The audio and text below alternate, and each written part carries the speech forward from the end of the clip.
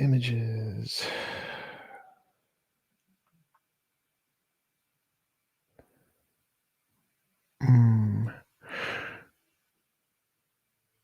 Nope, still can't hear you. What am I looking at? That's interesting.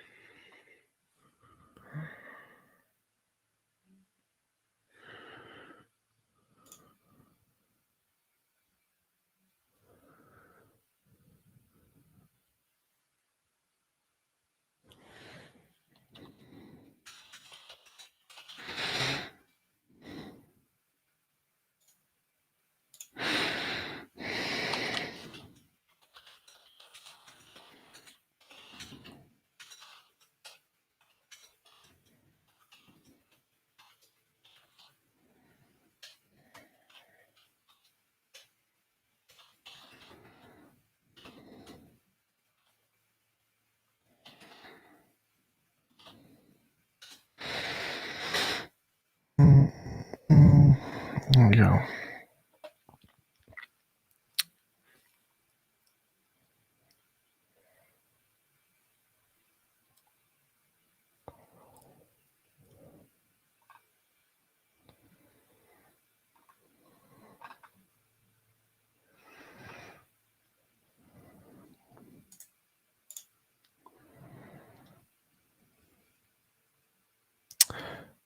Hello. Hi. What's up? Not much. What do you want to talk about? Potatoes.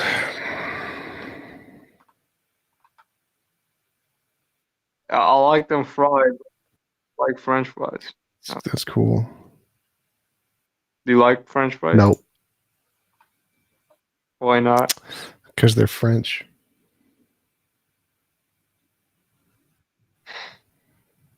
Oh.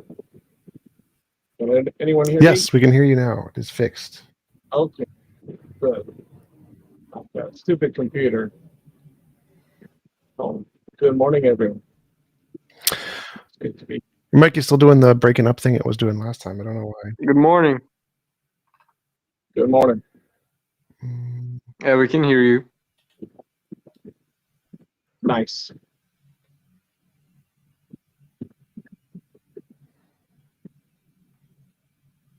Yeah, about the breaking up, I'm not quite sure what to do. I know I've got a really good connection and I'm plugged in directly to the router. I don't think it's your internet connection. I think it's something to do with the mic connecting to Discord. Oh, you know what? I may have turned up something that I shouldn't have. Let me see.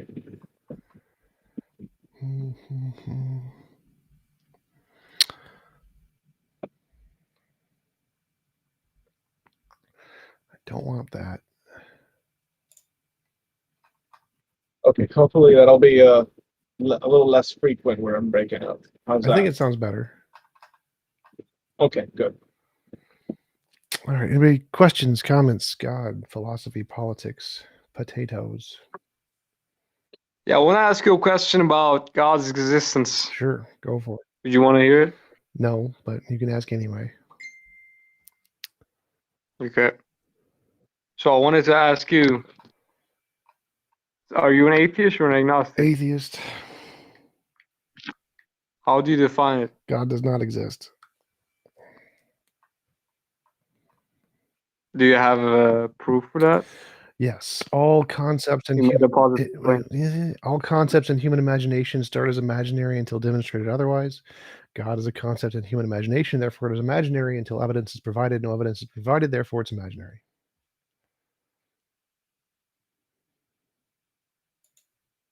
Evidence, no evidence provided. Okay. Why do you believe that? Because I have been seeking evidence from the people who are supposed experts, and none of them can provide any.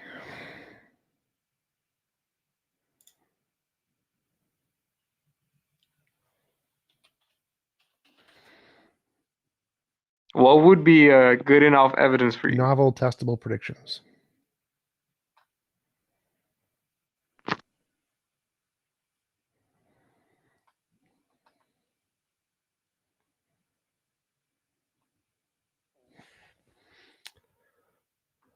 Okay, so what do you think about the beginning of the universe? I think it's cool. Yeah. How did it begin from your perspective? Probably quantum. What are things in your mind? Probably quantum fluctuations.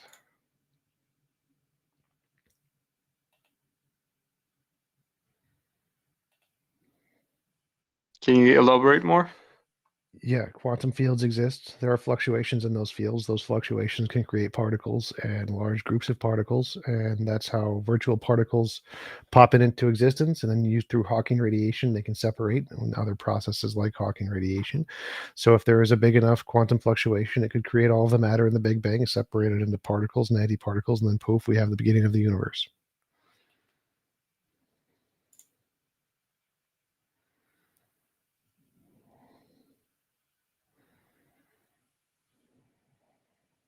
So what caused these fluctuations? They're inherent to the nature of quantum fields. So they were always there? Yeah. Do you have a proof for that? All of the evidence indicates that quantum fields are the most fundamental thing in reality. And so it's the most rational conclusion to think that they are uncreated. There's no reason to think they were created. There's no evidence to say there's more fundamental things. First law of physics. So, yeah.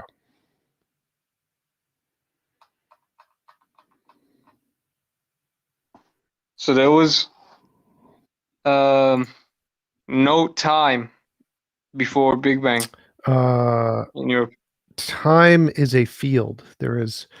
There could be multiple kinds of time, but time, space-time, is a field that exists in our universe. There are other fields that exist outside of our universe where stuff can happen. Time isn't the only way for things to change.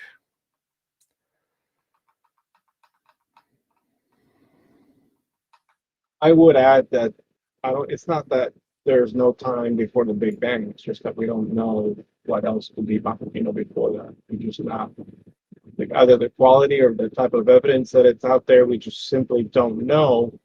But with that, we can't assume that there was no time before the Big Bang. Does that make sense?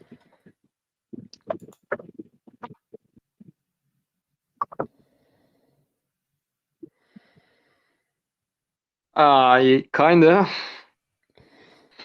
But here's a question I want to ask.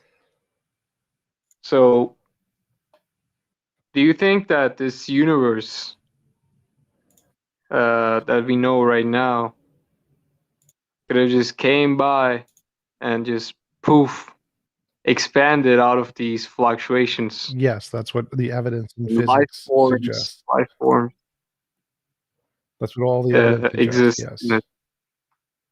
Okay. Yeah, and when you describe as poof, right? A lot went on for a long, long time too. So it's not like this, sort of like a magical spell kind of poof. Nothing's here, now all of a sudden something's there, but a very long process.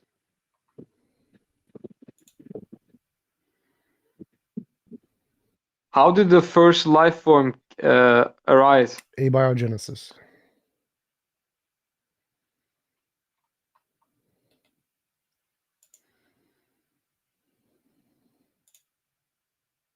What is that?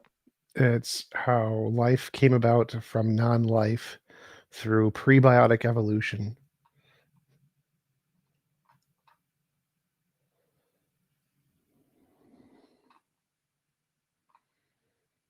Okay, explain how it happened. Okay, RNA was forming on clay because the molecules in the clay form in such a way that it causes the RNA to form in a consistent pattern, and that consistent pattern can sometimes be self-replicating. And when it's self-replicating, the ones that replicate successfully become selected for, because the ones that don't die off, and therefore you have prebiotic selection, prebiotic evolution. That prebiotic evolution selects for the most successful self-replicators, and the most successful self-replicators grow into more successful molecules, which then can develop into DNA, and DNA can then develop into cells, et cetera, et cetera.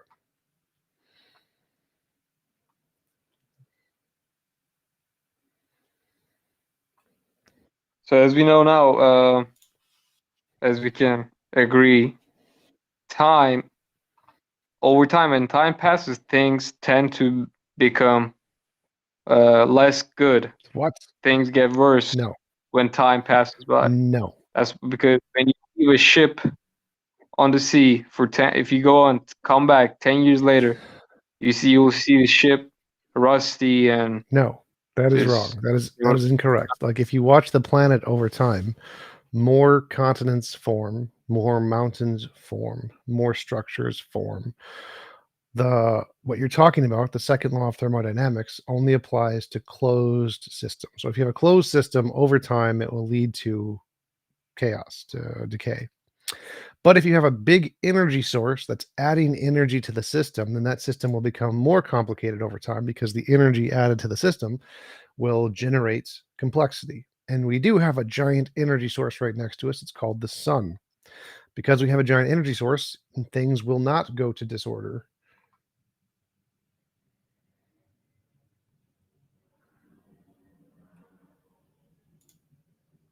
Well, here's the thing. How is the sun?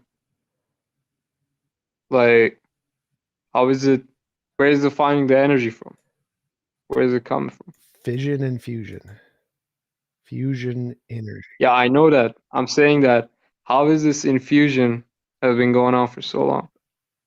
Because there's a whole bunch of hydrogen, and the hydrogen is being collapsed through gravity, and the gravity then causes the fusion of the hydrogen atoms into heavier atoms, which then releases tons of energy, which comes off of light and heat, which then hits the planet.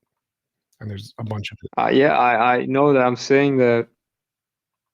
Isn't it crazy how it's in a perfect system? No, it's not a perfect system. Everything is just perfectly in line. You know what I'm saying? No. Like 99% of life forms die miserable deaths. It is not a perfect system. What do you mean 99% of life forms die? Where are your great-grandparents right now? Yeah, death is part of the system. It's not something that is miserable. That's literally what misery is. Are you saying that everything should last forever? Yes, if it was a perfect system, nothing would die unless it consented to die. Why? Because the definition well, that's of not perfect, what the system is. right, because it's a crappy system. So it's not a perfect system, it's a crappy system. Wait, give me a second. I have a question, Mr. Jump. Sure, go for it. So, is your mind perfect? Because how would you question the validity of a system if your mind also is not perfect? You don't need a perfect mind to do validity. Validity is simply the ability to see that a conclusion follows from the premises. You don't need a perfect mind to do that. You just need a mind that can see validity. Like, Yeah. Okay, we can test how valid something is. Like we can see how likely this thing is to be correct. But I'm saying, how can you say with 100% certainty whether or not the system is correct, perfect, or flawed? you don't need 100% certainty for knowledge. You don't need 100% certainty for knowledge. I agree, but you're making the certain claim that it's not perfect, and I'm asking you, why can you assert definitively that it isn't perfect? Again, you don't need certainty. I can claim a knowledge claim. It's not perfect, and I don't need certainty. Certainty is just irrelevant. It's the stupid thing stupid people ask for because they don't know how knowledge works. Knowledge is a justified true belief. So if we have evidence of what morality is, and we have evidence of what the pinnacle of what morality is, and we can say that our world is not like that. Like there are drowning babies. That's not perfect. Therefore, this world is not perfect. Very simple. Okay, but how would you say that? Like, for example, in fact, do you think that like abortion is morally correct or not? Because I feel like I'm a bit outclassed to this topic. So it's a justified immoral action. So it's immoral to kill anyone ever for any reason. But if you're doing it in self-defense, it's a justified immoral action. So if like you have rights over your body and someone else is in your body without your consent, then you have the justified right to remove them from your body, even if it kills them. But why do you think that like killing? Why do you think that we should be allowed to kill these things if they did not pose any form of major harm? Well, it does pose major harm to your body. So literally, pregnancy separates your organs, spreads your body. Like imagine if I took a cantaloupe and shoved it up your butt. Uh-huh. Is that a major concern to your body? Is that a major risk? Like, would you be justified in I using don't. self-defense or a gun to stop me from shoving a cantaloupe up your butt? I think it'd be justified for me to stop you if this thing had like any form of negative effect on you. But I'm saying that Stop, in the stop, stop, case where stop. it's like, Listen. wait, Wait, wait, no, wait. no. I had a very specific question here. So I have a Okay, cantaloupe, and I'm going to my shove it fault, up my your butt. fault. I'm going to shove it up your butt as hard as I can till it's all the way inside of you. Do you have the right I to think I could shoot take me that. to stop me? I don't think I should be allowed to kill you, but I think I should be allowed to defend myself, throwing down lethal means. So, for example, in this analogy, it'd be, oh, you can prevent yourself from getting Wait. pregnant by So stop, simply stop, stop, stop, stop, stop, stop. abstaining. So your only options are you can shoot me and kill me, or you can't stop me at all. Yeah, that'd just be a false No, dichotomy. it's a thought That'd experiment. just be a It's a false thought experiment. dichotomy. So thought experiments. Okay, and No, stop. okay, go ahead. So here are your only Go options. ahead, my Either fault. you can kill me, or I'm going to successfully Uh-huh. shove a cantaloupe up your butt.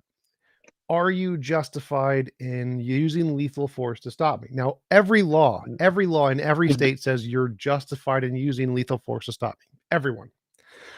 no, if wait, okay. Can I respond Sure. now?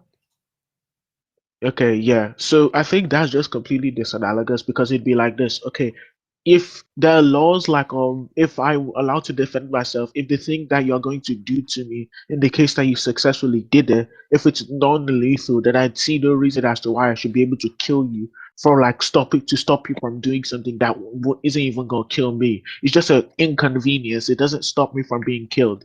That's why I'm saying that this is so disanalogous because in the case of abortions, it'd be like, oh, well, you can stop this thing from happening by Well, abstaining, the stopping doesn't or matter. That's irrelevant. That's wait, irrelevant. That's or a you stupid argument. So wait. again, But since you've wait. consented Stop, to stop, this stop. So the possibility, question right, then in you law, have no right to kill it. stop. I'm going to kick you off. So in law, you're Okay. justified in using lethal force under 4 conditions. Risk and the 4 conditions are defined as great bodily harm, not death. Death is one of the options, but you don't need to have a risk of death to use self-defense. Like Uh-huh. if someone's coming at you with a But baseball wouldn't bat, you just mean shush, that it's likely? shush. So it doesn't matter. Let's say My death is fault. 0%. You have 0% chance of dying. Someone's just trying to cut your toe off or something. That's great bodily harm because great bodily harm counts as permanent Uh, scarring, loss or permanent disfigurement, great physical or emotional damage, or death. Any of those 4 doesn't have to be death. Death doesn't matter here. So if I'm going to cut your toe off, even though it has no chance of killing you, you still have a right to use lethal force to stop me because it constitutes great okay. bodily harm. Yeah, I disagree. Okay, yeah. Um, So I disagree that's with the stupid. great bodily harm point. That's stupid. Then you Okay, just wait. have a I disagree. stupid definition, Wait, and you don't understand wait. basic law. Okay, wait. I was good. Do you want me to explain why I Not disagree? really. It's just stupid. So I don't really. At that point, I know you're Okay, dumb because well, you don't understand anything about basic logic. okay. Okay, well, I'll just explain anyway, see if you can understand my point Sure. better. But I think that in the case of when they're talking about great bodily harm, it just means that, oh, you can do things that increase the likelihood of you dying. No, that's I'm saying stupid. that in the case of Nope, you that's have, stupid. You're done. So great bodily harm, as I literally just explained, has nothing to do with dying. Dying is one of the options. Then there's 3 other options that are literally not including the dying: permanent or bodily disfigurement, scarring, physical or emotional damage and pain. It's nothing to do with death. So you're just an idiot. Yes, if someone is causing physical harm, like gonna shove a cantaloupe up your butt, or pregnancy, which is the opposite of that, you are justified in using lethal force to stop them. Hello, Fondue. Hello. Well, just to like follow up with his, not necessarily the argument you were having with him, but you made a point as to basically comparing pregnancy to somebody shoving a cantaloupe up your butt. But like humanity as a species, we reproduce, and one of those options is the way that humans do that specifically is pregnancy. So I don't know if it's 100% What does that analogous matter? to well, the point is, well, I guess it goes back to the point that you were making before of us living in a crappy system, Sure. right? So like the point that I'm confused about is what's good or bad to, say, for example, humans will will likely be part of how humans exist. Sure. You understand what I'm saying? Sure, but I think what you're saying is called a naturalistic fallacy or an appeal to nature fallacy, where you're saying that because of the way nature works, nature entails pregnancy. Therefore, even if pregnancy causes harm, because it's natural, that diminishes your ability to use the self-defense argument, which is false. It's called an appeal to nature fallacy. Just because Well, I'm not saying that specifically. I'm saying that because it's not necessary to the point of it being self-defense. It's more to the point that it's excuse me. It's more to the point that like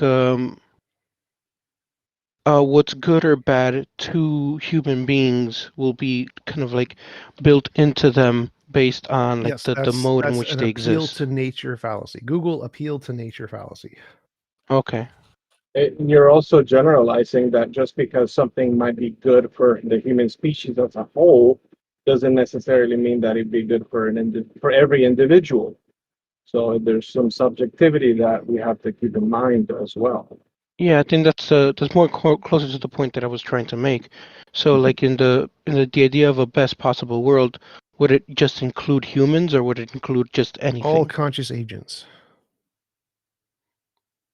But so Okay. if you Google appeal to nature fallacy, what should pop up is the appeal to nature fallacy is a logical fallacy that occurs when something is claimed to be good because it's perceived as natural or bad because it's perceived as unnatural. The fact that something's natural, like childbirth, has nothing to do with whether or not it's good or should be allowed at all.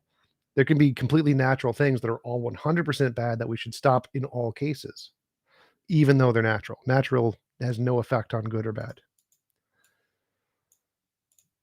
And not to mention that nature also does display that reproduction is not always a thing. Like it's a seasonal thing as well. Think of plants and fruits. It's not beneficial to some of them to always be pumping fruit, you know. So again, appealing to nature, you've got to consider other things. I understand that much. I guess the issue that I would have is like in a best possible world, would like life as we understand it exist? It can. So, best possible worlds, the way it would look like is every conscious agent gets their own universe. They can design it however they want. And it's physically impossible to force anyone to do anything they don't consent to doing. So, if you consent to be human and you consent to the physical limitations, then sure, we can have life as we know it in the universe, but only for those people who consent to live in such a way.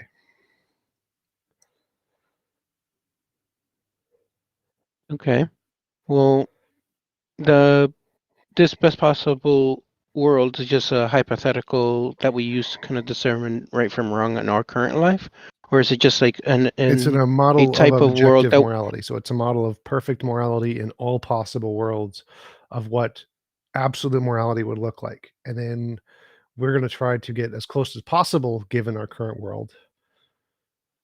Okay, I And understand. also, not to mention that when you get into a conversation about best possible world, like where's the end of that? Like you can always come up with a better island, for example. No, you can't. You know, I could argue, and so yeah, you can if it's for me. Well, so I mean, like theoretically. my definition of the perfect island, the best possible world is everyone gets to design their own universe however they want. And it's impossible to force anyone to do anything they don't consent to doing. How could you make that a better island? I don't know. You could add to it that I don't know, weed's legal or like women, I don't know, Wait. or So a certain remember, way. I don't know. You can always come up with some criteria that's better the for you. first law is everybody gets their own universe and they can design it with whatever rules they want. So all of the rules you included, you can already have that in their universe, and that's already included in my definition.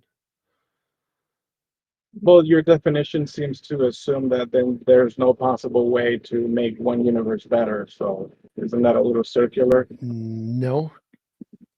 So like if you think of a way to make it better, my only rule is that you can't force people to do things they don't consent to doing. So whatever you think of, as long as they consent to it, that's already a part of my island. That's already in the definition of my island, because my island is anything anyone consents to doing. Yeah.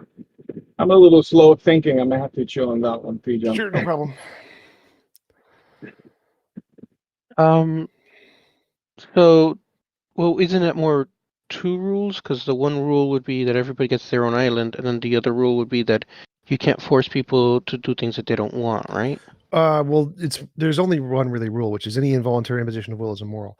And the way to achieve that rule is by giving everyone their own universe and by making it impossible to force anyone to do anything they don't consent to doing. So the definition of immorality is any involuntary imposition of will is immoral, and voluntary assistance of will is moral. And in order to maximize a perfectly moral universe, the way that would look like is everyone would get their own universe and it would be impossible to force anyone to do what they're doing.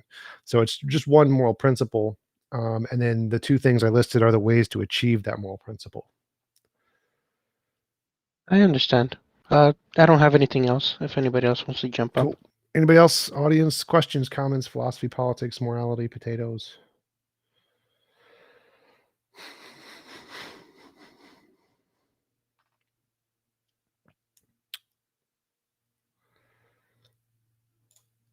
I'm going to keep looking on Amazon for bike stuff. Amazon.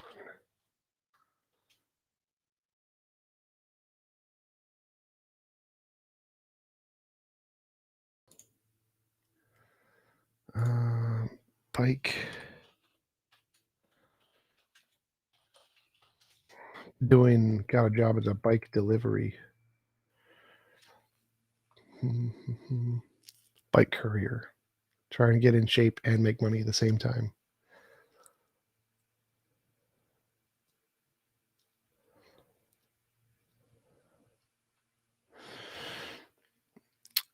Raise your hand if you have anything you want to ask or talk about stuff.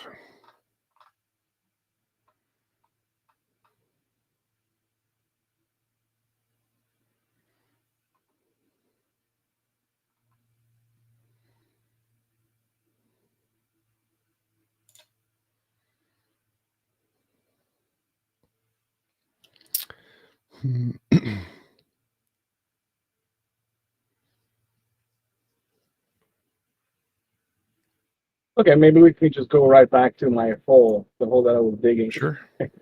If we simply add, because I was thinking maybe about it a little more simple, like if I just add a roller coaster to my island, and that makes my island better than one who does not have, but that does not have a roller coaster. That's kind of like where I'm coming from. Like, where does that fit into the rule that you made that somehow trumps that? Or yeah, tell me about So that. everybody gets their own universe and they can design it however they want. So if you want a roller coaster, you can snap your fingers and make a roller coaster, and that's already included in my model. And if somebody doesn't want a roller coaster, they don't have to have a roller coaster. And so anything that you can imagine, you can add to your own world. So anything that you could add another pizza, add another golden apple, whatever, that's already included in my rule, because my rule is you get your own universe and you can design it however you want.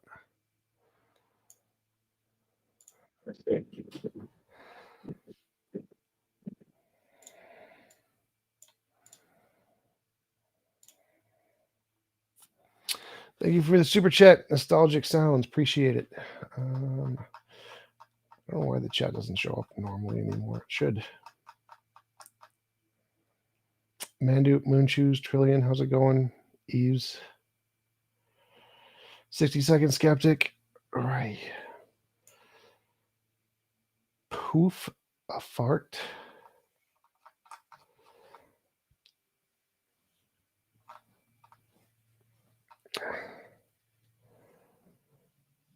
Hello, Winter.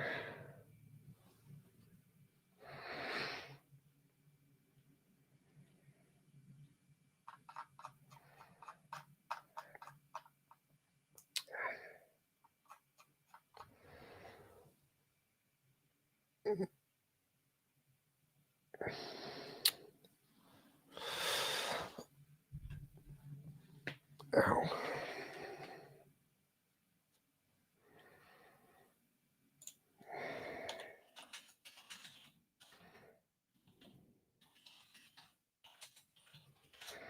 Still need to figure out how to do the phone thing, because I can get Google Voice to work for call-ins, and I can get it to show up on my stream, but I don't can't get it to show up on Discord without like a digital audio cable, virtual audio cable.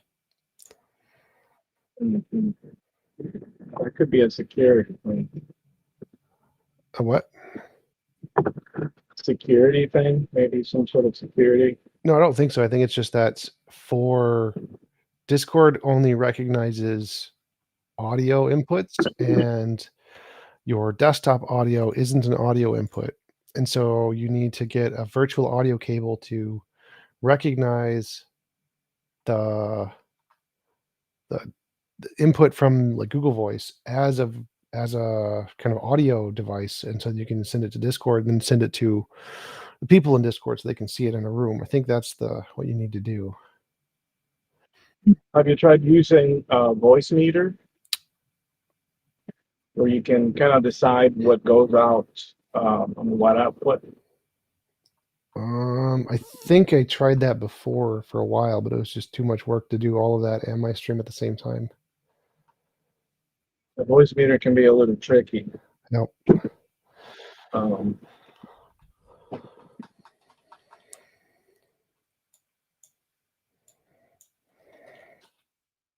Hey CJ, how's it going?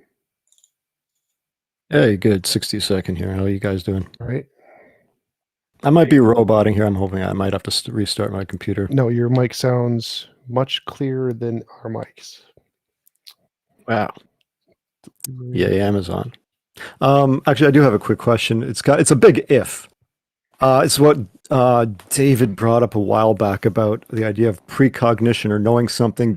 If that was the case, where humans could say predict something using some sort of psi phenomena type thing that's claimed, would that not implicate something about time not being tensed?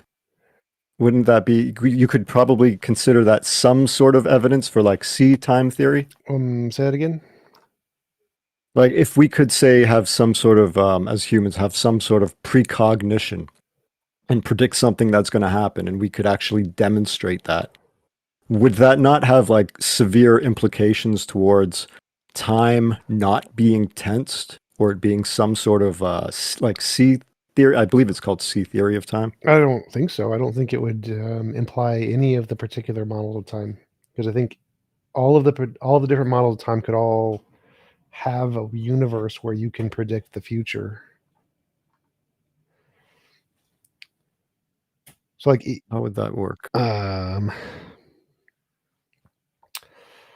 Like determinism could be true. Say there's like necessitarianism, where everything, the only thing that could happen, there's only one possibility or whatever, and you just simply know the possibility, and so you can know what would happen in the future before it happens, and that would still be a tensed A theory of time where everything happens sequentially. So you wouldn't need a different model of time in order to predict the future.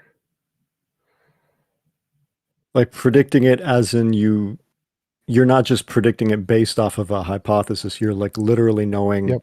I don't know, lottery numbers before they happen or something. Yeah, necessitarianism is where there's only one possibility. Everything that happens necessarily happens. And so if necessitarianism is true, and you could have the knowledge of the future and know what it was, and so you'd know literally everything that could ever happen, and it wouldn't be a C theory of time, it'd be an A theory of time.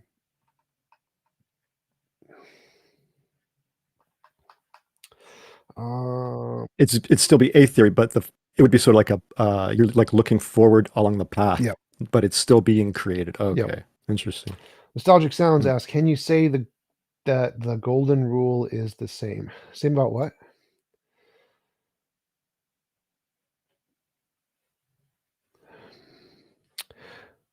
Say the same about the golden rule.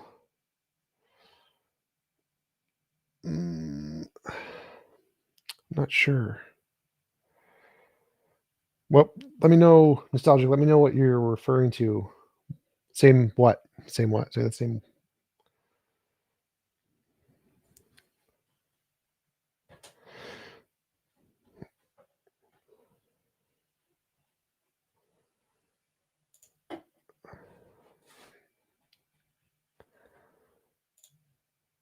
I do think I want one of those.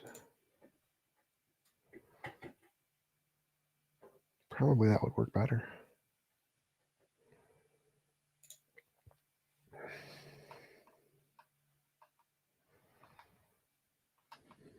Audio hijack or loop back. Those might work for the Google thing.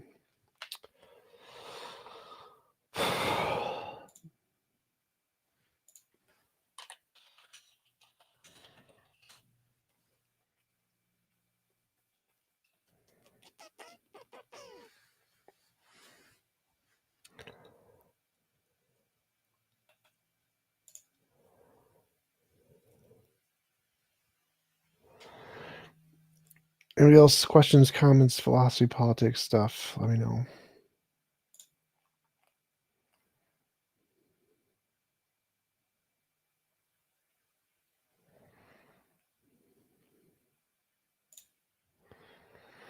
Go back and check the chat. No imposition of will. Treat others how you want to be treated. Well, so I think the golden rule is wrong, because the golden rule, it shouldn't be treat others as you want to be treated. It's treat others how they want to be treated. And so the golden rule is close, but the Hindu version from pre-Bible is better. The Hindu version is treat others how they want to be treated.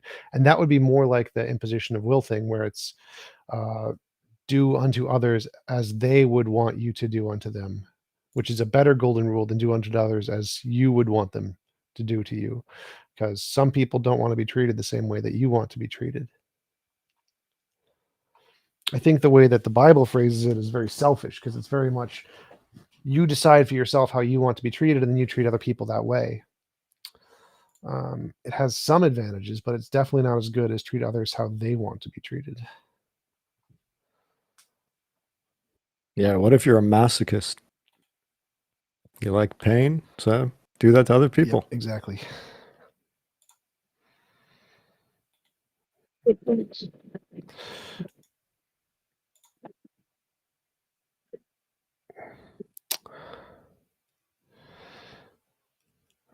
It's clearly a troll name. You need non-troll names.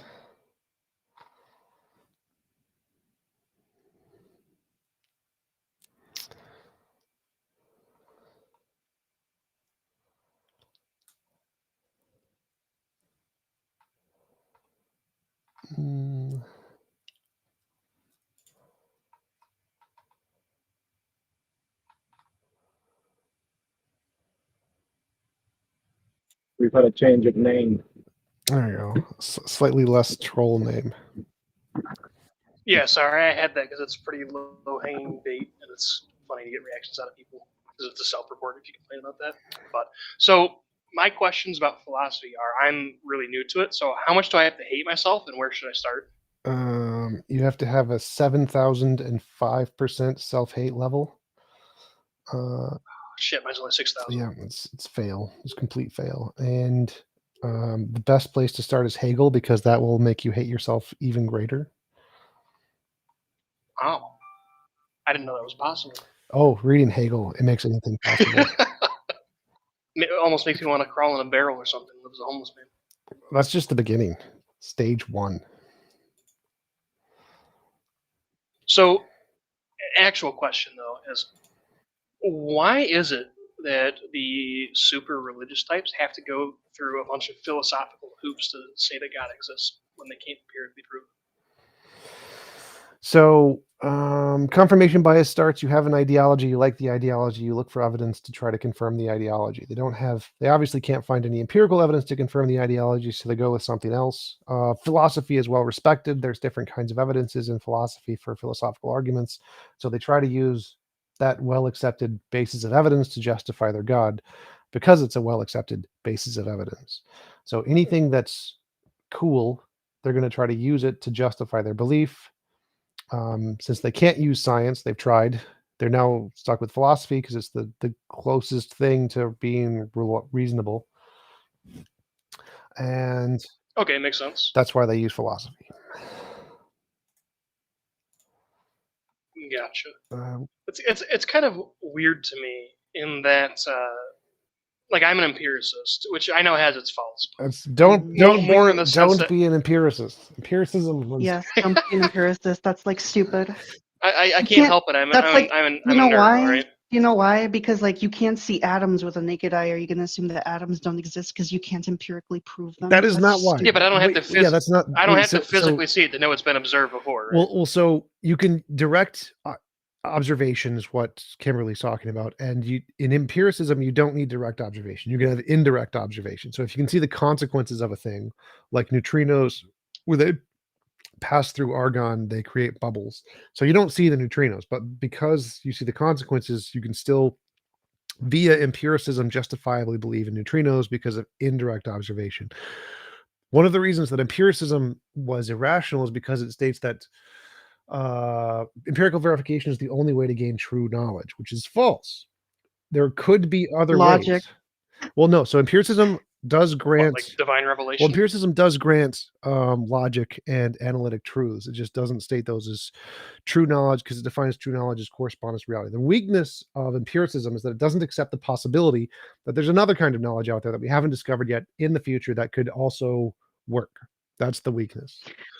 So I would push back on that and say that if it's found, the other way of acquiring knowledge, and then if that is presented with evidence, then it'll be accepted. Sure. Rationalism. Hello. Well, so again, in empiricism, they grant that you can have conceptual knowledge, but they simply define knowledge as having to do with correspondence to reality. Conceptual knowledge doesn't. It's just a way to analyze things. And which I don't stick too hard to labels. I think. Well, that's why I'd say you're not a true empiricist. I'd say that you probably grant the other stuff like logic and stuff too, and so you're not an empiricist in the classical sense, which I'm not either. I do grant that I tend to lean towards empirical verification as the most reasonable kind of ways to gain knowledge, but I wouldn't call myself an empiricist because of the baggage that ideology has, which I don't share. Fair enough. Well, yeah, like with theists, for example, I have a very clear standard for what would make you believe in God. If you say a prayer and that prayer every time lights a candle, like that to me is easy enough to say, oh yeah, then I can definitely verify that God exists based on this. But you can't because there are ways to prove God without using empiricism. I think empiricism just limits like the ways you can actually like find different like knowledge and truth. So what would be those ways? I'm not a theist, by the way, but I'm playing like devil's advocate. So one of the methods that I saw that like theists like to use is the Kalam cosmological argument, which basically states that in order for the universe to exist, there must be like something to create the universe, like, and that something, of course, is God. Yeah, but this is just God of the gaps, though, right? Because just because we don't know what happened doesn't mean it's God. Well, so and I realize you're playing devil's advocate. Well, so there's two versions of the Kalam. The first version is everything that begins to exist has a cause. The universe began to exist. The universe has a cause. Happy to grant that, but the cause is quantum fields, not God. So nothing in that part indicates a God. The second part of the argument, which is William Lane Craig's version, is that anything, the universe is all space and time. So whatever created the universe has to be outside of space and time. The only things that we know of that are outside of space and time is minds and abstract objects. And that's bullcrap. Complete bullcrap. There's no abstract objects outside of space and time. No evidence of minds outside of space and time. It's just some assumption, bullcrap assumption they've made. And they say, well, because of this, abstract objects have no causal powers. Therefore, the only option left is minds, which is false. Of course, there could be lots of other options. But either way, the second and third premise of that added part are complete garbage. So one, there's no evidence of minds outside of space and time. I mean, there's equivalent evidence for minds outside of space and time as there are for pineapples outside of space and time, which is zero. Well, we wouldn't know if those minds existed. We can't like conceptualize those minds now, can we? Well, it wouldn't matter if we could conceptualize them. What matters is there any evidence for it? So wait, are you didn't? Sorry. So what matters is what we do have evidence for outside of space and time is quantum fields. Quantum fields can exist outside of space and time just fine.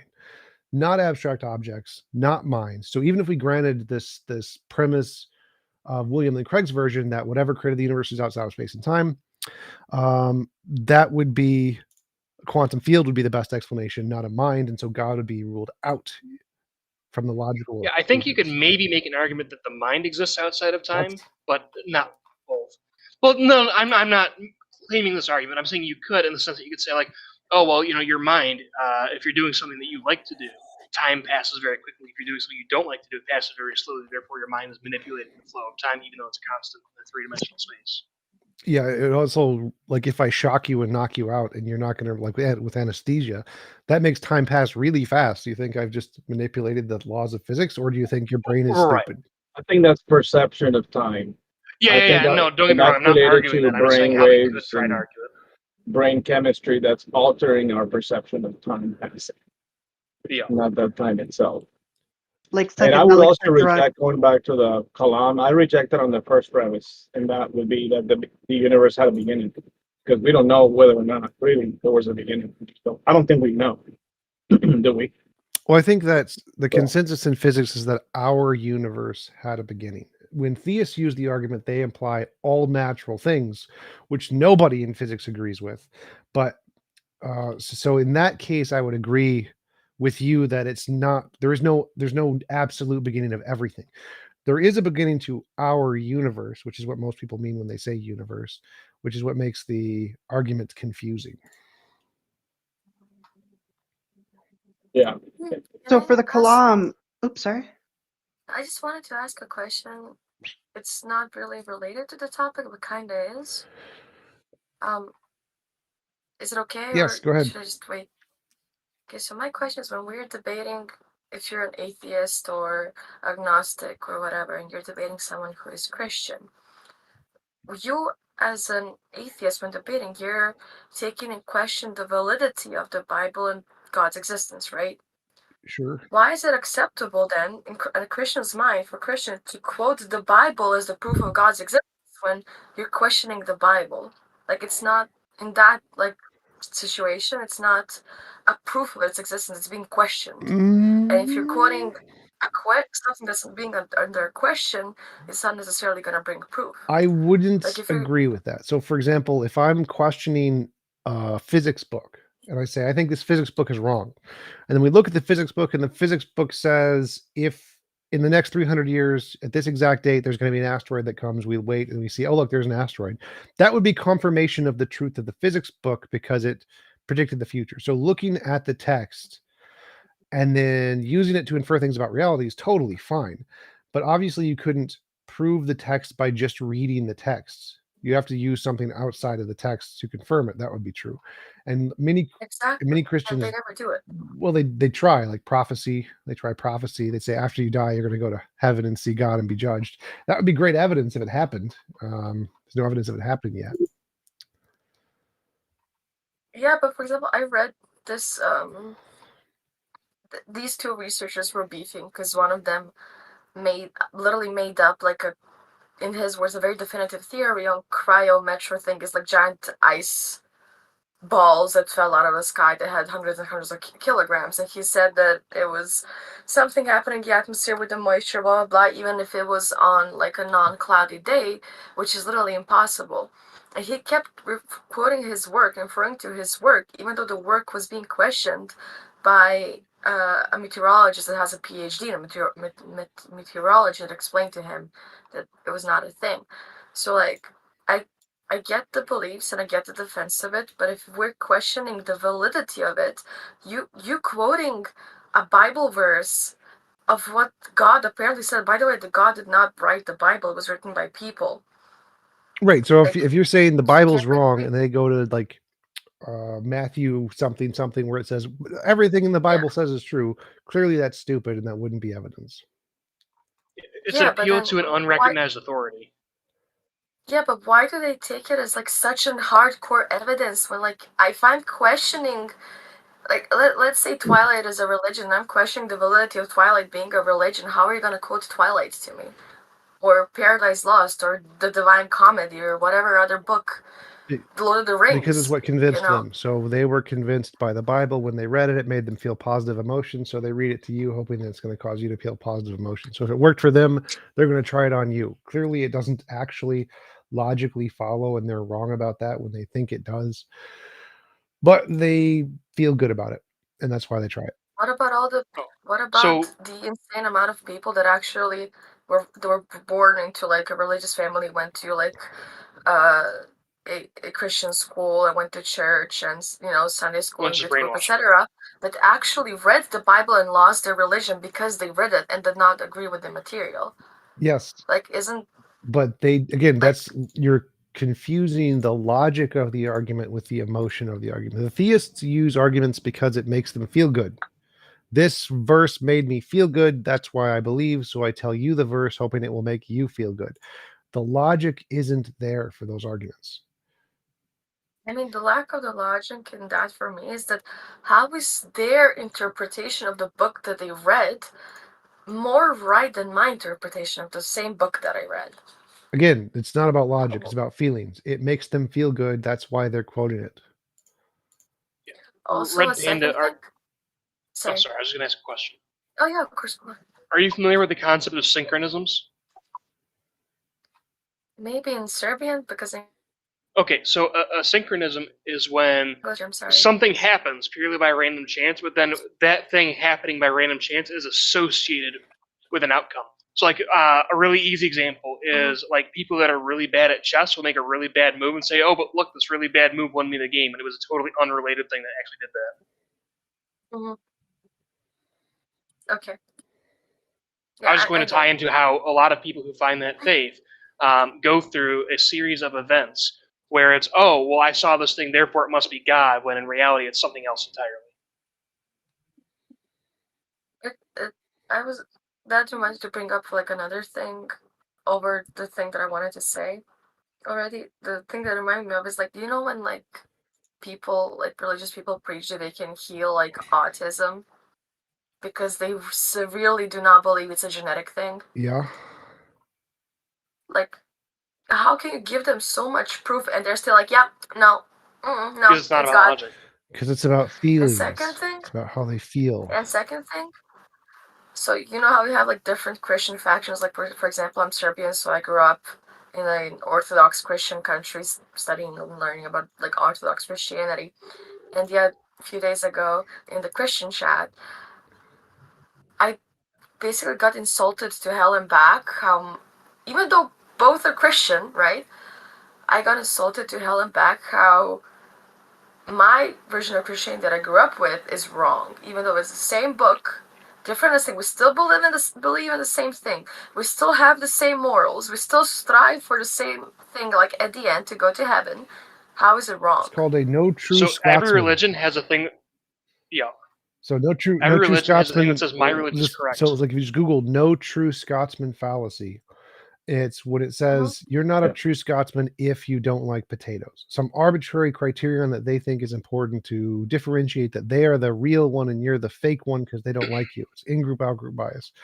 So if you just Google "no true Scotsman fallacy" and look up the logical justification for it, there's none. It's just based off of they want to exclude group A because they don't like group A and make sure that they're not associated with group A, and that's all they're doing. All part of the tactics that apologists will employ to manipulate people into believing their ideology, because really the reality is that there's not really like evidence for God. So they either have to appeal to some old book that they're going to pass along to you as they're going to try to pass it as authoritative, or they're going to go the philosophy route because you can play that game without having to like show any real proof or like predictability or like you just can't demonstrate anything through philosophy. So that's how they play the game. I think you can. You can what? I think there are ways you can like, I don't know. Well, it depends if you know the arguments, of course. Have you ever heard of tag? Transcendental argument for God? Oh my God.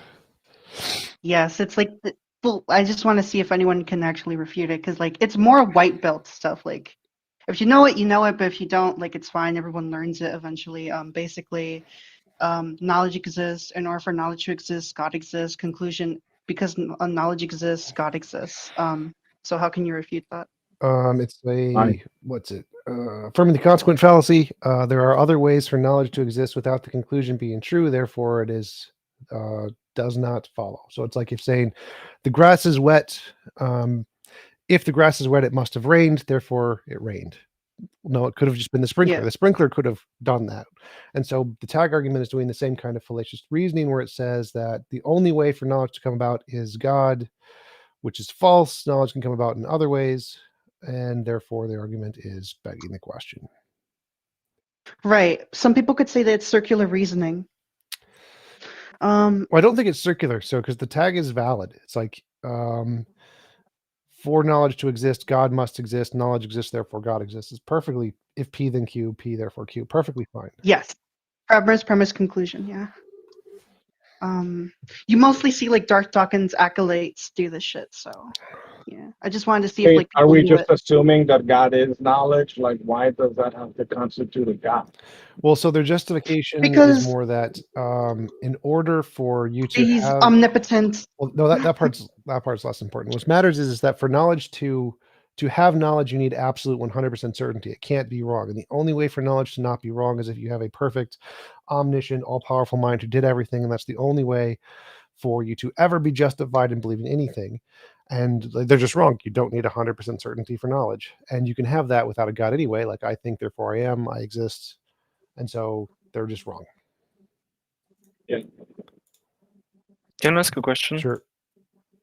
So I mean, was that? I'm sorry, Kimberly. Was that refuted though? Like, is that? No. It was just that? I was just playing devil's advocate just to see if people actually can refute tags. So like a lot of like white belts can't deal with like Darth Dawkins like tag shit. So it's actually funny at first, but then after a while, it's like, oh my god, you can clearly see it's right in front of you and you can't refute it. You're so embarrassing. That's why. So, Daddy, did you want to ask a question, or who was it? Who was just?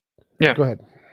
Because I listened to Tom Rabbit Tom Rabbit's recording of Dawkins, and it seems to me that a lot of people fall into the trap of like trying to refute the metaphysics instead of engaging in moral arguments about the Christian God. I feel like it's. I don't think it's a weak argument to engage in morality about the Christian God. Like, give them the Christian God, whatever.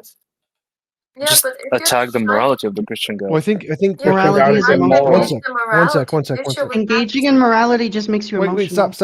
Shut the fuck up. So it depends what your goal is. Like my goal in addressing those arguments is to address the arguments as they're presented. Addressing the morality is a different topic. So you can do that. You can say, well, here's this other problem that your God has, which is this moral problem that drowned lots of babies. And so clearly it's not moral, but that wouldn't be addressing their argument. So if you want to steelman their position, you have to address what they're actually trying to say. And so you could take the route of attacking a weaker part of their ideology, like the morality or whatever, but I like to try to attack the strongest position that they like the best, which is their tag argument or whatever. And I find it more entertaining to attack what they consider to be their strongest argument rather than to divert to an easier thing to attack. Sure. Another very important thing when you're debating morality of God with Christians, they're always gonna pull the shit, oh well, he's on a higher plane of existence than you, how do you know, etc.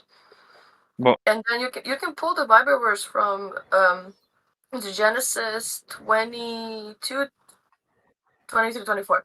And basically God said the humans have eaten the fruit of knowledge of good and evil, and they have gained the knowledge of good and evil like us, as in him and the angels.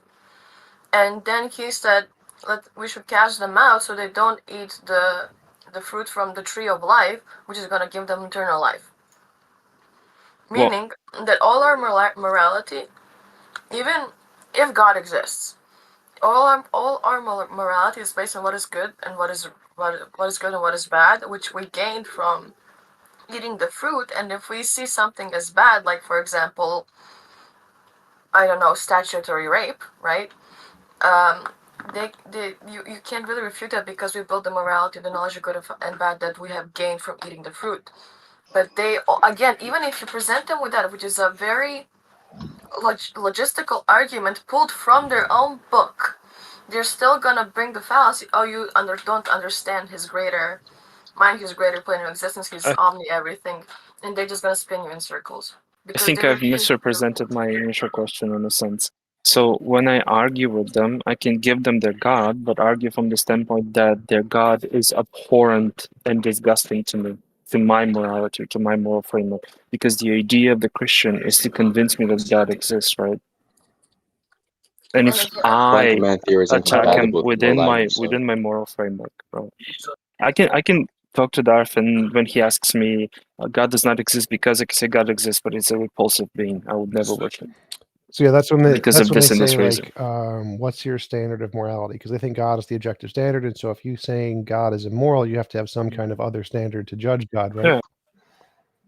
Yeah, my standard, and I can lay it out, right? I can And where did carefully you get your explain. standard Well, from? so What I derived it from the question nature, is universe. going to be more like, you can make up any standard you want. Like you can make up a system of language, like English or whatever. But if you're trying to say that there's a truth claim there, that your standard of morality is true, and so the fact that God is abhorrent makes him false or not deserving of worship, it's a truth statement. And for that to be a truth statement, it has to correspond to reality in some way. In which case, your moral beliefs have to correspond to reality, and so you need a standard outside of yourself in order to gauge that when you're saying God is abhorrent, it's not just your opinion, but it is actually a truth claim about reality, because there's something in reality to establish that this is objectively abhorrent. And if you can't do that, then it's just your opinion, at which point they don't care anymore. Well, no, obviously I would say like things like human evolution, human empathy, human psychology, like all these things build up my morality, obviously. And they're still gonna Yeah, pull that's the just having like card an for the evolutionary kind of morality. morality. It's not like disproving God's standard. So Apollo is correct Okay. here So- that would be a subjective standard from the theist perspective, and so that would be no different than just kind of making up your own language.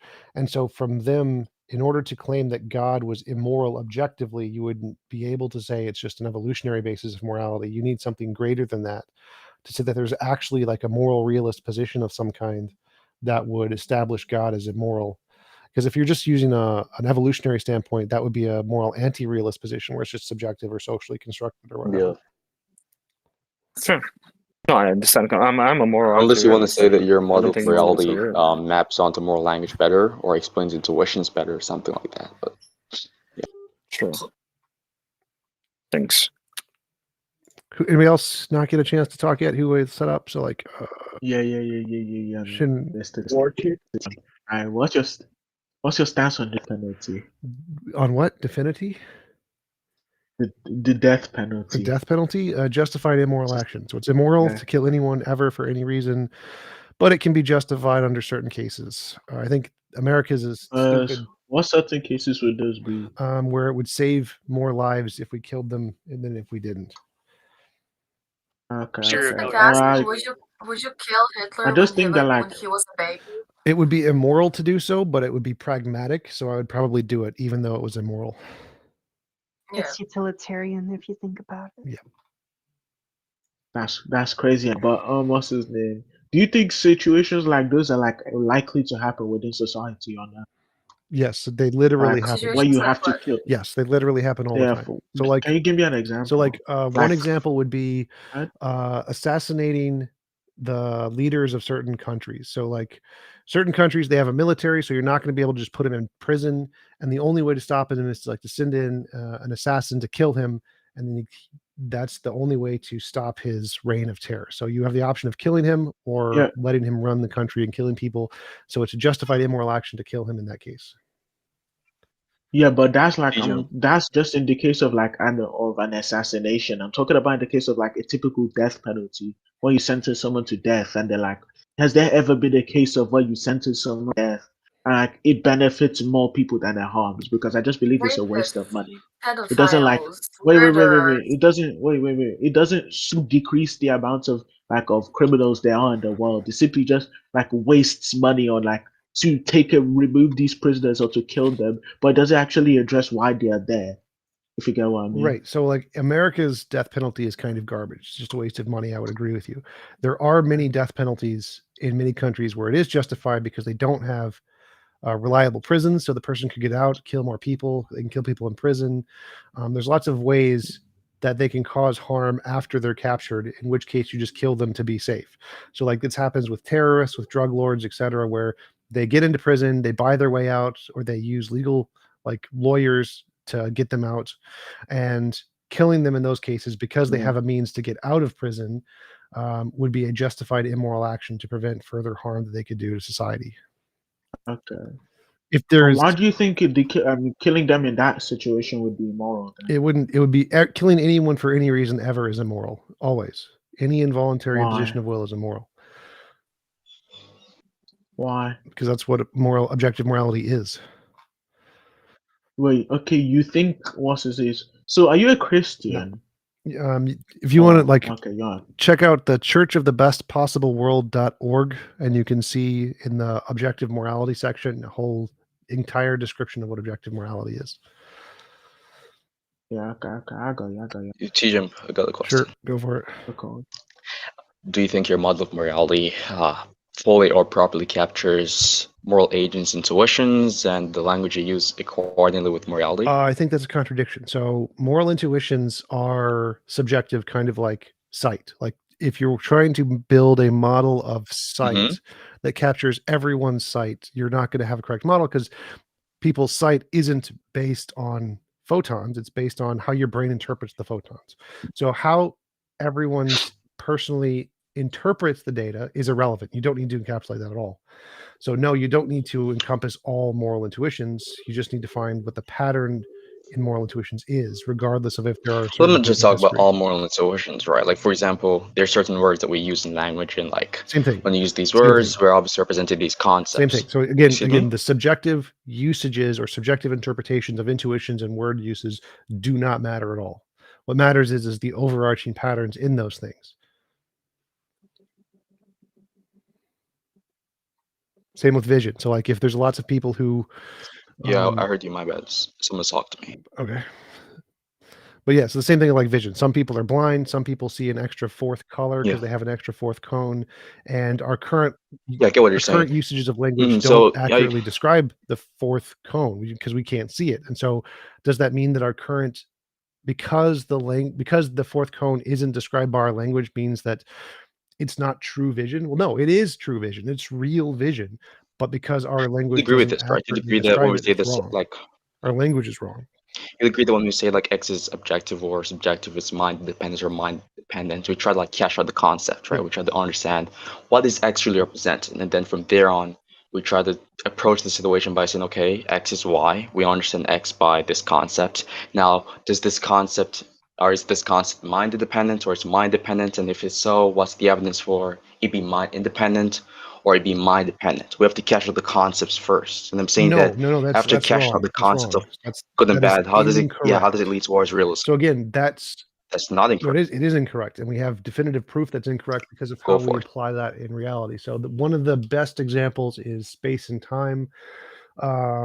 Einstein said time could bend. Philosopher said, no, we cashed out the concept of time. Time is a philosophical thing. It literally can't bend. It's abstract.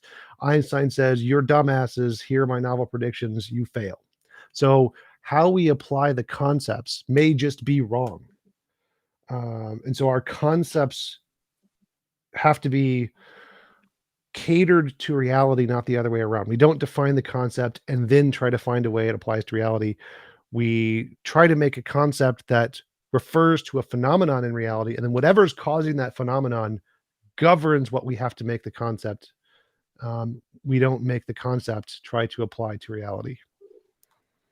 Okay, so in the Einstein example, there's going to be some trivial agreement regarding what time is. But the thing is that Einstein isn't necessarily there's no trivial fundamental. Wait. Trivial. I want to disagree with the trivial part there. There's no trivial part there. The agreement of what time is the phenomenon, what's actually occurring in reality, some kind of passage or transition of something that we see. So it starts with a. Yes, I understand. It's not trivial. That's the most important part. The most important part is not what the I'm talking phenomenon. about. Okay, go ahead. But you already misinterpreted what I'm saying. I'm talking about the fact that there's like going to be a trivial account of like time, which is agreed upon by both parties. But then Einstein disagrees with them because of the empirics. The empirics contradicts their idea of what time is and whatever. Like he uses time dilation experiments, yada yada yada.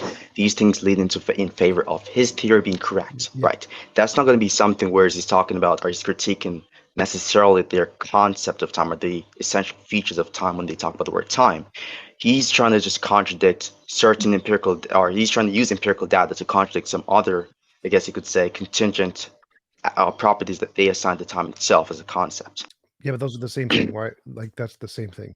No. Wait, so if they have a concept of time which has some extraneous properties that aren't really there, and he's critiquing those extraneous properties, saying those aren't entailed in the definition or the concept, or they should not be entailed in the definition or concept of time.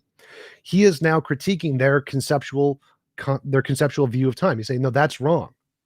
So he is specifically taking I'm pretty sure their concept and saying this is wrong because there's extra properties, which is exactly what I'm doing with morality. Do you think Einstein is claiming that from the concept of time it's entailed that his theory is correct, or is he just going based on the data that he has access to? No, he's saying that his concept of time is correct because of the predictions, and their concept of time is incorrect because of the predictions. And I'm asking you, when he's making this claim about his concept of time being correct or incorrect, is that an analytic statement or a synthetic claim? Be closer to synthetic, so it's correspondent to reality, not a priori. A priori truth claims are irrelevant; they're just garbage. And do you think the scientists are making an analytic claim or a synthetic claim? The scientists, all the physicists agree with Einstein. They think time can physically bend. There is no philosophical time. That's a garbage concept that was done away with. I'm talking about the people who, like you said, Einstein disagreed with originally. Are you saying that they're making synthetic claims or analytic claims? Most likely analytic claims. I would have to talk with them more, but they're probably analytic descriptions of what time is based on the definition or concept alone. Yeah, I don't even agree that they would be making analytic claims. In fact, if they're to be making analytic claims, that'd be like so fucking absurd, considering that there's no logical contradiction in someone believing that time can bend and still adopt like the mainstream definition of fucking time, right? So I wouldn't even say they're like making like some, analytic claim, because that's gonna be a really strong claim that's almost untenable. It's indefensible, right? Possibly, but no, that's not actually the case. So they think that, like, if time is a platonic object, a platonic concept that encompasses any kind of transition or change, that's what they're talking about. I think time is this philosophical concept of any kind of change or transition. And so it is an analytic claim in those kinds of contexts. They're just wrong.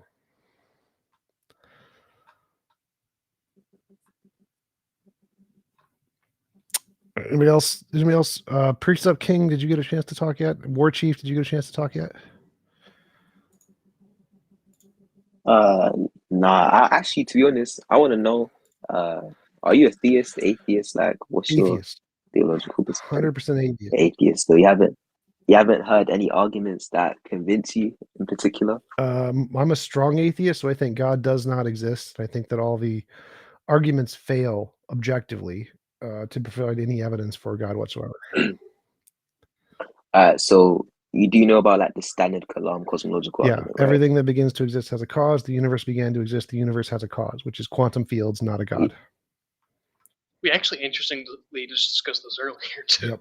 Yep. Yeah, okay, precisely. So is your answer that the Kalam cosmological argument only proves the existence of like a quantum fields and not something of like intelligence or agency? Yeah, sort of. So there's no evidence to indicate that an intelligence or a mind can exist outside of space-time.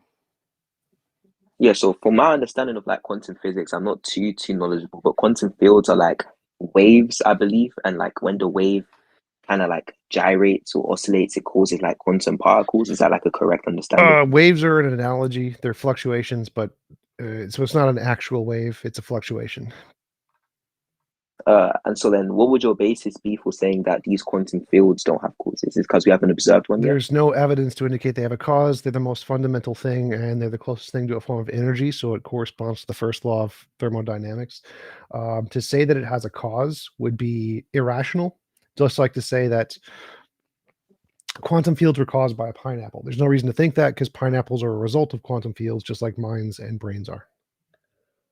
Yeah, so I understand that quantum fields, as we understand now, to be the most fundamental form of like, or the most smallest, obviously quantum small, they're extremely small, fundamental, etc., etc.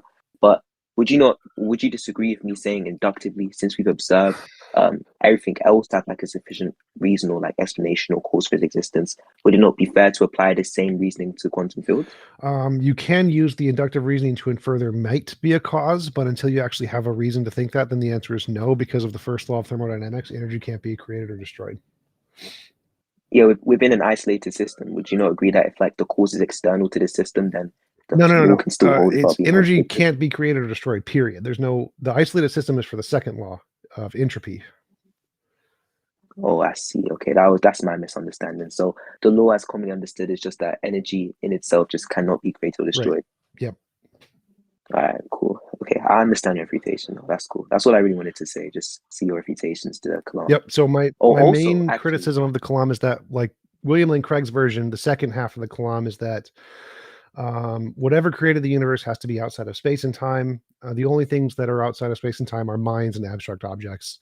Abstract objects can't cause anything, therefore it's minds. So the second premise there's no evidence minds exist outside of space-time. Zero, none, or abstract objects. No evidence of that either. There is evidence quantum fields exist outside of space and time.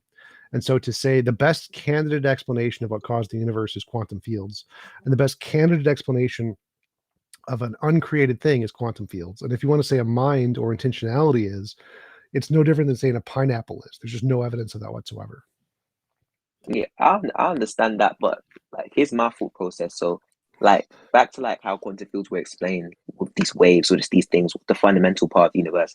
I don't understand how anything can be caused about something external acting upon it. Do you know what I mean? Like how can something just come from nothing? Because obviously the quantum fields exist, but would there not have to be something external that would cause these quantum fields to like move or gyrate? It's a part of their fundamental nature, so there's nothing external to them, and there's never a nothing, never an absolute nothing. Oh, so you don't agree with the notion that nothing can exist? Right. I don't think there could ever be an absolute nothing. Sabine Hofstetter did a really good video on this, on what the different definitions of nothing. There's the final definition of nothing, and absolute nothing could never exist. No. When you say absolutely nothing, are we just saying the absence of all properties? Well, that would be like I think the 7th level of nothing. There's like 9 levels of nothing. And so an absolute nothing is nothing exists, no space, no time, no quantum fields, and no possibility of any of those things, and no properties. I see. So what would be the contradiction in saying that these things can exist? Well, because if there was an absolute nothing, which included the no possibility of anything happening, then there couldn't be anything that existed now, and something does exist now, which means there could have never been a point where there was a nothing that included no possibility of anything else happening. Because if that did exist, then there couldn't be anything after it. Okay, I understand what you mean, but like in a possible, are you saying that this is like an impossible thing or something that can't be the case in our world? Can't be the case in our world. Oh, okay, but like in another possible world, would you agree that nothing could possibly exist? Well, if I don't know if you could call that another possible world, because it wouldn't exist by definition, and there'd be no possibility of that world existing by definition. But sure, we could say that's a thing that might not exist. It's somewhere. Yeah, and what's your opinion on the teleological argument? Fine-tuning argument has 2 major problems. The first major problem is the definition of fine-tuning, saying that something of some level of complexity or whatever requires a designer to create that because of the low probability. So like say that our universe has a 1 in a billion chance of being life permitting, and so there must have been something that created that to set it to the 1 in a billion option. Well, what of the thing that designed the universe, it must have been fine-tuned to the same degree, because each one of the possible ways the universe could be, there could be a designer who could have been predetermined to make that universe. So for all 1 billion possibilities, there could be a designer who wanted that possibility. And so the designer must have been equally as fine-tuned as the design to select it for life permitting properties. So the designer must have been pre-designed to make a life permitting universe, because if the designer had been any different, he would have made a non-life permitting universe, like a black hole universe or a neutron universe or a potato universe or whatever. And so the same argument for fine-tuning applies to the God, and you have to say that there's something in the God's nature that would cause him to specifically make a life permitting universe, and that must have been fine-tuned. Why does it have to be necessarily fine-tuned? Why couldn't I make the argument that, God decided, like obviously I believe God acts from eternity, if you know what I mean by that, but from like eternity, God made the decision to actualize the universe in a certain way, in a certain form, and this is like something that's eternal and intrinsic to him. Why does it have to be fine-tuned from something external to himself? Because the definition of fine-tuning is that there's a whole bunch of possibilities, right? And only a small percentage of those have some property, life permitting or whatever. And I could say that, well, maybe there's some determining force in the universe that caused it to be fine-tuning, like the fine structure constant, which causes all the different laws to be intertangled so that if you change one, they all change proportionally, and therefore life is necessary. But then you would ask, well, why is that law the way it is and not some other way? It could be different, right? Why isn't the fine structure constant such that it would produce only black holes? Why is it on this life permitting constant? Because there's a whole bunch of possibilities. Why is it on this one possibility? But the same thing applies to God's mind and his decisions. What if God was the type of person who only wanted black holes? Well, that would be the same problem, because now you're saying that God is this way where he wants a life permitting universe, and he's not this other way where he wants only black holes. So his personality has to have some fine tuning where it has equally as many possibilities as the kinds of universes. So for every possible kind of universe, there's a possible way God's mind could be where he would want that kind of a universe. So a universe of only black holes, universe of nothing, a universe of only neutrons, universe of only stars, a universe with life, a universe with just puppies or whatever. So for every possible way the universe could be, there's a possible way God could be where he would want each one of the possible universes. But he didn't. He picked the life permitting one. Why? Why is it that kind of a God that wants the life permitting universe and not one of the infinitely many other kinds of gods that wants a black hole permitting universe? So typically the response I get from theists is that God is necessary and there's no other possible way God could be. Right. But I think that kind of undermines their own argument, because that means that nothing is designed or fine-tuned, because there is no other possible way that the universe could be if God is necessary. Sort of, yeah. At least the modal collapse is what I'm saying. Well, so War Chief, did that make sense that if you're claiming the universe is fine-tuned because there's a whole bunch of ways the universe could be and only a small number is life permitting, the same thing applies to God because there's a whole number of ways God could be where he would want each of the different kinds of universes, but he only wants the life permitting one. And so there must be some factor that designs God in such a way that he's this one that wants a life permitting universe.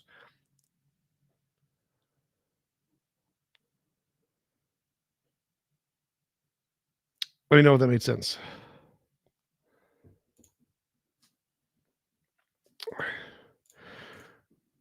Anyway, anybody else questions, comments? Anybody else not get a chance to speak yet? I have a kind of a parody of the presuppositional argument. Sure. That if God exists, then we cannot have knowledge. Okay.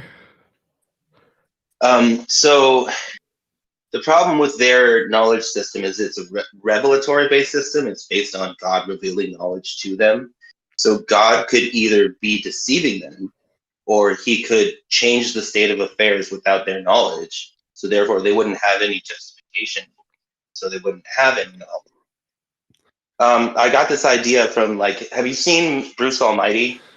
A long time ago. You know, but I wanted to, so in your argument, if there is a God who is a great deceiver God, then obviously it would be impossible for knowledge to exist. But their definition of God is a God who is not a great deceiver, only tells the truth, and is omniscient. And so if there's a God who only tells the truth and is omniscient and is telling you stuff, then you have knowledge. And that's the only way knowledge is possible, is if you have all of those properties. Obviously, if you change one of those properties, they're going to say, well, there's no knowledge, clearly. So if you define God differently than they do, they're going to agree with you and say, yeah, there's no knowledge in that way. What you would need to say is the God they believe in would have to be a great deceiver or something. Or so that's what I would try to prove based on that. I would say that if God is not a deceiver, then he's not omnipotent and can't do all things. I don't think they would say knowledge isn't possible. I think it'd be knowledge isn't justified. Well, what I was thinking is in that scene from the Bruce Almighty, true belief is unjustified. Well, so yeah, he has to clarify precept. So knowledge itself is not like a specific knowledge of something. Knowledge itself. Knowledge is a justified true belief. So if it's not justified, it's by definition not knowledge. Right. So my Yeah, example. I'm talking about a justification for how knowledge could exist. That's what it's about. It's not so like you can still have knowledge and stuff. No, you but can't. Okay, You can't so have knowledge if it's can not we? justified. If it's not justified, it's by definition That's not true. knowledge. you're not getting what I'm saying. Yeah. No, Okay, he's talking so about the let's go through justification for this. the. Can He's I? talking about the justification for the existence of knowledge, not knowledge itself being unjustified, like a justified true No, belief being unjustified. I'm saying we don't have access to knowledge if God exists. So like if everybody knows that Abraham Lincoln is dead, but it could be possible that God resurrected Abraham Lincoln 30 seconds ago without us being aware. So if God can change the state of affairs and he's all powerful, he could change what happened in the past, just like in that Bruce Almighty scene where he had his hand behind his back and he's like, guess how many fingers I'm holding up? And God's like 5. So he pulls his hand around to show him and he's like, or no, God said 7. And he pulls his hand around to show him 5 fingers. He's like, aha. And he looks at his hand and his hand had 2 extra fingers without Bruce's knowledge. So if God can change the state of affairs like that, how can we really have justification for anything outside of like, we know that we exist? How does the possibility of God changing the state of affairs in any way invalidate or justifiability towards believing that knowledge exists? I don't see the implication there. Well, we wouldn't have justification. If it is possible, this is your condition. If it is possible that God can change the state of affairs, then that means we're unjustified in belief that knowledge exists. How is this a true implication? No, we're not unjustified in our belief that knowledge exists. We're unjustified in the beliefs we hold about the universe the beliefs we hold about the state of affairs. If we're unjustified in our beliefs, then that means we cannot have knowledge because knowledge requires justification. Exactly. That's what I'm saying. So if that is the case, then that means an entailment of what you're saying is that under your view, whereas God can change the state of affairs, we're unjustified in believing in the existence of knowledge. It's not hard. So like, I think there probably are things you couldn't. I would say like you would know that you exist. Well, wait, so I think Apollo has a point here that even if God could change the fact that you know, does that make your belief unjustified? Well, if you define justification as 100% certainty, then yes, obviously that would make it unjustified, because if God has a chance of changing it, then there's not 100% certainty this fact is true. And so it wouldn't be knowledge by the definition of having 100% certainty requirement. But if you don't require 100% certainty, then it wouldn't make a difference if God could change it. Even if he could change it, you still have some justification that isn't 100% of this fact. So it wouldn't matter if he could change it. It would also change the truth of the belief, though, not just the justification. Well, the truth part doesn't make a difference. That so like he changed the state of exactly. So like I can if knowledge is justified true belief, if the belief is not true and God changed it so it never was true and you always had 7 fingers. It's only under the condition of God acting upon this desire. We're saying that generally speaking, if I have a belief, for example. So again, knowledge is a justified true belief, but you never have access to the true part. The truth part is a fact of the universe that's outside of you entirely. So if you have a belief the world is round, God went back and changed it, then it was never knowledge. It was never knowledge that you had. Even if you had a justification, and the justification was lots of empirical data, and you had some kind of probability of, say, 98% justification the world is round, and God went back and changed it, you have no knowledge. It's just a fact. It would still be a justified belief. It just wouldn't be a justified true belief. Say it was true that the world was round and God could change it. God could go back and change it. You still have a 98% justification that the belief the world is round, and it happens to be true the world is round. So now you have knowledge. Even if God could go back and change it, you still have knowledge that the world is round. No, but that justification wouldn't be 98% justified. God changed it so it never was. So no. If God changes it, that's irrelevant. It's now no longer knowledge, no matter what your justification is. It doesn't make a difference. The truth part is irrelevant. What matters is the justification part. If you have a 98% justification, and that justification is of a belief that goes around, whether or not God can change it makes no difference. Has zero impact at all. None. May I respond? All that would change is it would change from the world is round to the world was round. That's all that would No, change. if God went back in time and changed it for No. all time, then it's never. He it went was back in never, time, sir. I never understand. round. Yeah. But that it makes no difference to the argument. So let's say God could do this. God could do this. So I have a belief the world is round. I have a justification based off of science the world is round, and it is round. So I have knowledge. Now God could go back in time and make it not round. But right now, since he has not done that, I still have knowledge. His ability to go back in time and make it not round means I don't have 100% certainty that it's round because he has the ability to change it. But I still have a justification of, and I have a belief, I have a justification. Therefore, if it's true right now that the world is round, I have knowledge. Whether or not it's true is irrelevant. If it's true, I have knowledge.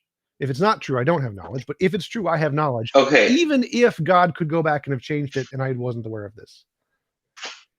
Okay, so what you're saying is that, like, if I were requiring 100% justification, then this would work. Yes. And I started out saying that this was a parody of a presuppositionalist argument, which is what they usually require. Yes. So I was kind of trying to turn this around on them to say how they're always like, well, how do you know anything is true at all if you can't know anything? If you don't know everything, you can't know anything. That's right. So that's just. I guess this is where it fails in the same. Right. So I would agree with your. The magic of knowledge of precepts usually go under is like the Cartesian account, which is like, well, you have to like prove this beyond the reasonable doubt or prove this is 100% certain. But obviously, this is not going to be compatible with like a lot of epistemic agents, a kind of knowledge where it just goes based off probabilistic justification, leading towards some true track and fact of the matter. Really. Right. That's why we reject so precept. it's really but that's. I wanted to go back to what I originally said, which is that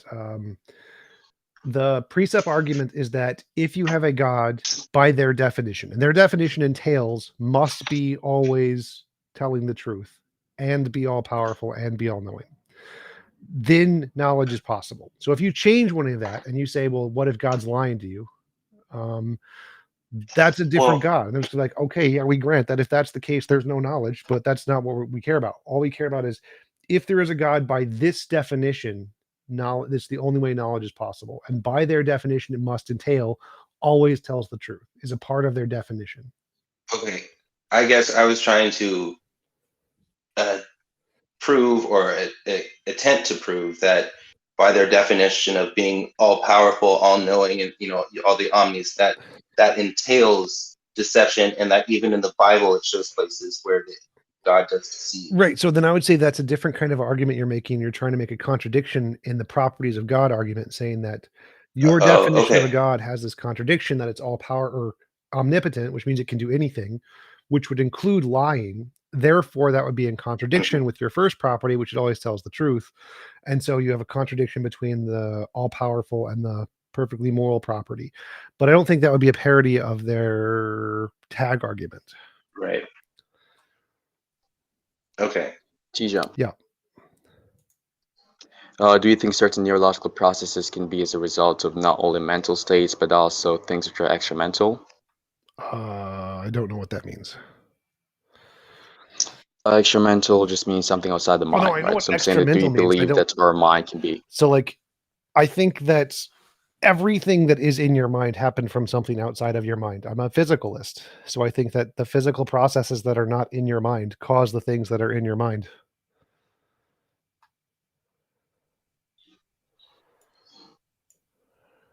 Okay. It's like asking, could a thing that is in a map be contingent on things which are represented by the map? Of course, a map is not the territory, right? So in the same way that your mind is a representation machine that predicts the state of the outside world, of course, the outside world is shaping it. In cognitive science, it's called the embodied and extended consciousness hypotheses, which are pretty prevalent, saying that your whole nervous system of your body and the extended environment around you is essential to the formation of your cognitive faculties. If you grew up in one of those weightless chambers where you don't feel anything, what do they call them? Sensory deprivation tanks or whatever. Like you wouldn't really develop most of the cognitive abilities you need to survive because you wouldn't have the stimuli to develop them. All of your brain structures are developed in response to the physical environment they're designed, or I should say, entrained to be able to predict. Oh, Roby asked in the comments if my Twitch account is banned. No, my Twitch account is not banned. I just changed the title. It's not T-Jump anymore. It's Church of the BPW. So still there, just changed to Church of the BPW, not T-Jump. All right, anybody else? Hey, that was well said, X. I just simply wanted to add maybe the possibility of some things that we have inherited, like from an evolutionary perspective, like things like face recognition patterns and stuff like that, that our brains have evolved to like better understand our reality. Sure. What was that about? That I'm simply adding that onto what you said. Okay. So anybody? Yeah, we have faculties that are innate, like color recognition. There's like an innate like color palette basically in the brain of neurons that we can map and like see them light up when you look at red, green, blue, etc. They look pretty much like an RGB palette just with neurons. So there are innate structures, but most of what we are able to do is a learned behavior that we get from the environmental stimuli that we predict. All right, so any of the people I just let up, did you have any comments? I think that I think the mind is like we still don't know a lot about the mind. It's still like we haven't reverse engineered a lot of it. Like where we're at, and this is just my opinion, is that imagine if I like took a time machine and I brought like a modern day computer with me to like the early 20th century, and like I just dumped it there, and then like had the people try to like reverse engineer it in the early 20th century. That's kind of like where we're at with like the mind. Sure. We still have no idea like. It's sort of analogous because in the 1830s, Ada Lovelace basically theorized like what the Babbage engine or the analytic engine would be able to do. She asked the question, could it think original thoughts? She said only if it had some like source of unpredictable behavior that wouldn't be just deductively guaranteed by the initial conditions. And when Turing formalized it, essentially we got kind of the state that we're at with neurons, where we understand the formal structure the brain is made out of, and we've reverse engineered successfully to get it to do analogous things in an artificial form. What we don't know is exactly how the software is written, but it's like having the hardware manual, but not the software manual. We don't know how Windows works, but we do know how the Intel chip works. Well, I think his analogy is actually perfect. So like if we took a computer, say from 100 years in the future and brought it back to now, that would essentially be like taking what we have with our brain. It is essentially just a computer from the future that we have now. We just have no idea how it works. That's essentially what it is. Well, we have as much idea now about how the brain works as Ada Lovelace, Babbage, and Turing had about how computers were going to work for the foreseeable future. Yeah. And nothing has changed in that respect. We're still using universal Turing machines, von Neumann machines, etc. They just happen to be, 3 nanometer and have really good software. The part that we haven't decoded is the software. The software is like 99% of what's interesting about the brain, and that's going to take a lot more work. But the fact is that we can reproduce software that does analogous things with a totally different basis, like LLMs. They're not the same as the brain at all, but they use the same hardware schema that the brain does. All right, who else had a question? SVX on. Hey there. Just a quick one about the future potential to be able to see things in a new way, changes in understanding of things that today are paradoxes. Have you guys talked about, sorry, I was a bit late, so I don't know if you talked about some interesting things like Zeno's paradox with the tortoise and the hare or something. Yep. But essentially, for about 1,000 years, there was the paradox of existence that the discovery of calculus suddenly removed the paradox. So in the future, there theoretically could be maths that allow us to understand things today that we think are beyond understanding. Yes, absolutely. We talked about an example of that previously with time bending. So philosophers thought time as a philosophical concept literally could not bend. It's abstract. It can't physically bend. Einstein was like, nope, you guys are idiots. It's literally a physical thing and it can physically bend. Here's the predictions, confirmed the predictions with experiment. Like, yeah, philosophers were dumb and time is physical. As time passes, science is something that it finally accepts that the dumbasses that totally believe things in the past have died. Yep. a good example of that is surgeons denying the idea that washing hands between surgeries was anything but a dumb idea because you lose your magic powers. Yep, the Jesus belief. And the last thing I was going to ask TJ, because it is, I've got some family and friends who are members of the Church of the Subgenius, yeah, which has an interesting perspective, which is they deny the existence of their God implicitly. Yep. What about it? Just, I don't know, threw that out there as a alternate to understanding the potential for I started my own religion, life. the Church of the Best Possible Worlds, based on my model of objective morality, which is the best possible world. The perfect moral world is a world where it would be impossible to force anyone to do anything they don't consent to doing. Check out churchofthebestpossibleworld.org. You can read all of my morality there. So I'm a maximal consentalist as well. Yes. Subscribe to the Church of the Best Possible Worlds. Become a pastor. Start your own church. Sounds good.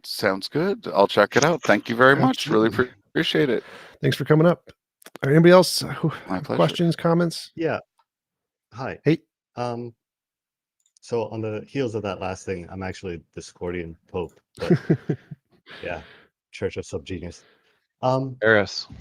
So I was going to ask about the justified true beliefs thing, but maybe we've sussed that out by now. I wanted to ask about the objective morality thing. Okay.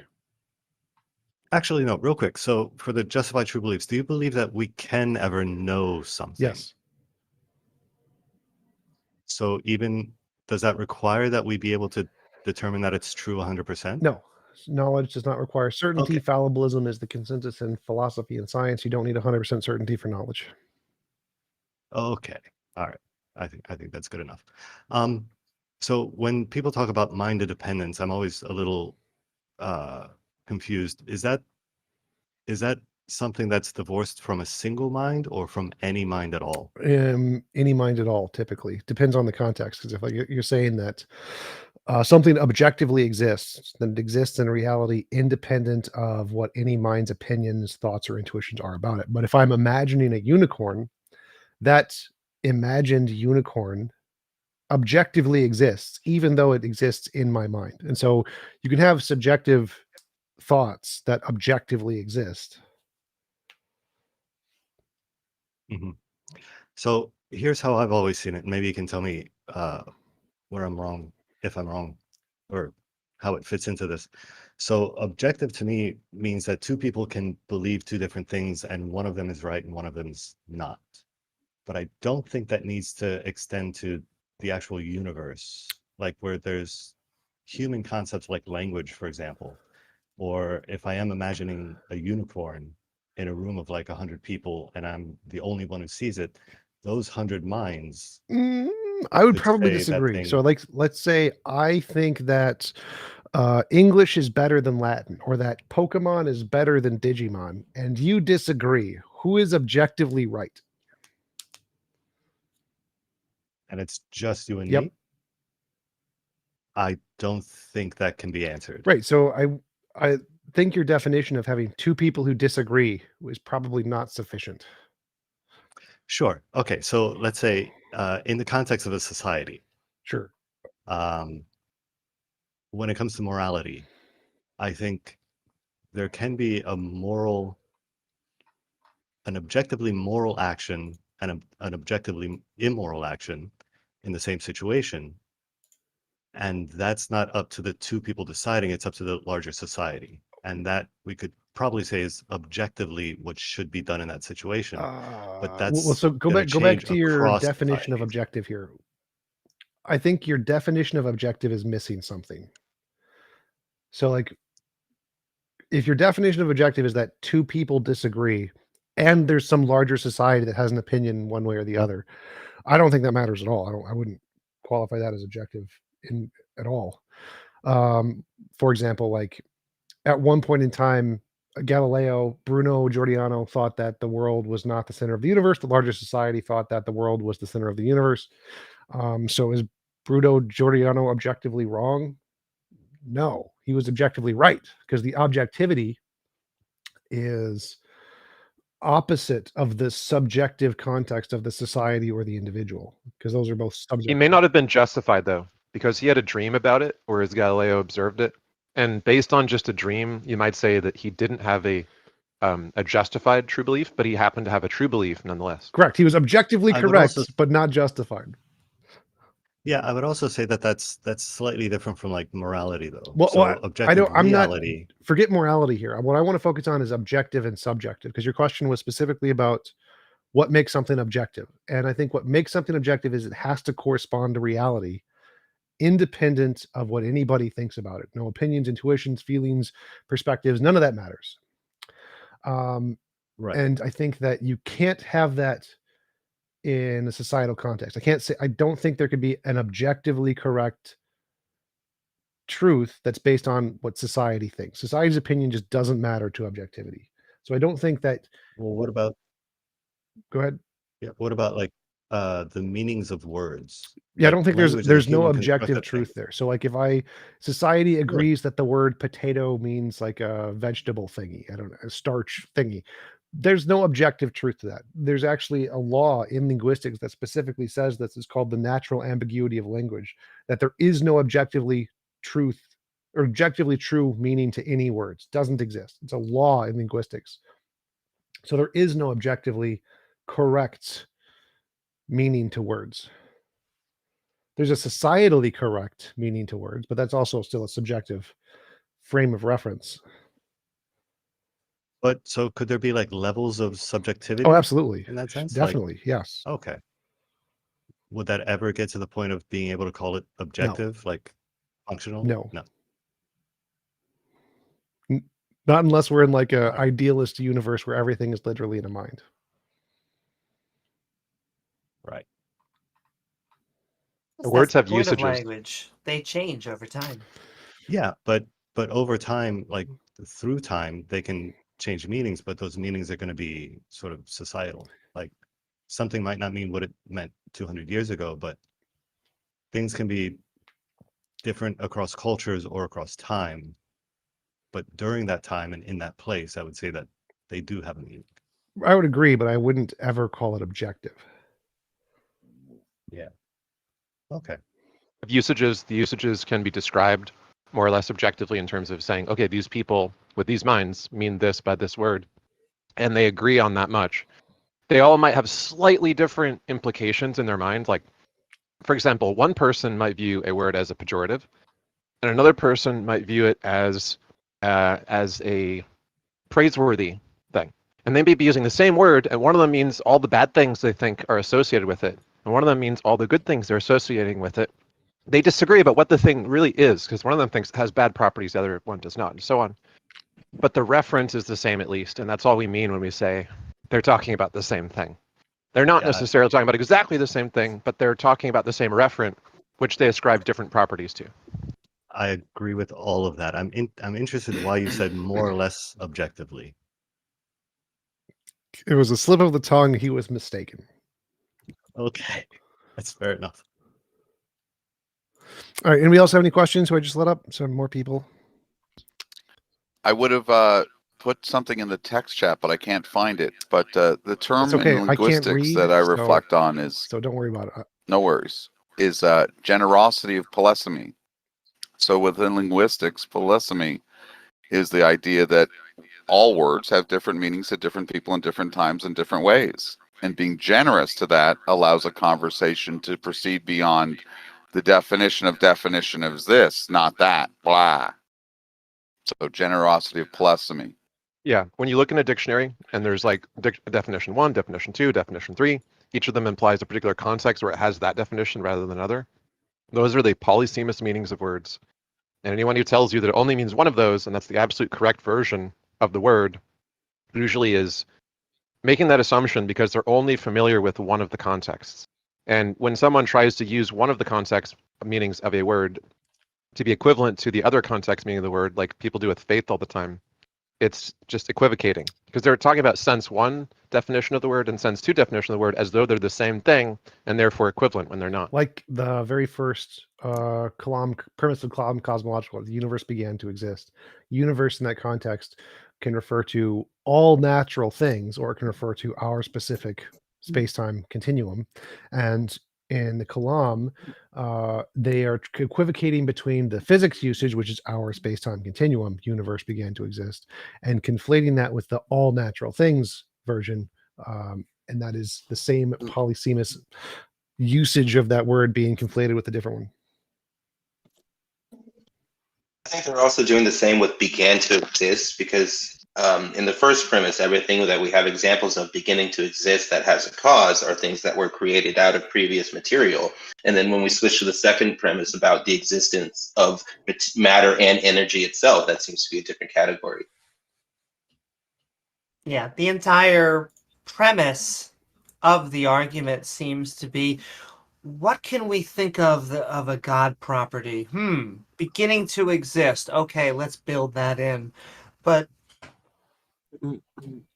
it's not really a good argument because it doesn't include God in any of the premises or the conclusion. Actually, I disagree, Amy. The premise is, well, the premise of the Kalam argument is asking, really begging the question, how is everything here? There's a logical conclusion that we can come to say that everything couldn't eternally exist because that's unreasonable. And then there's a logical conclusion we can say that we did not come from nothing, because that's also another unreasonable stance. So the Kalam argument brings out the stance that you need an internal entity that's outside of these things, time, space, and matter, isn't dependent upon them to create these systems. Because if they did eternally exist, then, I mean, well, actually they couldn't, because it's illogical. Hey, Fipto, I've got a question. Does anything else exist without a cause? Or is there anything else that didn't begin to exist besides God, or is God the only thing that didn't begin to exist? Well, so God didn't begin to exist. He came from eternity, right, and he's going into eternity. Wait. So wait. Is God the? Wait. Stop. Sorry, Fipto, the question was: is there anything else that did not begin to exist, like God, or is God the only thing that did not begin to exist? As far as I see, God's the only thing. So then you are smuggling God into the first premise. Therefore, the Kalam you are saying is everything except God has a cause. Yeah. You're already. So the law of causation. This is a circular argument because you're trying to prove the existence of God, and you're assuming the existence of God in the first premise. No, because the premise is it's illogical to say that space, time, and matter all existed. I can show you the logical contradiction there. No, you're not tracking what I'm saying. I'm saying you're saying everything. Just clarify. So Shane's argument is that if you're saying that the only thing that didn't begin to exist was a God, then your premise, any premise that X didn't begin to exist, is smuggling in a God in that premise, because you've already presupposed God is the only thing that couldn't have begun to exist, which is exactly. No, it's not a smuggling. There's a logical conclusion you can come to say that God's necessary. So, and then Fipto's argument is that not specifically that he's smuggling in God as the presupposed conclusion. He's specifically saying that of these properties in the universe, space, time, and matter, we know these must have a cause. These must have a beginning. And then he's going to infer God because he has the properties that don't require a beginning. So he's not trying to smuggle in. That's an abductive argument. Sort of. That's an abductive argument, though, and you're affirming the concept. You're saying, hey, if this... You can deduct... you can deduce that God's necessary. So you're abductive. What you're doing is you're saying, hey, we have this mystery, and if this thing that I made up has these properties, this would also be a fit for what could cause this mystery that we don't know of. Therefore, this must be the case. Well, do you want me to show you that it's completely illogical to think that the universe could have eternally existed? Well, I think that's irrelevant to Shane's argument. So Shane's argument here is let's just grant that space, time, and matter had a beginning. It doesn't need to be a God. It could be something else. Okay. Sure. Something outside of time, space, and matter. From the Christian worldview, it's attributed to what's identified as God. Right, but that's the part that's just complete bullshit made up that we don't need that. That's like if I said, the universe has space, time, and matter had a beginning, and it was a magical potato. Like what? That seems like we just made up some garbage there. So the argument Yeah, is that if it identified itself as a magical potato, sure. no, the identification doesn't matter. I'm literally just saying magical potato. So what matters here is why do you think it has these properties of your Christian God and not some other set of properties that aren't your Christian God? Are you saying timeless, spaceless, matterless? Yep, has all of those, but is not your God. No consciousness, no mind, no Jesus, no Trinity. I don't know what your particular beliefs are, but none of the God stuff. Still has Okay, sure. timeless, spaceless, Well, material, here, quantum okay, field, no mind, no Jesus. yeah, yeah. Well, okay. So if you even suppose that you're invoking there's a God, you don't need to have a mind to be God, do you? Yes. Do you think God has a mind? Oh yeah, God has a mind. But I'm saying, is it Okay, so necessary is that it God has a possible? mind? Yes. I'm asking you that question. You're the one who believes. Why is it necessary that God has a mind? Yes, I think so. Yes. So you're saying it's possible. Wait. Yeah. So yes. Why? Why? Why is it necessary that God has to have a mind? Can you show me something from your worldview that says that God has to have a mind? The definition of the word. Typically, the way most people use the word is that if there is no mind, and I ask them, okay, so let's say the fundamental nature of reality is just a field, has no mind, is it still a God? They're going to say no. So typically, the vast majority of humans who use the term God imply that it has a mind, and we atheists typically agree with that definition. So when we say the universe is all there is, we say that's not a God. That's why we're atheists. So typically, the way the vast majority of humans use the word God entails mind.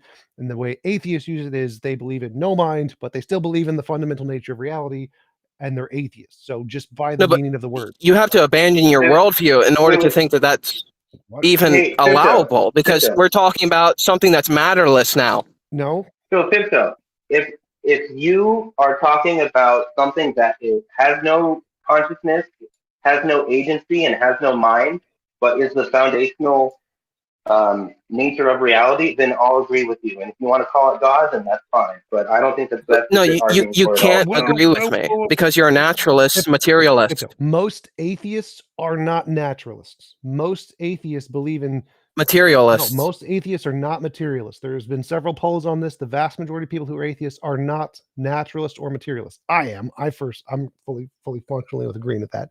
But most are not. So atheists, what they mean by is no fundamental mind. That's what they mean. That is the thing all atheists agree upon, and that is the thing pretty much all theists agree upon is the mind. No, you're redefining words in order to make an argument. They oppose theism, anti-theism, anti-God. I'm going to mute you. I am not making up these definitions. These polls actually exist. Google are most atheist materialists. You can find these polls very easily. Most atheists are not materialists. They are not physicalists. What atheists and theists agree upon is no mind fundamental to reality. That is what they agree upon. That's why God entails a mind. Secondly, this is a second separate point. As a materialist, you can believe in things outside of space, time, and matter. Most physicists are materialists and believe in material things outside of space, time, and matter. Quantum fields, material things outside of space, time, and matter.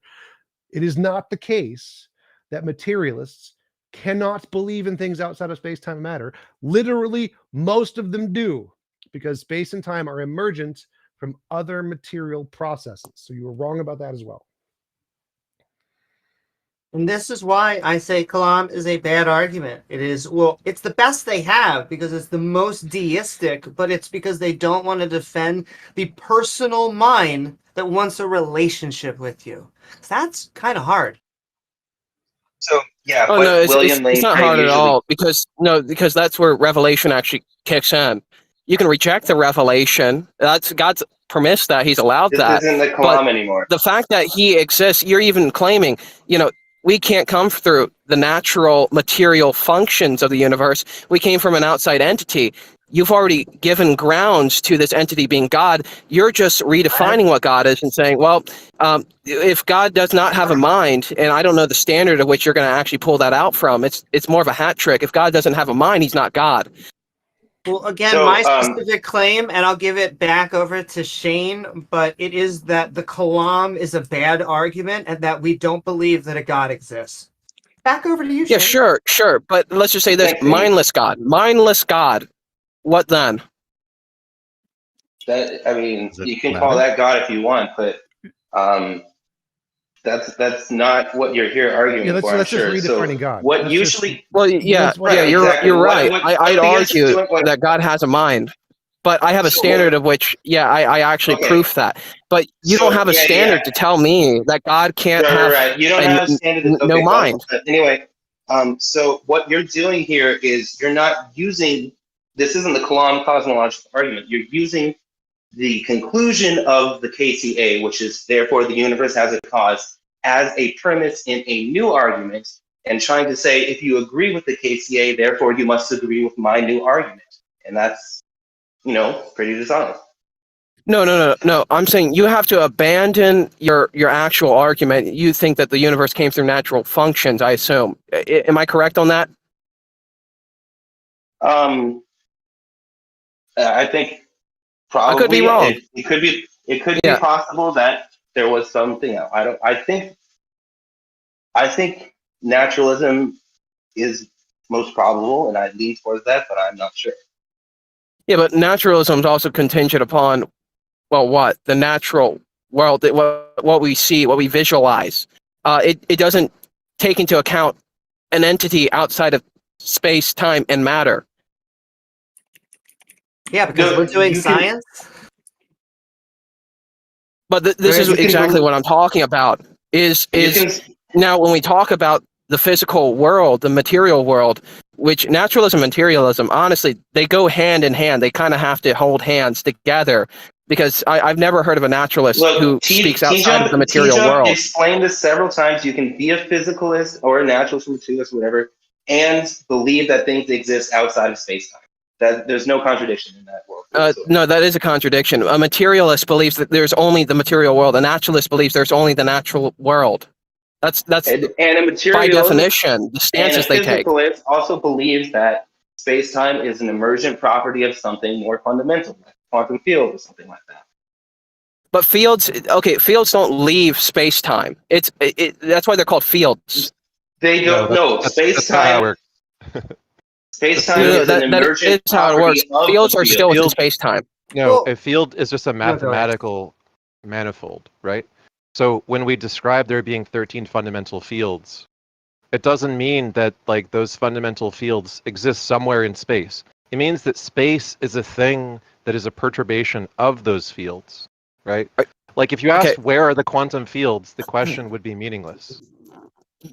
No, because we see quantum particles. So no, like okay, for example, are you going to tell me? Particle? Are you talking about a virtual particle?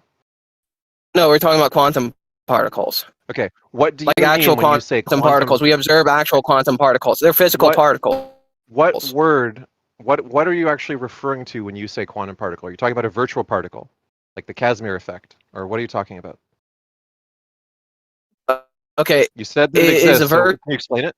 Virtual particle a quantum particle, or is it a fake particle? It's a briefly existing particle and antiparticle that annihilate each other in what is otherwise apparently empty space. And they do so in a random fluctuating way, which if you compress two steel plates together, you observe a Casimir effect, which pushes against the two plates. Yeah, it's not briefly existent, it's briefly observable. Yeah, I've heard it's called a other instances where people are... Okay, so virtual particles, so where they're briefly observable. Yeah, people, I've heard it. It's like the argument of, well, it's seemingly come into existence and out, but what's really happening here is, and I don't think anybody would ever make that claim because the causality window. I mean, you can believe causality, it doesn't exist, sure. I mean, but I mean that would be your world, not mine, or not the world that the scientists actually agree on. Well, can I actually ask about your world? You call us physicalists and naturalists. What would the label be that you go by opposite of that? Yeah, I believe there's a spiritual world, something outside of the time, space, and matter. It even says from the theology. We know when King David was singing psalms to God, he even said from eternity into eternity. So it explains timeless. If I can interrupt, Paul himself says that God's... You're a spiritualist. Is that what you're saying? The label you would go by? Well, yeah, negative connotations. I guess sure. A spiritualist following, the God of the Bible. A Bibleist. Yeah, sure. So the problem is going to be that you don't have any generatable, novel, testable predictions from your worldview, and you're going to have to grant all the predictions the methodological naturalism makes, and you're going to have to grant that naturalists believe that those predictions can be empirically adequate to explain all observed phenomena, including minds and brains, which are becoming more and more predictable and understandable. So, what is it that you think theism would do if it were true that would have any impact on the world? I did actually invoke something observed, testable, the most consistent thing, causality, displaying that we cannot come from nothing. Like actually cannot come from nothing. That's the most consistent It's not novel. law. It's not novel. I mean, yeah. I mean, it's like if I predicted causality's not. Wait, Yeah, I mean, everything's contingent upon causality. I mean, the sign. Stop. If Okay. I predict the sun will rise tomorrow, and if the sun rises tomorrow, this is evidence of the spaghetti monster. Would you believe me? Would you be like, yeah, spaghetti monster? No, because outside of the spaghetti monster, I mean, I don't. Yeah, I don't. My epistemology does not depend on a spaghetti monster. I don't care about that. It's like we already know the sun's gonna rise. Like that's a common thing that we've already known for thousands of years. It's pretty like everybody already knows this, right? So if I predict something that we already expect and already know, that's a nothing burger, right? We don't care. It's not evidence of anything. It's like anybody can just make something. Yeah, sure. Causality is the same thing. Causality is like the sun rising. We already know this. So you saying that causality because God is no different than me saying, well, the sun rising tomorrow is evidence of the spaghetti monster. You got to predict something that's novel, something we don't know yet about the universe. Okay. Well, no. I'm saying okay. So I shouldn't have said novel. I'm saying this is something we already know about the universe. Causality is a baseline function which all the scientists depend on. So if we abandon that, then you kind of have to question literally every part of your epistemology, because I mean, for example, if I came up and shanked you, and I were to say, well, the causality doesn't exist. Wait, I didn't shank you at any point. Remember, we grant the sun is going to rise tomorrow because we already know it. We already grant causality. We don't need to question causality. Yeah. The question is but I'm saying that this is an evidence. No. But very specifically, you're saying something we agree with. So the question is how are you trying to go from causality to God? We go from causality to reality. Because this breaks down the first one of the two barriers. It's either one or two dichotomies. You either believe in the world that was spontaneously created, or you believe, which means from literal non-existence to existence. Causality disputes that. Nobody believes that. Yeah, nobody believes that. I know. Okay, sure, but I'm saying so. This already blots out that one perspective. Then there's the other perspective that we were just eternally here. So that just leaves one issue to deal with. Reality was if we're gonna here, yes. Yeah, so you'd say reality is always here. I mean, somewhat to a degree, I agree. Reality was always here because God was always here. I don't care. I don't care about that's a reality. False dichotomy. Again, the question here is that causality is a phenomenon. We agree. We're talking about the physical world. Was the physical world always here? We agree causality is a phenomenon. Okay. We agree the sun rising is a phenomenon. Okay. Both of those can be explained by infinitely many hypotheses. Spaghetti monster, magical potatoes, God, quantum fields, leprechauns. They can all explain all past data. All past data can be explained by infinitely many hypotheses. This is a fact in science called the problem of underdetermination. So anything from the past that you want to explain, causality, the sun rising, all past events, all empirical phenomena that have ever been discovered can all be explained by any new hypothesis you want to make up. We don't care. What we want is a new one. We need something that we haven't seen yet, something we hasn't been predicted. We need a novel prediction. Just going by things in the past like causality or the sun rising or dinosaurs, we don't care. Anybody can explain all of those things very, very easily. In order for you to have evidence of your hypothesis, you need something new that nobody's predicted yet. No, okay, so I think you're running away from the factor that I'm actually pointing out here. It's the elephant in the room. Is since you've thrown out spontaneous generation of the universe, you now have to depend on the eternal world. I can already dispute that that's illogical to believe that time, space, and matter were eternally here. Nobody thinks that. I mean, you want to go down that path? Debunked you on that. So you don't believe that. So you believe that the world. Stop. Every physicist thinks time, space, and matter had a beginning. Time, space, and matter are emergent from quantum fields. We all grant that. Nobody thinks those don't have a beginning. None of them believe in a God. Completely irrelevant. So we all grant those have a beginning. No yeah, God. sure. Yeah, but usually generation's been debunked. Yeah, okay. Well, it's spontaneous generation, non-existent to existence. So what you're saying is you're trying to fill in the gap here where you have an entity that's outside of time, space, and matter, but you don't know what it Quantum is. field. We know exactly what it and is. It's been tested. It's been confirmed. God is a made-up nonsense that has no evidence. Quantum fields has evidence. Again, irrelevant. Quantum fields are physical. Yes. They're part of the physical world.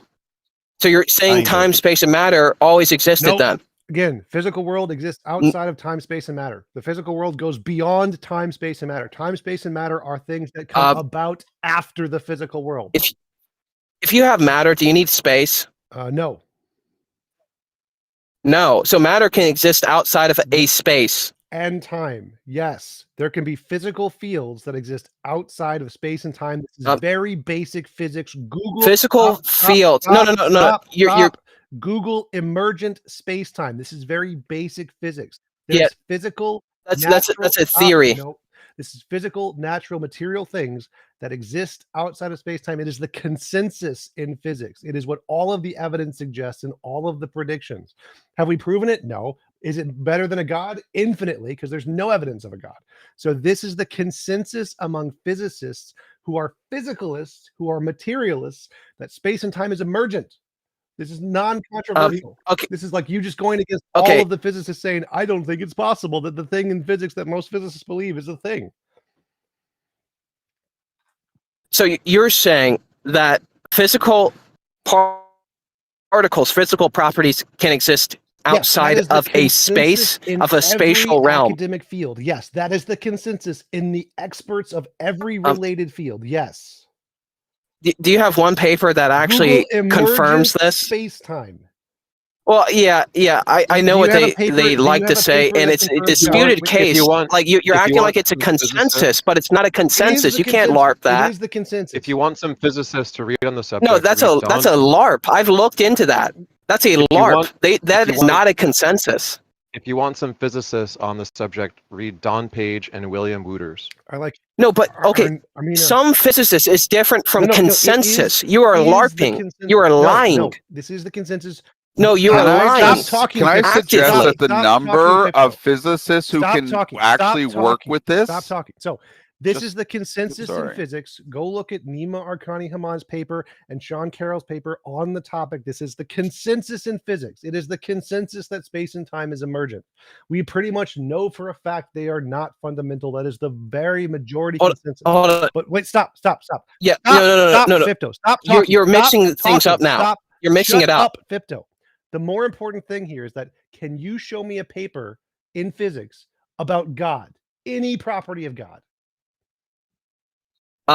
Yeah, so God's a non-physical entity. So you're going to take one metric that does not apply to God. Stop. You can't show me any papers in physics about a God. I don't need to show you any papers in physics about an alternative. Is that confirmation? Stop talking, Fibdo. Stop talking, Fibdo. Shut the fuck up. I don't need to show you any papers in physics for a physical thing outside of space-time, because in order to be an equivalent hypothesis, all I need to do is present equivalent evidence for that as you have for God.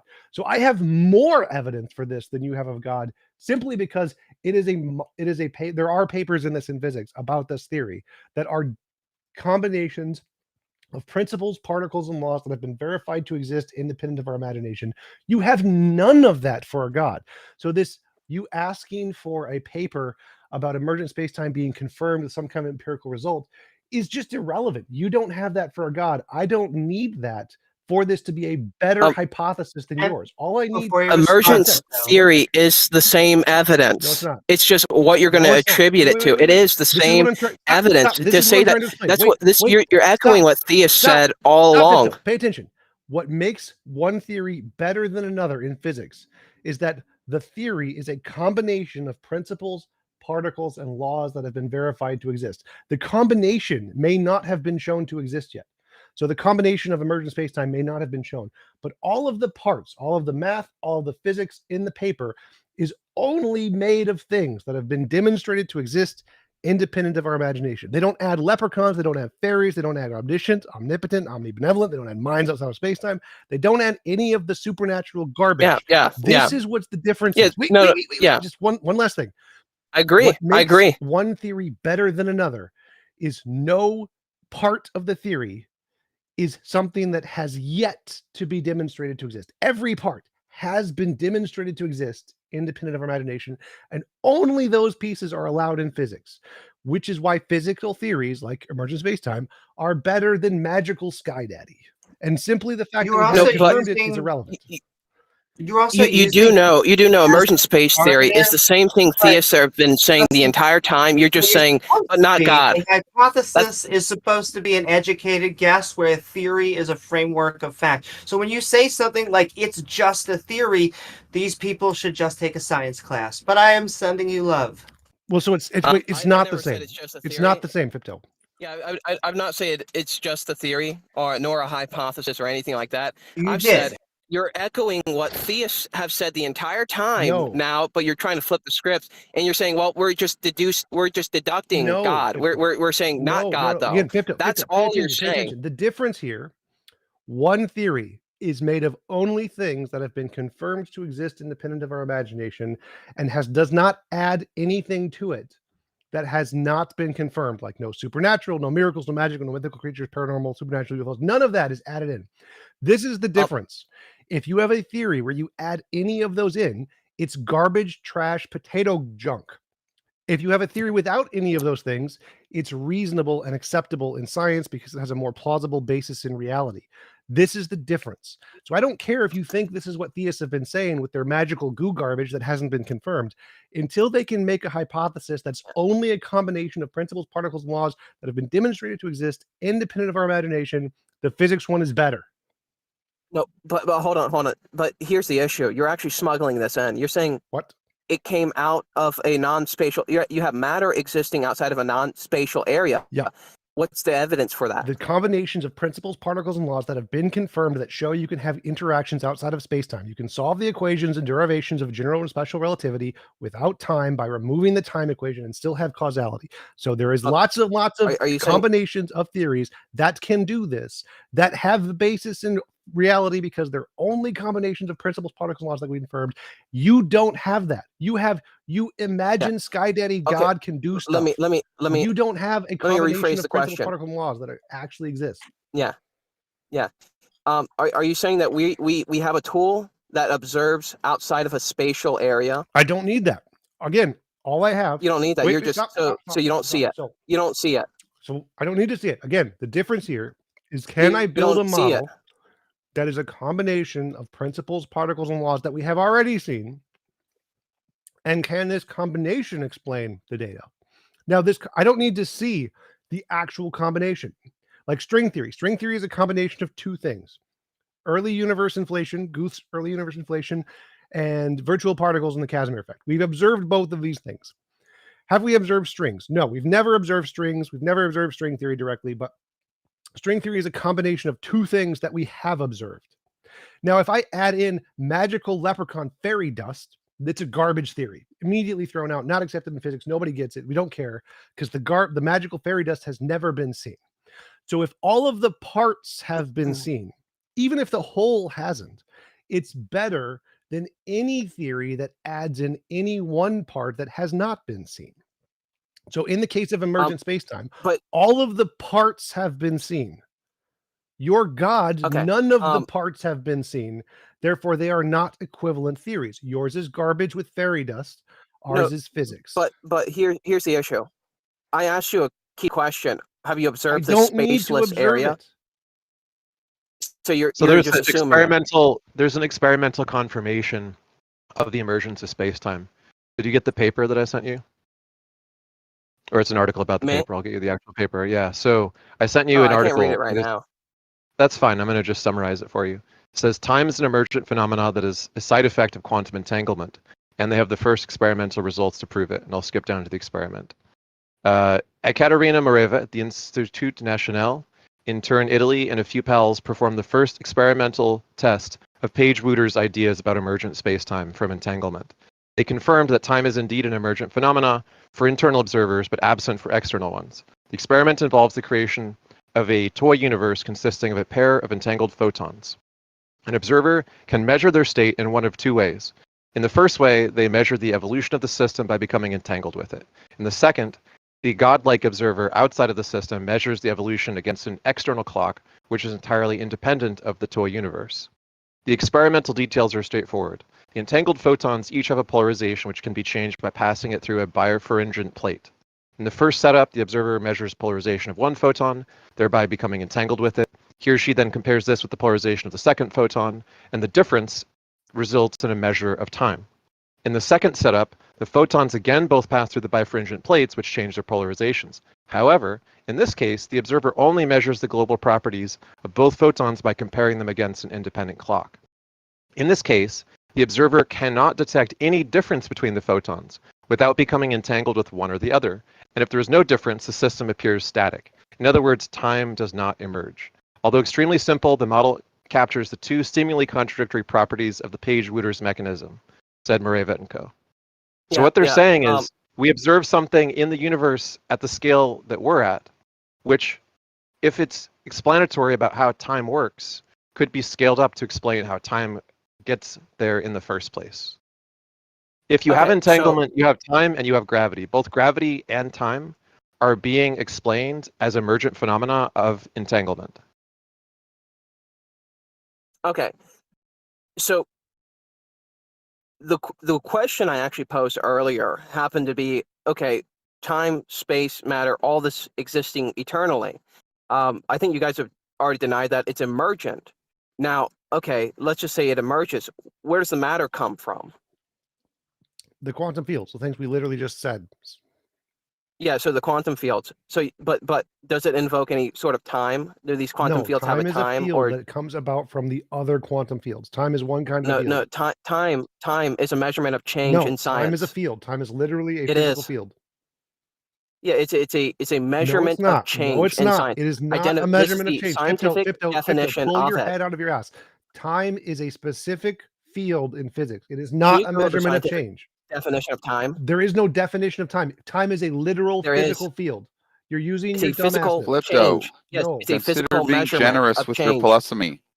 If you're forcing apodictic, then you're being like Darth Dawkins. So, Fipto, Thank you you. are wrong. There is no philosophical definition of time. Philosophers have their heads up their ass. Einstein debunked that. I didn't say philosophical. I said The scientific. scientific definition, it's a physical field. Philosophy of I know. science. It's a measurement No, of change. Fipto, you're wrong. That's It what is time not. is. It is It a is. physical It is. field. There is no Google it measurement for of me, change. please. It's a physical field. Fact check me. Fact check me. Google What is space-time field. in You the idiot. sciences? Yeah, space time. Yeah, what? How do they discover time? It's a measurement of change. No, you idiot. Physical I measurement of change. debunked you on this. This was literally a debate that You Einstein. debunked me. Stop talking. Can you Stop look up talking. the scientific? Stop talking. Can you look Fipto, up the shut up scientific? or I'm going to mute you. Flippo, Shut up, I'm going to mute you. Flippo, can you be gentle here? Like, why are you? Fipto, this was an actual debate that philosophers had with Einstein. Einstein had this debate with philosophers where they said time is a measurement of change. Einstein said, no, time is a physical field that changes. It is not a measurement of change. Einstein won.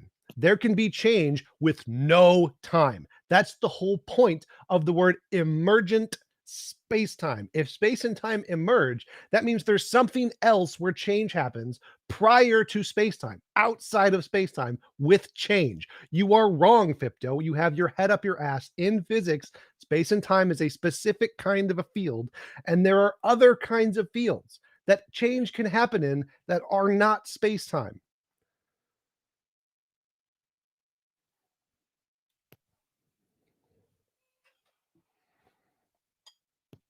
I would also like to ask the obvious questions here, which is you just reject things like quantum fields, but then I would like to know where God came from.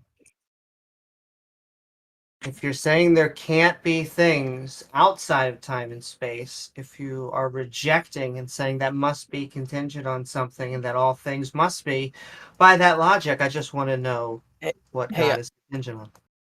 Okay. Well, God's a non-contingent being, non-dependent being. Or just like the quantum fields. So now we're Yeah. both even. Why do you think a God exists? No. But these are physical. Yeah, quantum fields are out. Okay, have you shown me a paper that says the quantum fields are outside of time, space, and matter? Every single Because paper I mean, that they're is about emergent particles space-time that are says that. matter. Every single paper. Nema, Also, Arcani, Haman. T-Jump, I sent you three Google, articles. I sent you Nema, 3 articles Arcani, that Haman, give you the emergent definition of space-time. time. You're an idiot. I don't care about Yeah. your articles. In physics, T-Jump, time is a field. You're wrong. I sent you the articles from study.com, Science Dumbass, you're Alert. done. I'm not even going to bother you. You're wrong. Your dumbass confirmation bias of trying to find a definition of time that fits your dumbass ideology is wrong. The consensus in physics is space and time is emergent, is not a measure of time, or not a measure of change. There are fields that can have change outside of space-time. That's literally the whole point of the theory. You're done. Also, when I asked him to defend his belief, he once again went right back to attacking science. Like, they can't do it.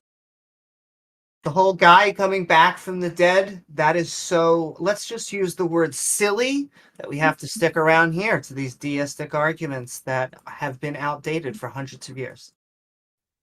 I guess it's strange, right? Like they have this very weak skepticism against Christianity, Jesus, God, but when it comes to science, they have like very strong skepticism, and they use the scientific method itself, and they ask us for tons of evidence, and they still won't believe it.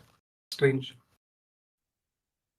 Well, that's why T-Jump was asking for papers. He consistently was going, well, where's your paper? Where's your paper? We actually have scientific papers that are not only hypotheses, that are building frameworks of facts, that are working theories. But when we go for any of that, for Christianity, Islam, Judaism, nada. True. Anybody else? Questions, comments, philosophy, politics? Aiden.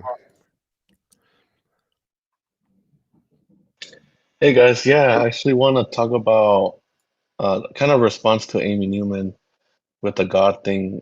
In my opinion, my beliefs, I think there's infinite demigods, and one of them could be really close to Christianity. So we're kind of at the mercy of them if they manifest.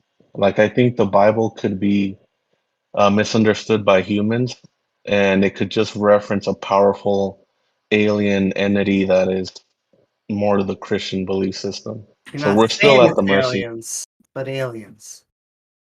Yeah, but we're still at the mercy. I wouldn't say like there's no God.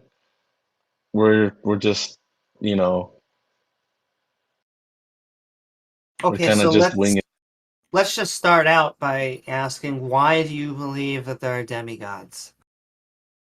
I think there's beings that have transcended biology in some way, have fused with cybernetics, or even gone further, the next level. And to them, the actions that they can do to us look like magic. So you're saying they transcended biology. This sounds like transhumanism, but Yep, why do you think that they exist? because if we were to merge our brains with cybernetic or digital consciousness, then you could just kind of program an AI to, you could sleep for like a million years, but not perceive it, and have an AI wake you up that has developed more cybernetic power, like Okay. abilities, et cetera, et cetera. It starts going in like a sci-fi kind of thing. But you're saying that is a could happen, that is a maybe in the future. What does that have to do with demigods existing and any correlation to the Bible? Well, because it could be the case, like I don't think the universe is finite. I think it's so vast and big that somewhere there's some being that has transcended in such a way that has pretty much accomplished this task. Can I make a counterclaim to your claim? Sure. I think the Bible is a bunch of false positives, and it's a better collection of history of how humans used to think, and it shouldn't be looked at as a historical text or how we should live our lives today. Well, it seems like based on that, it seems like you have something specifically against Christianity and Sure, not just like looking all at, the other ones. if you relegate all of them the same thing, I mean, what if there's this alien entity that just manifests and just says, "Aha, you're all wrong. I'm going to enslave an array of people that didn't believe in me." I think we think could we have just should sell that script to Netflix. well, I Watch count it that. as a possibility. I don't think it's impossible. I know someone But else do you wanted to believe say it's true? something. Yes, exactly. We're not I talking bel about what's possible. You're saying, I think this is actually the case. And whenever we ask, like, why do you think that's the case? You say, well, it could be. This might be true. I don't know. It couldn't. There's no way to tell. Sure.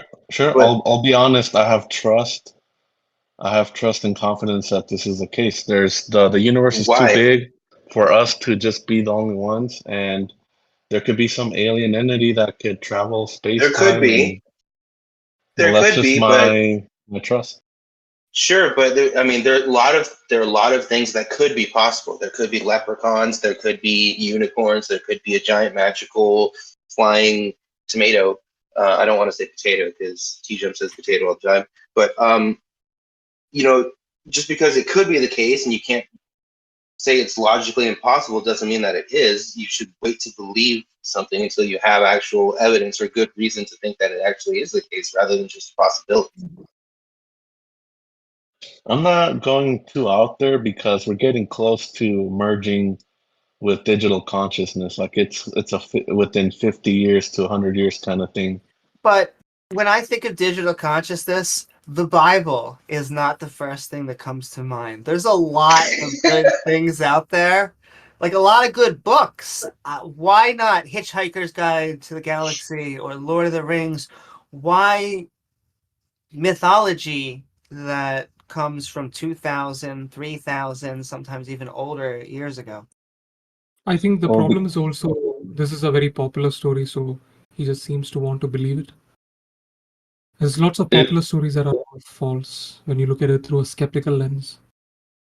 You're right, Ape God. I think they have compelling stories. Like um, humans learn language. Once they learn language, they're able to communicate like the hard questions of life, right? Like what's the meaning of life? Where did we come from? So it seems like in those times, a good answer to it was some powerful being, right?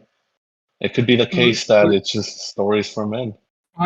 I did look into some of this. Yeah, sure. If you want to take empirical sciences out and then create a judgment like based on like a philosophical discussion, sure. Like it might be possible that there's a lot of depictions from historical times. I think the hieroglyphs on Egyptian pyramids, and I think the stories in Hinduism regarding some kind of entities, which might be completely fairy tales, but it could also be the case that there could be some historical aliens that did come down, and people might have mistaken those to be actual gods, and they wrote down these religions when it was actually not really God, but just advanced civilizations. Even I do think that based on the evidence we have in physics, which suggests things like infinite multiverse, or the many worlds interpretation of quantum mechanics, it might be possible that given enough time and given the probabilistic nature of particle physics, there could be a lot of like entities that evolve to be some kind of like god-like beings or whatever, who have special capabilities. Or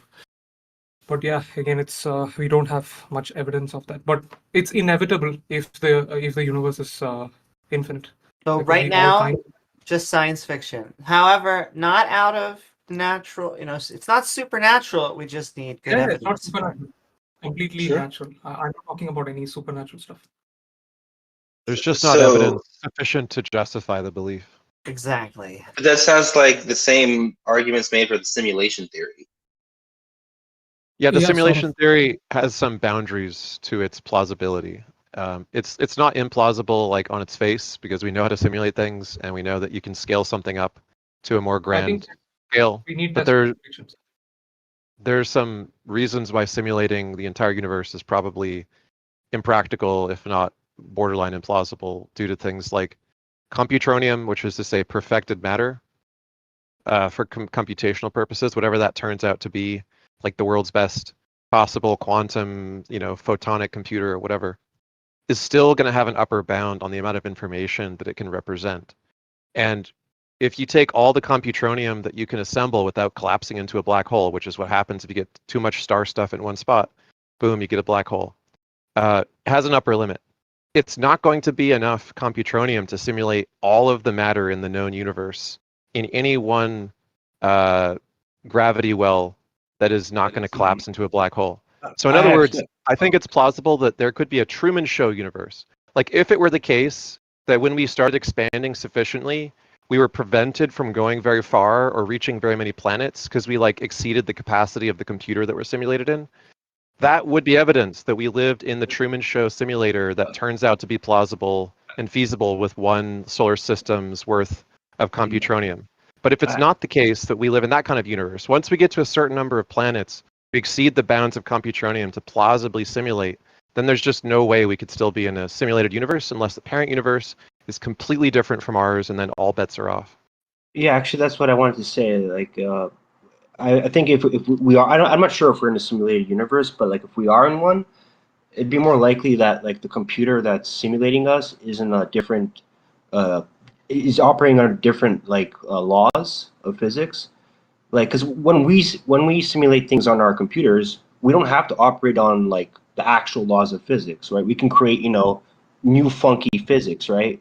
It wouldn't be a simulation at that point, but we can create our own. It doesn't have to follow. If like I'm making a video game, right? I can change the properties of gravity and stuff like that, right? So it maybe we're in a simulation, but it's not operating under the same laws of physics that the computer is.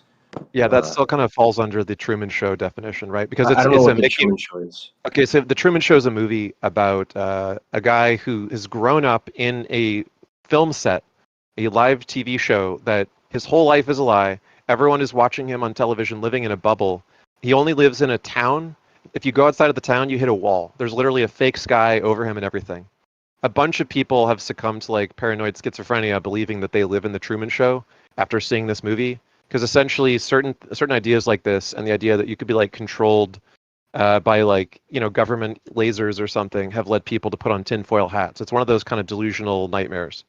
Well, it's a plausible scenario that we could be living in some Mickey Mouse pseudo universe, but it's implausible if the universe is like the one that we live in, for us to be living in an equivalent universe outside of ours, if it's the case that we can't go beyond certain bounds of what's simulatable within a single solar system mass of computronium.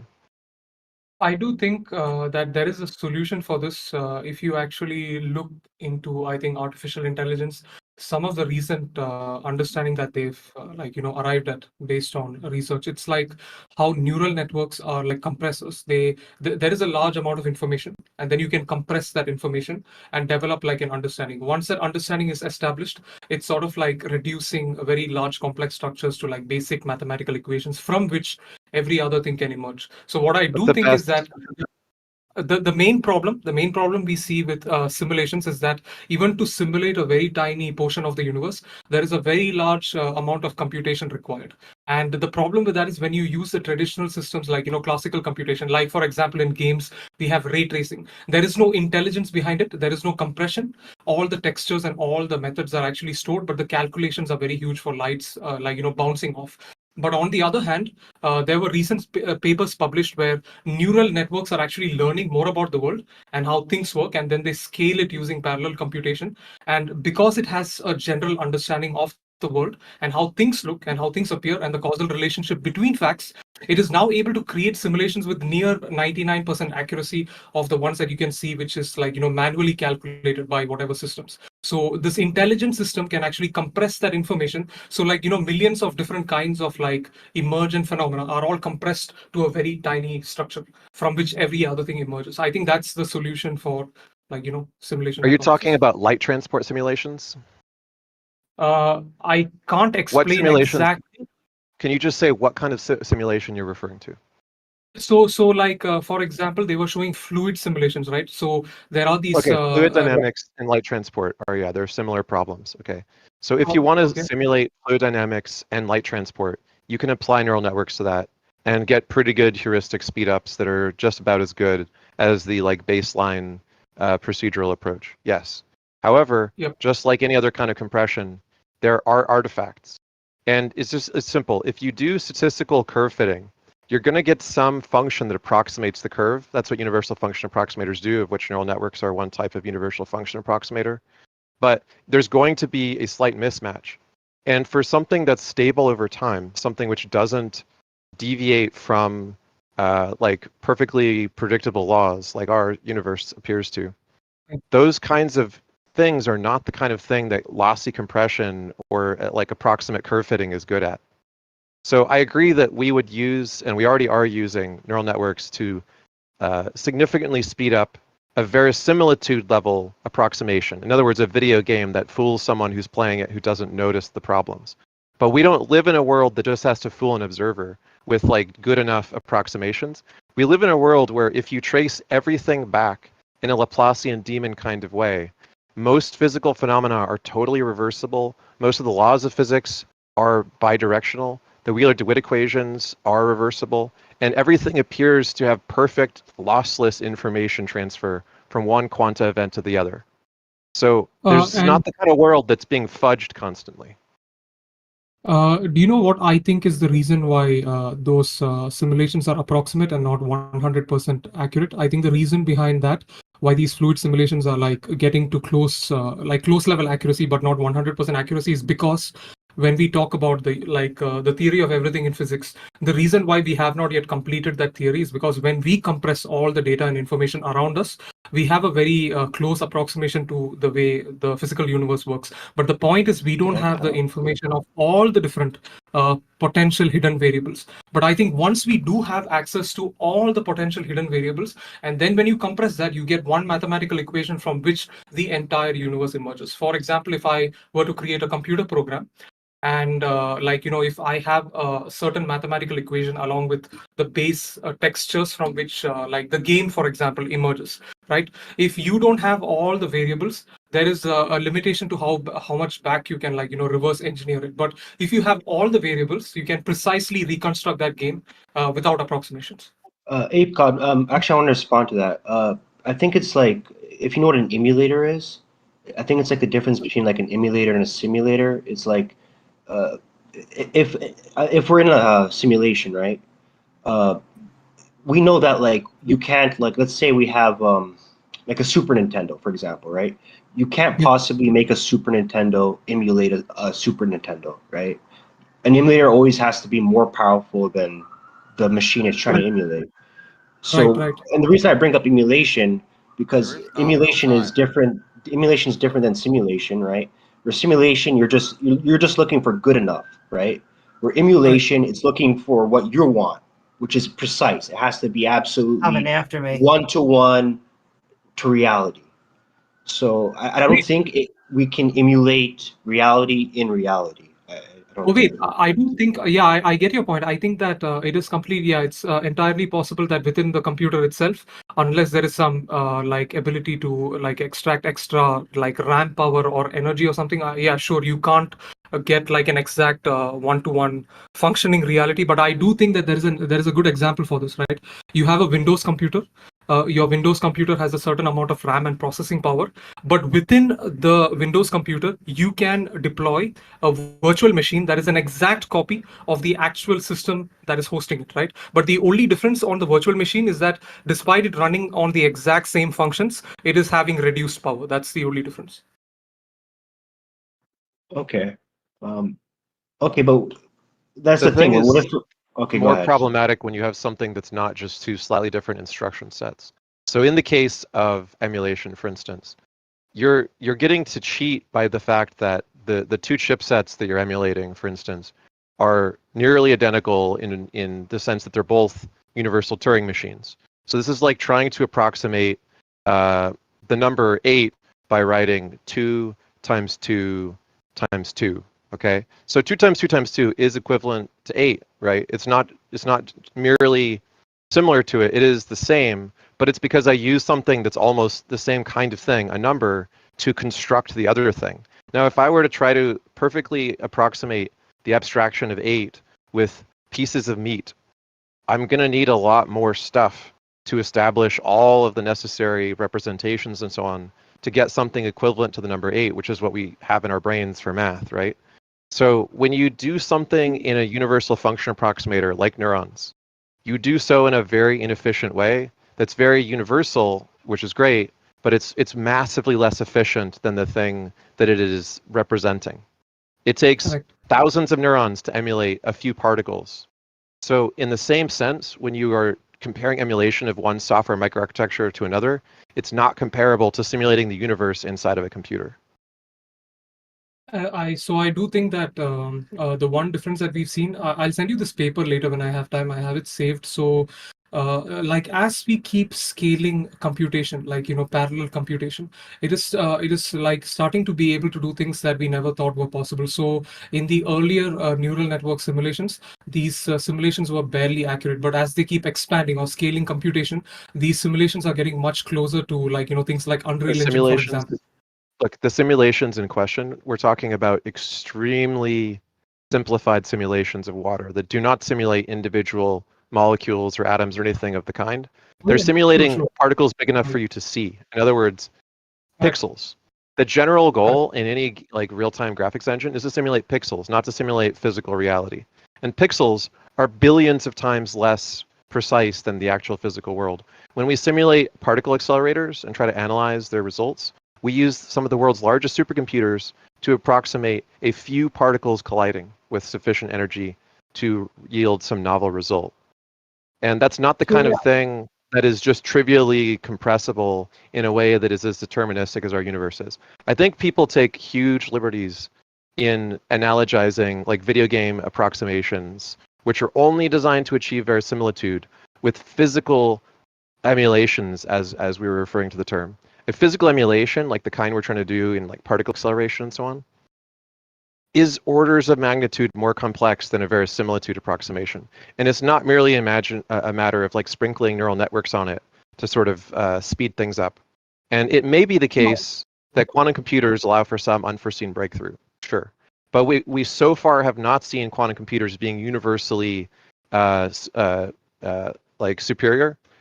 Quantum supremacy has only been demonstrated in a narrow field of algorithms that are amenable to it being more efficient than classical computing.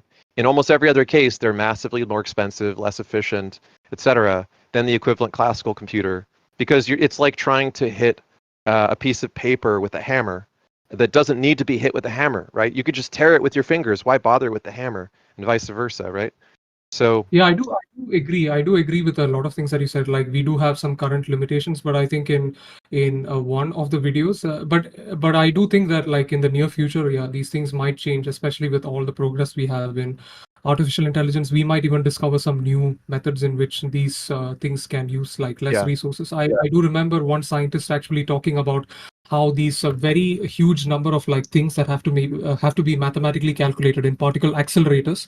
Okay, very huge number of like events going on, right? Like he talked about how like I need to do further research on that, but he said how all those different events can be compressed down to like a few lines, like 10 billion different events can be compressed to like 10 different lines that describe them, from which every other thing emerges. I can send you the video that I saw on that. Yeah, all I'm saying is when anyone says we're probably living in a simulated universe, they're leaving out all of the ifs. And there's lots of hypotheses like these that are potentially plausible, like a hypothesis about aliens or a hypothesis about a simulated universe. But there's a huge number of ifs, and it generally depends on what you think those prior probabilities are.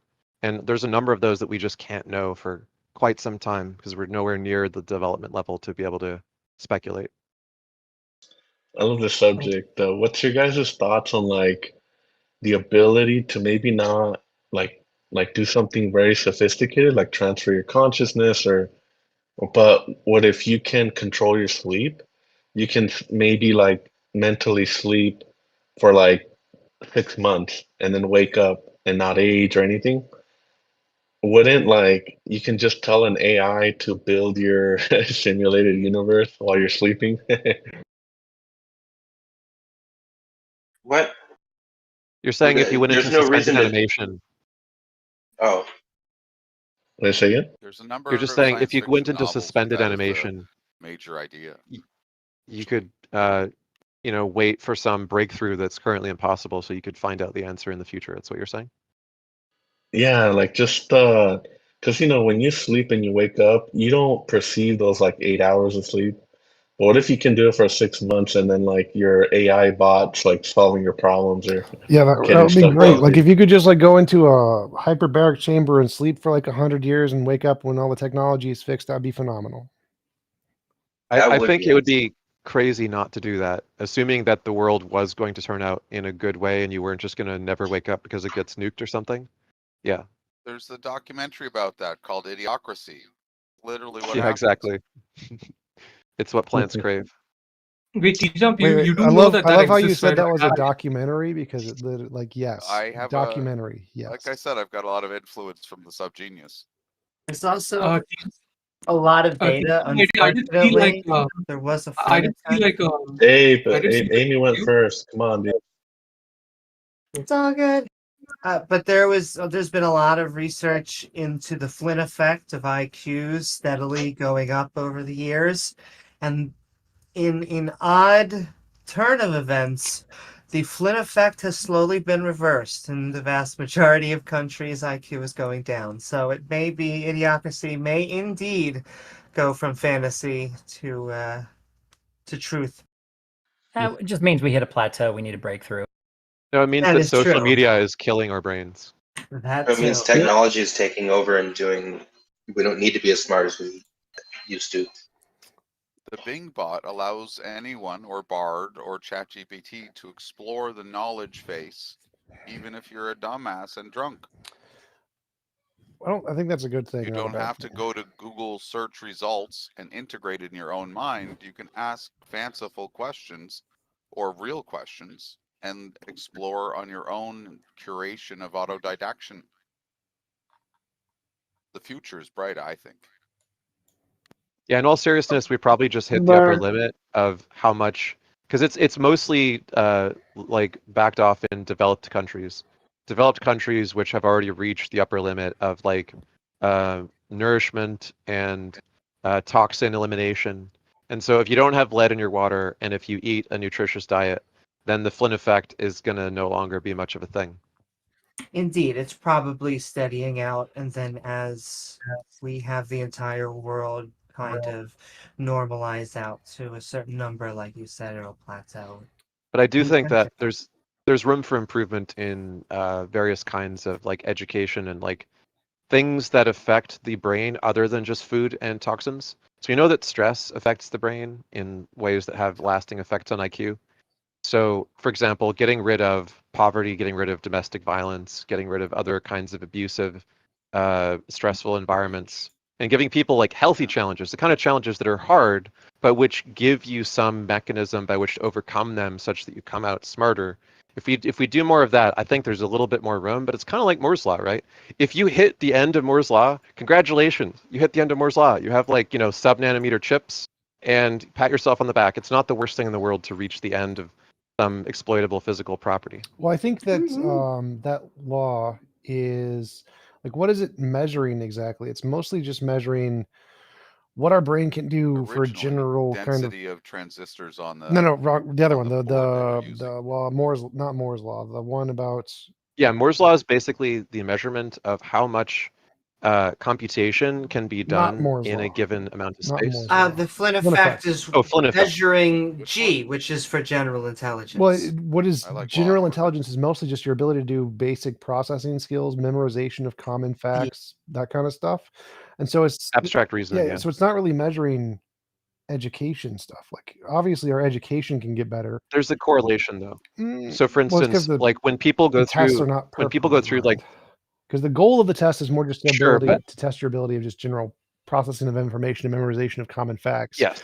Because it's trying to get the Yes, IQ and most of that stuff. Yeah, and most of that is durable over time. However, there are changes in IQ scores over time. And one of the things that has the most significant effect on them is like significant traumatic kinds of stress. So like kids that grow up in abusive homes, it has an effect on their IQ.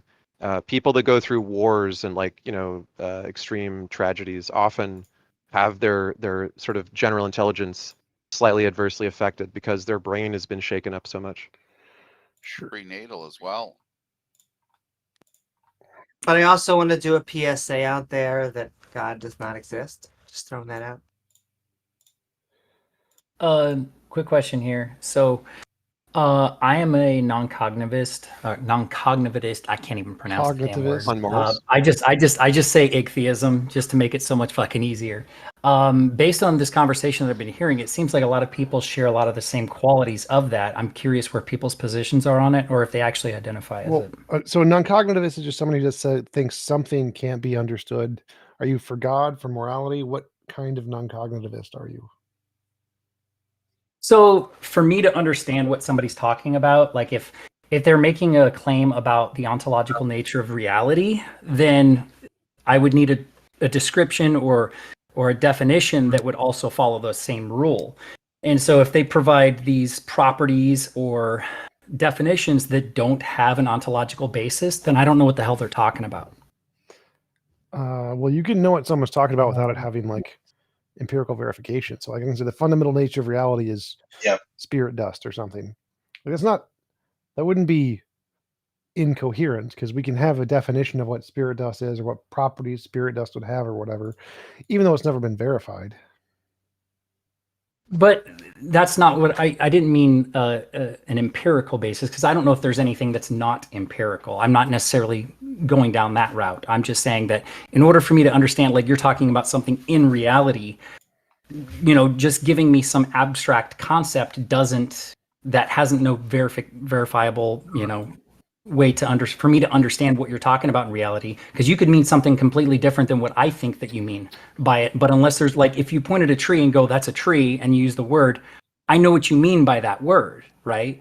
But if you're just uttering a word and then you're trying to give descriptions, but there's no ontological basis within those descriptions, then I don't know what the hell you're talking about. Well, that's where I disagree, because I think you can have conceptual transmission of ideas that have no basis in reality, like Avada Kedavra.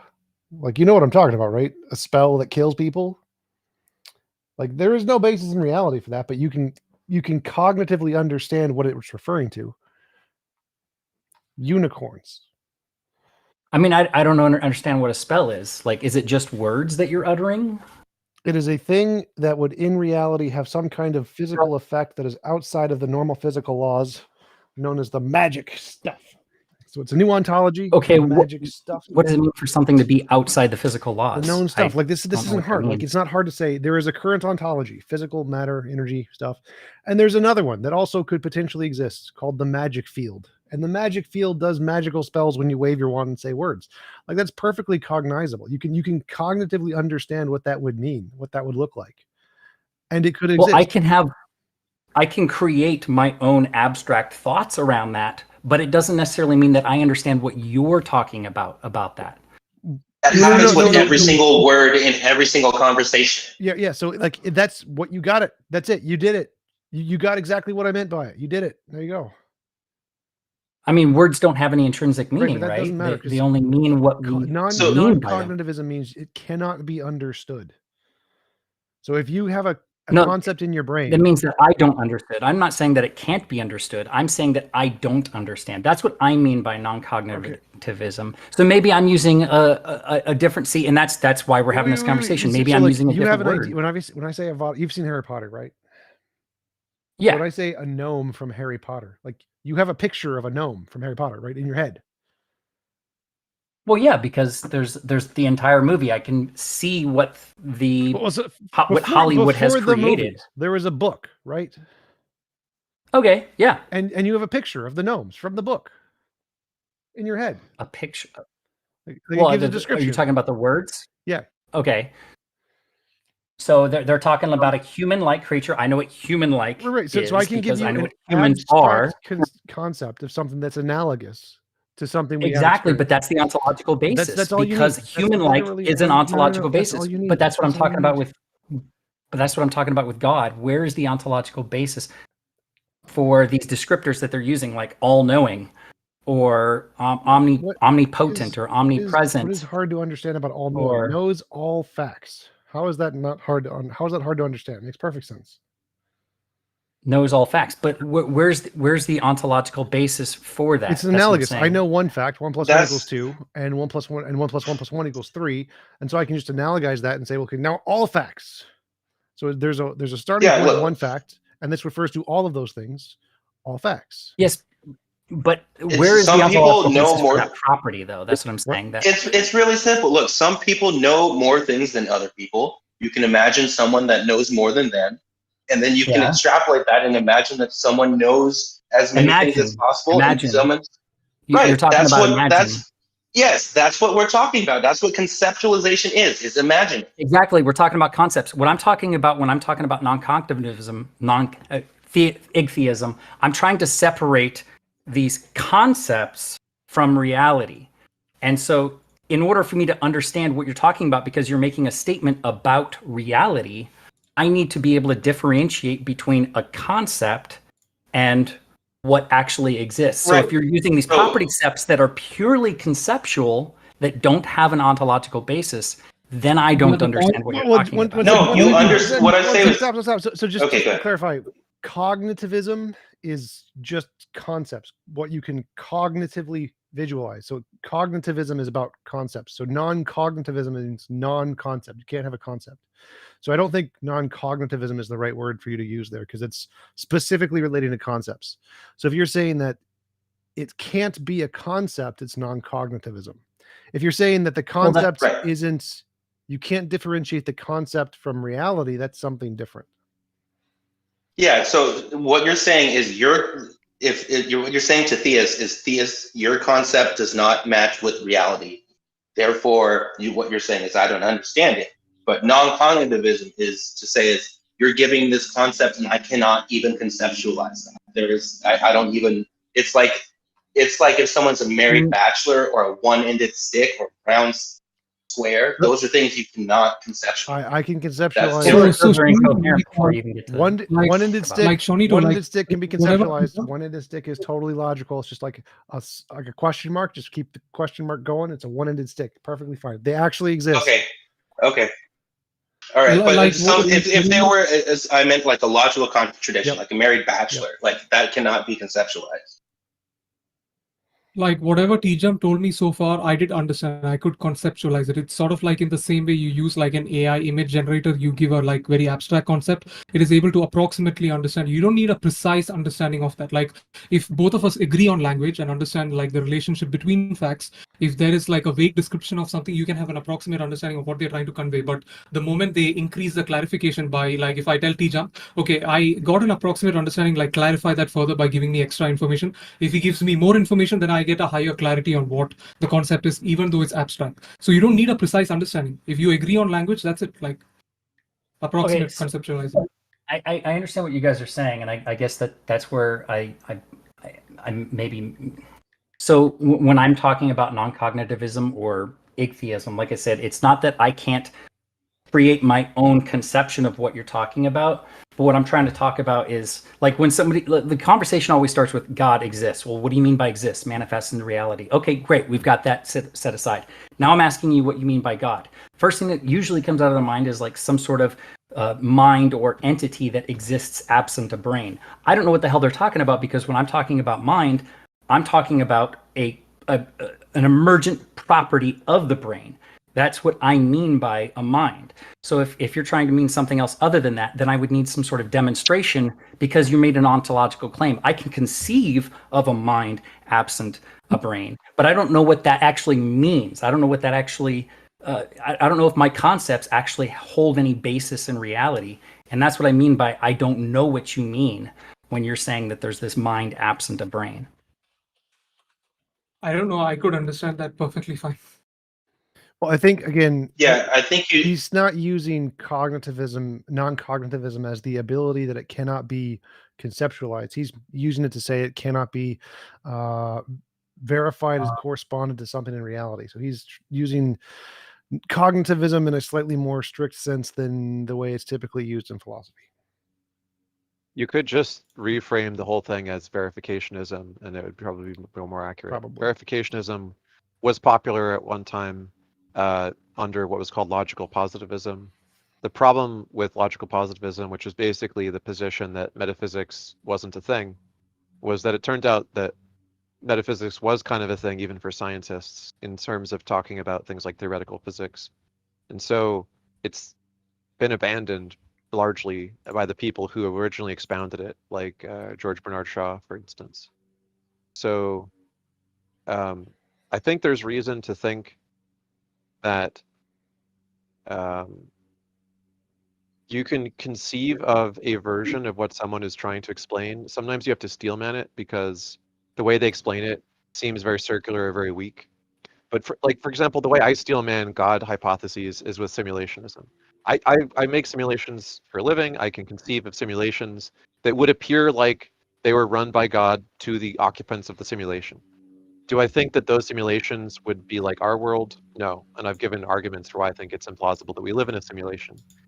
Do the theists think that that is what they're talking about? No, because the theist thinks that the thing that they're talking about is God, is the necessary being, and is the thing that's uncreated and all of that. But it's sufficient for me to say, okay, look, I can imagine a world where something almost like what they're arguing for, although not exactly like they're arguing for, actually could be plausible. There's lots of reasons to think that it's not very plausible. Yeah, I think we can entertain things like either simulation or multiverse or things that would transcend our version of time and space. We just, not only do we not have any good evidence, they have no good evidence for their theistic position. Keep on plugging at that. Come on, Theist, take the bait. Come on. I do have a Is everyone question. here atheist? Yes, I'm an atheist. Yeah, I'm an atheist. Me too. So it's like a gang of like 11 atheists here. Yes, that's typically what this show is. Did you not know that? I didn't know that, man. I just always come here, just to chat a little bit, I We're a guess. bunch of hyenas. We're gonna all attack you at once. Right. Oh, we had a nice chat before. We're piranhas swimming in the river waiting for someone to jump in. Everything. Can anybody answer this question for me? I just have like a quick doubt. So let's say that somebody proposes a scientific hypothesis, and you have placed a methodology and everything. Like you have not yet made testable predictions. Can you get a paper published still if it has like an empirical basis? Yep. Yeah, it's called theoretical physics. So theoretical physics is full of conjectural papers, but what they have to show is some kind of plausible mathematics, essentially, which would at least be empirically adequate to the things that we have already observed. What they can't usually do at first is propose experiments that could delineate between like the good and bad underdetermined candidate hypotheses.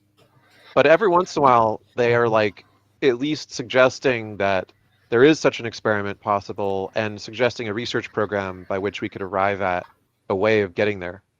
For instance, the time and space being emergent stuff was published prior to the experiment that was described by Katerina that appeared to provide some weak empirical support for it, right?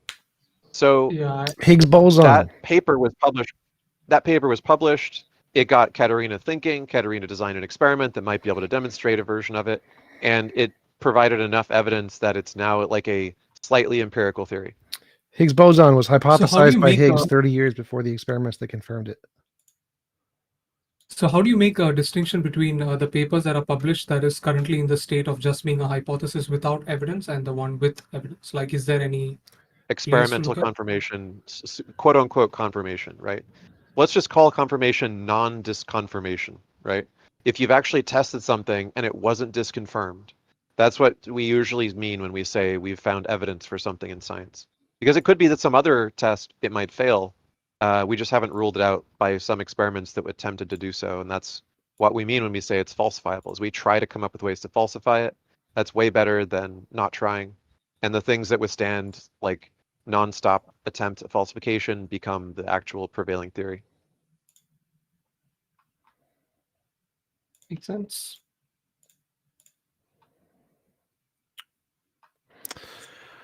Bill's questions, comments, philosophy, politics, religion, potatoes.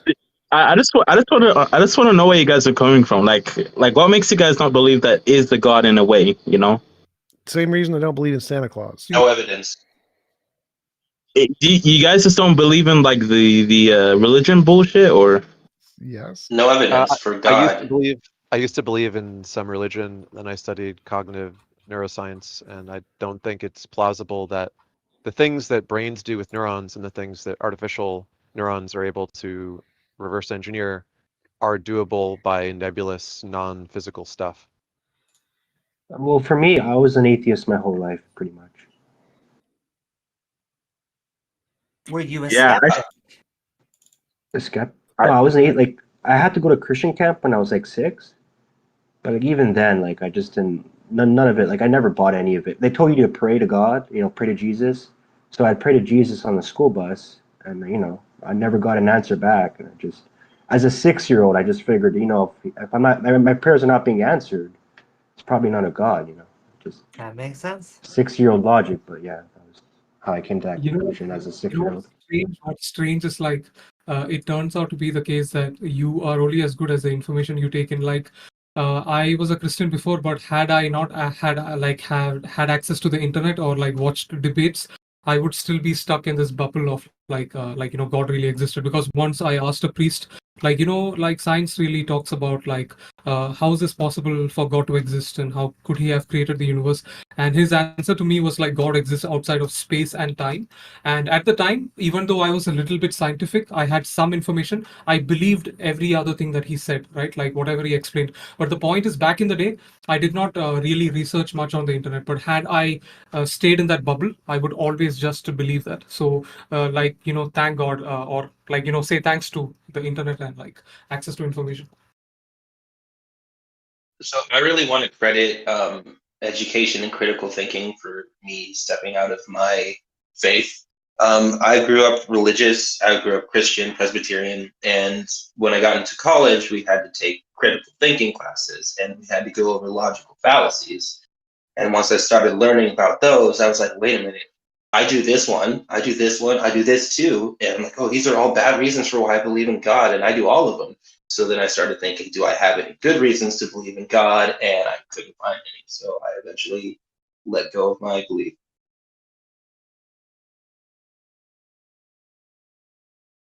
Dang. So it's just like more like everyone here has been in a way like religious but left, for different reasons. Yeah, I used to be religious, but around my teenage age, I just couldn't believe it anymore. And by my 20s, I was looking deeper into theology and just in the opposite direction. I was never religious. Yeah, I get why you guys don't believe like the God, like religious God. Like me personally, I get why you guys don't believe that.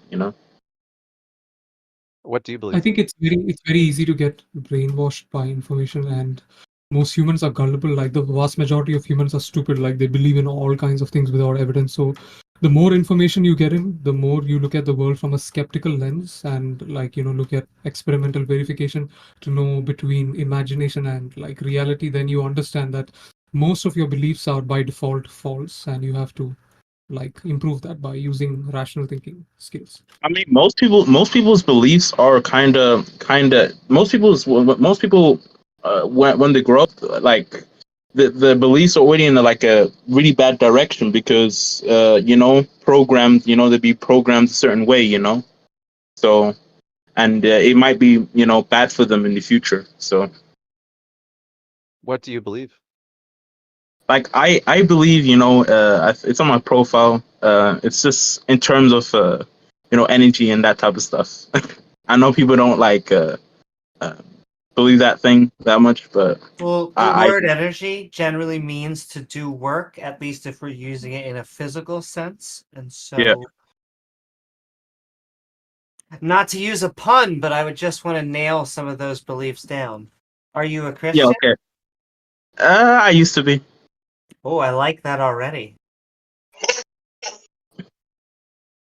I don't even call I wouldn't even call myself Christian anymore, to be honest. Uh,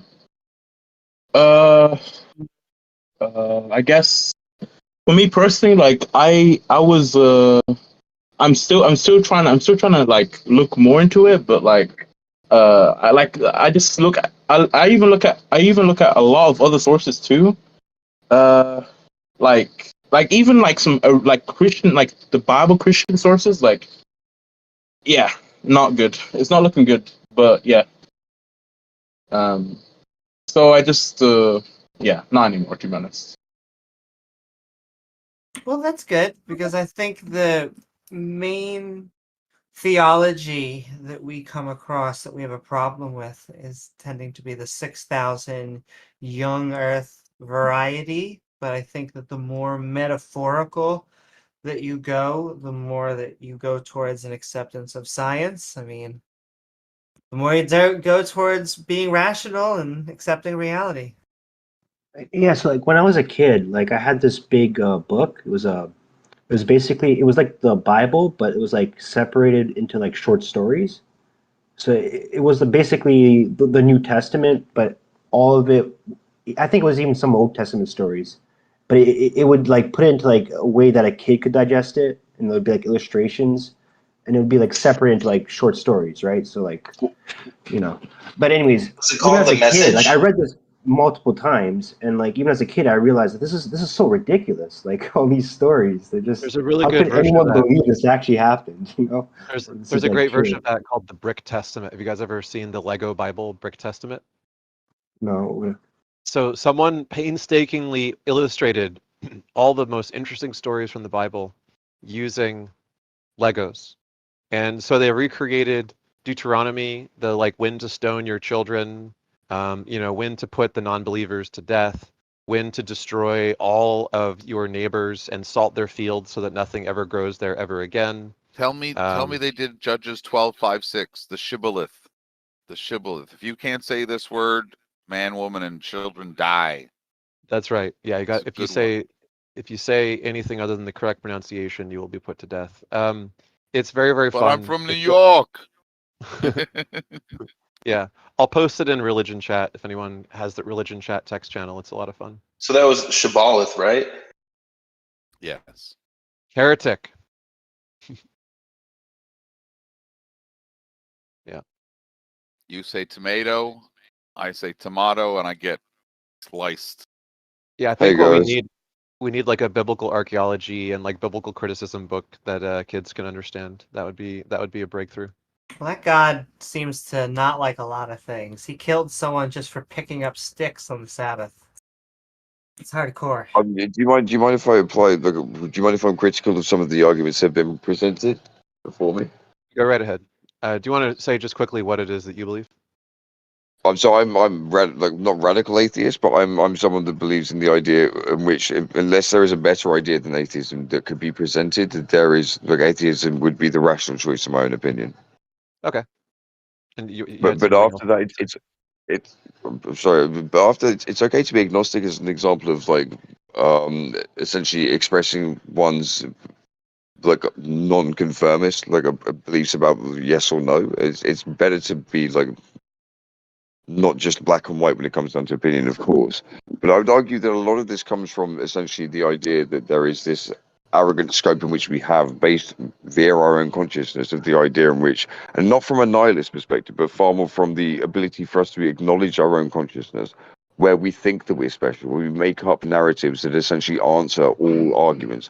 I am not of the intellectual ability to be able to know and give answers for a lot of the things that religion does, but I'm also okay with knowing that I don't know in a way in which is not agnostic, but accepting the fact that we don't have enough answers there at the moment. There is this like Disney narrative that we should be special and we should have an understanding of the world in which we may not be capable of doing so as of yet. Does that make sense?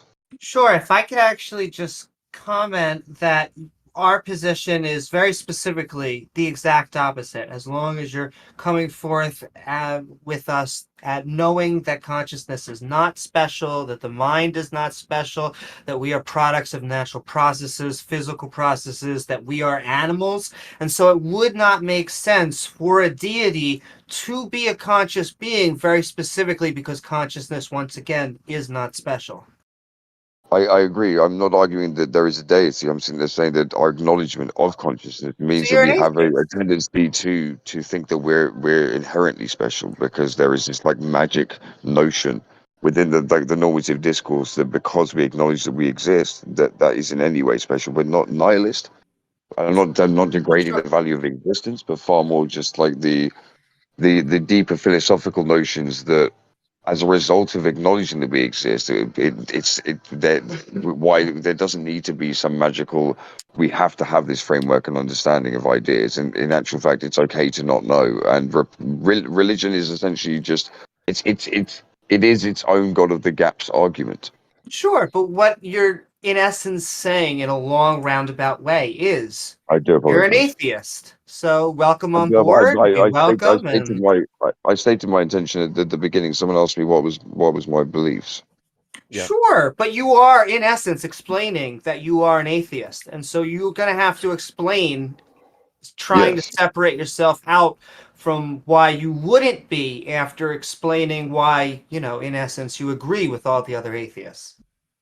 Why would I have to Wait, explain so why I what? wouldn't be an atheist? Wait, What was it? are you trying to say What? that you disagree with us No, in our stop. positions, So or are you? DMT, what was it? The first thing you said you wanted to present was arguments that you heard or something. It was a kind of notion of the way in which we interact with life, based on nothing more than it being. It was more. It was a fluffier, like kinder and gentler way of essentially accepting the fact that, in my opinion, we have to acknowledge that there is this huge amount of arrogance that comes with the acknowledgement of our own existence, and with that, it means that not from an atheist perspective, but just from more of a generalizable perspective, we have this issue of there has to be narratives that will fulfill our insecurities when it comes down to questions in which we may not be able to fulfill. And I had an issue with the way in which it was being presented, and I don't want to beef anyone specifically, but from an atheist perspective, for it to be this gentle, like, oh no, it's all okay, when actually it's far more like brutally, like we have to just accept that we have this ignorant arrogance based on the idea that we can acknowledge that we exist. Well, I do not understand that. Don't get it. I do apologize. So, long story short, the best way to put it is that our own acknowledgement of our existence and our consciousness means that we have this ability, or we have this notion most of the time, and I can't speak for everyone, to be arrogant in the way in which we have like self-worth of just simply based on the idea that we can acknowledge that we're conscious. You're When saying we we have an acknowledge that we're conscious, anthropocentric kind of intuition. Like we feel yes, like the universe revolves around us, even if it's not yeah, true. yeah. We feel that way. Yeah, but yes, on a Disney Channel level, when it comes down to like answering deep rooted like why are we here questions. But I would I think say you're most also. of that thinking comes from theism. That comes with this notion that we are special, that we have this sort of tying with a god that would be otherworldly. I know Shane was about to say something, but I think you would find that I can't say that there aren't atheists that don't find that they're special and that their mind is the very only one in the universe. I think you're Although going to I am find that's. special, obviously. I think you're going to find that type of arrogant position that you're saying. I think you're going to find that as a minority position in the atheist and especially the skeptic community. Right, But that unto exactly. itself, the claim would be arrogance. The acknowledgement of the conscious. It's a lose for everything.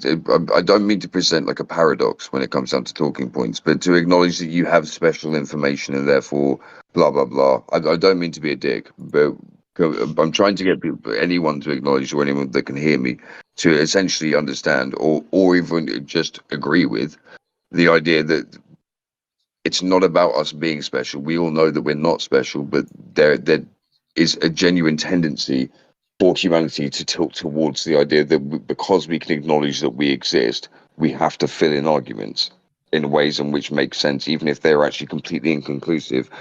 Ergo, atheism makes way more sense in every way.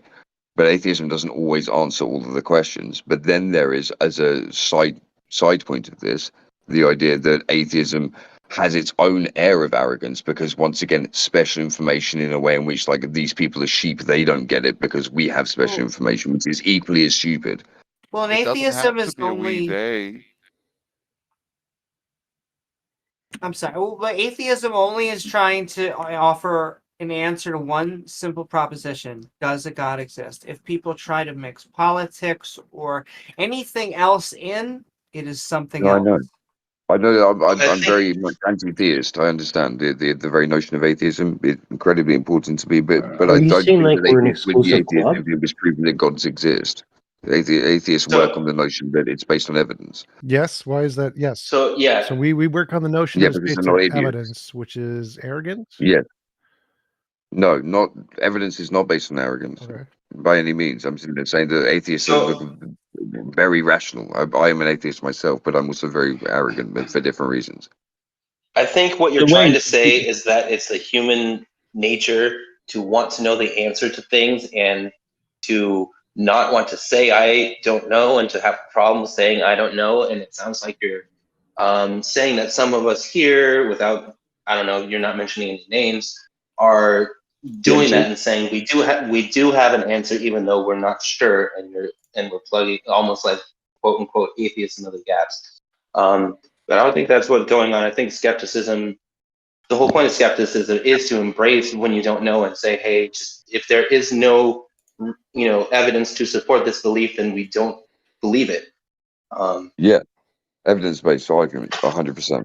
But then it comes down to the idea that we should question our own narratives of how we assess things unto themselves, to the point at which are we not then being skeptical of the idea that we're essentially overarching from like a judgmental and narrative-driven point of view our own egos onto the idea. But I do personally believe that I'm correct as an atheist, but that doesn't mean that I don't have this overarching kind of emotively backed kind of thing that does lurk in the background of my own mind when it comes down to assessing other people that aren't atheists, which is equally as arrogant in a way in which I don't think is productive in any way, shape, or form.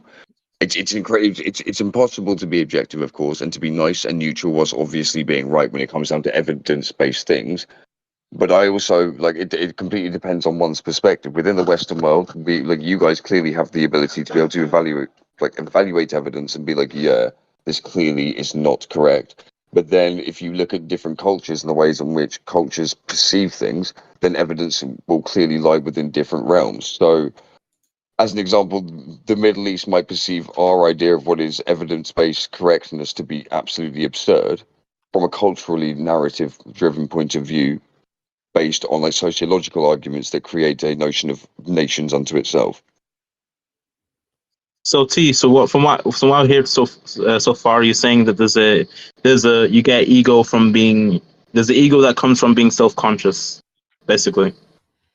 No, the ego derives from the acknowledgement of consciousness itself. Only in my opinion, I'm not trying to espouse like in any way like scientific stuff. It's more just my own opinion. The ego is formed by the acknowledgement of one being conscious, and then after that, it then sadly sometimes I'm equally as guilty, of course, can corrupt itself by having what would be known to be learned ideas and which are better, but then espousing them in a way in which is essentially looking down on people. Like the normative terminology would be like sheep or sheeple, when it's just like, yeah, but look at these like Abrahamic idiots. They have no fucking idea. Like Islam's a joke, obviously. Culturally ruins things. Like the Western world, in my opinion, is far better than any other narrative when it comes down to societal things.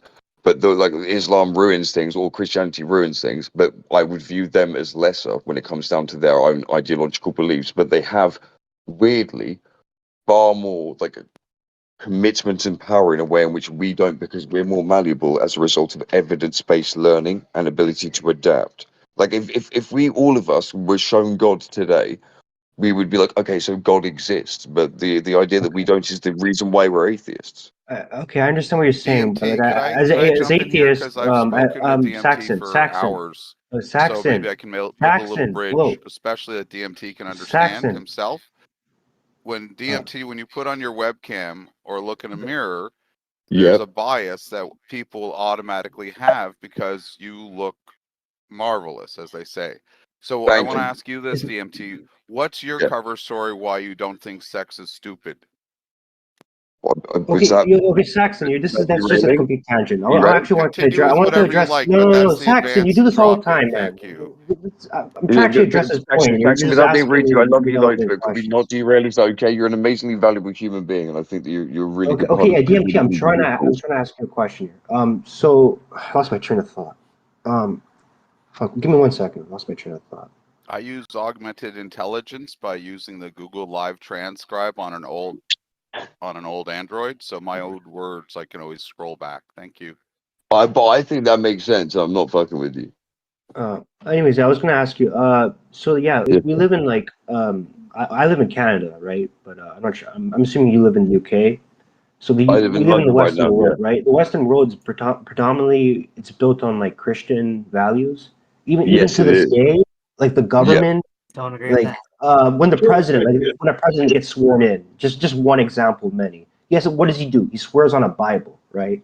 So like Yeah. these Christian elements, they're still predominantly, the center of our society, I agree. and I agree. as atheists, right, we're not cultish, right? We're not trying to like spread a cult here, right? We don't force. How can When you I have spread a children, cult I'm not of going to evidence? force them to go to an atheist church. I'm not going to force them to read like There force would them to be be no atheists. atheist church. I'll teach them critical thinking, but I'm not going to, shove atheism down their throat, right? Because But you're we're not, you're people if not you're it. if I was a Muslim parent or a Christian parent, I'd probably shove my religion down my children's throat because that's what they Well, do, right? I just They want to indoctrinate point their out kids, that can I force them just to go to point out church, that force some them of to read the those Bible, things that etc. you were saying on there, they have gotten put in within the last 50 years, like in God We Trust on the money and stuff.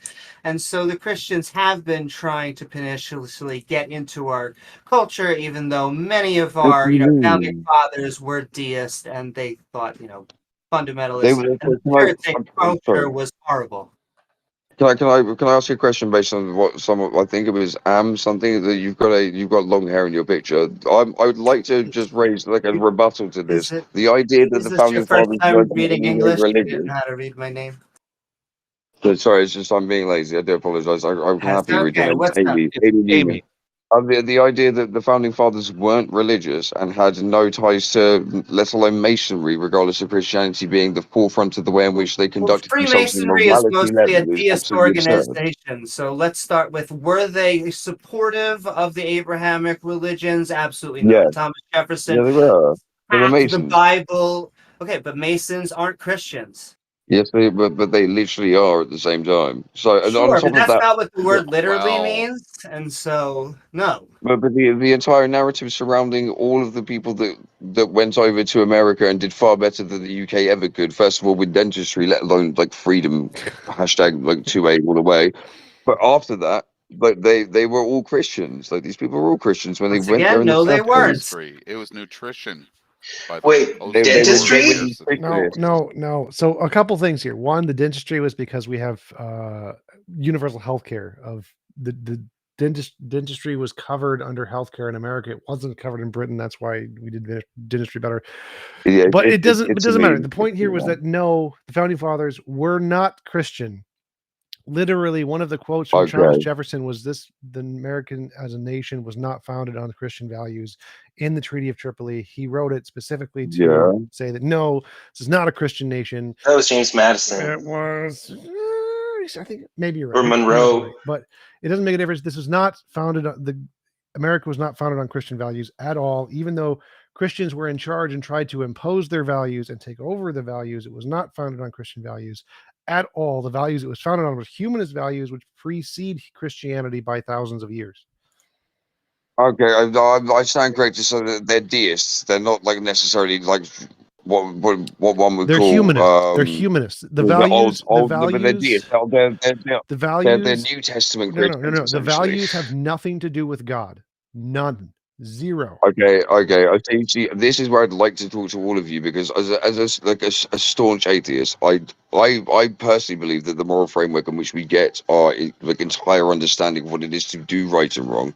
And I'm not some undercover Christian. Like I mean this very, very staunchly. Is that it is unfortunately coming from the moral framework of Christianity. So After that, we have the Jainism. Human Quality of Life Index, which it surpasses it. Jainism. But you're not in Jainism. You don't watch over every ant in which you kill. Jainism Sorry. comes before any other god religion. Jainism is one of the most oldest I religions. understand. There is no God in Jainism. Jainism is the most I know. moral of all religions.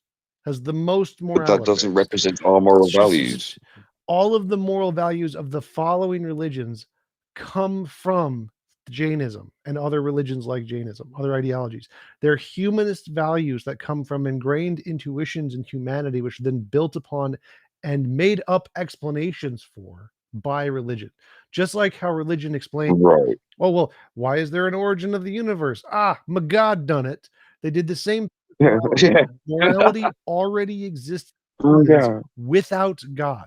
The moral values that are ingrained in society come But I don't from believe God human exists. nature without God. And then the God was then slapped on a label to try to be a God of the gaps and explain why it's that way. So we are not built on Christian values. Christian values I were mean, we built on are. human values and a God of the gaps. Same with the argument from like the origin of the universe. There are no Christian values there. It is not Christian science that explains the origin of the universe. It's I they don't think it's slapped Christian on Science. But, label sorry. after it was already discovered.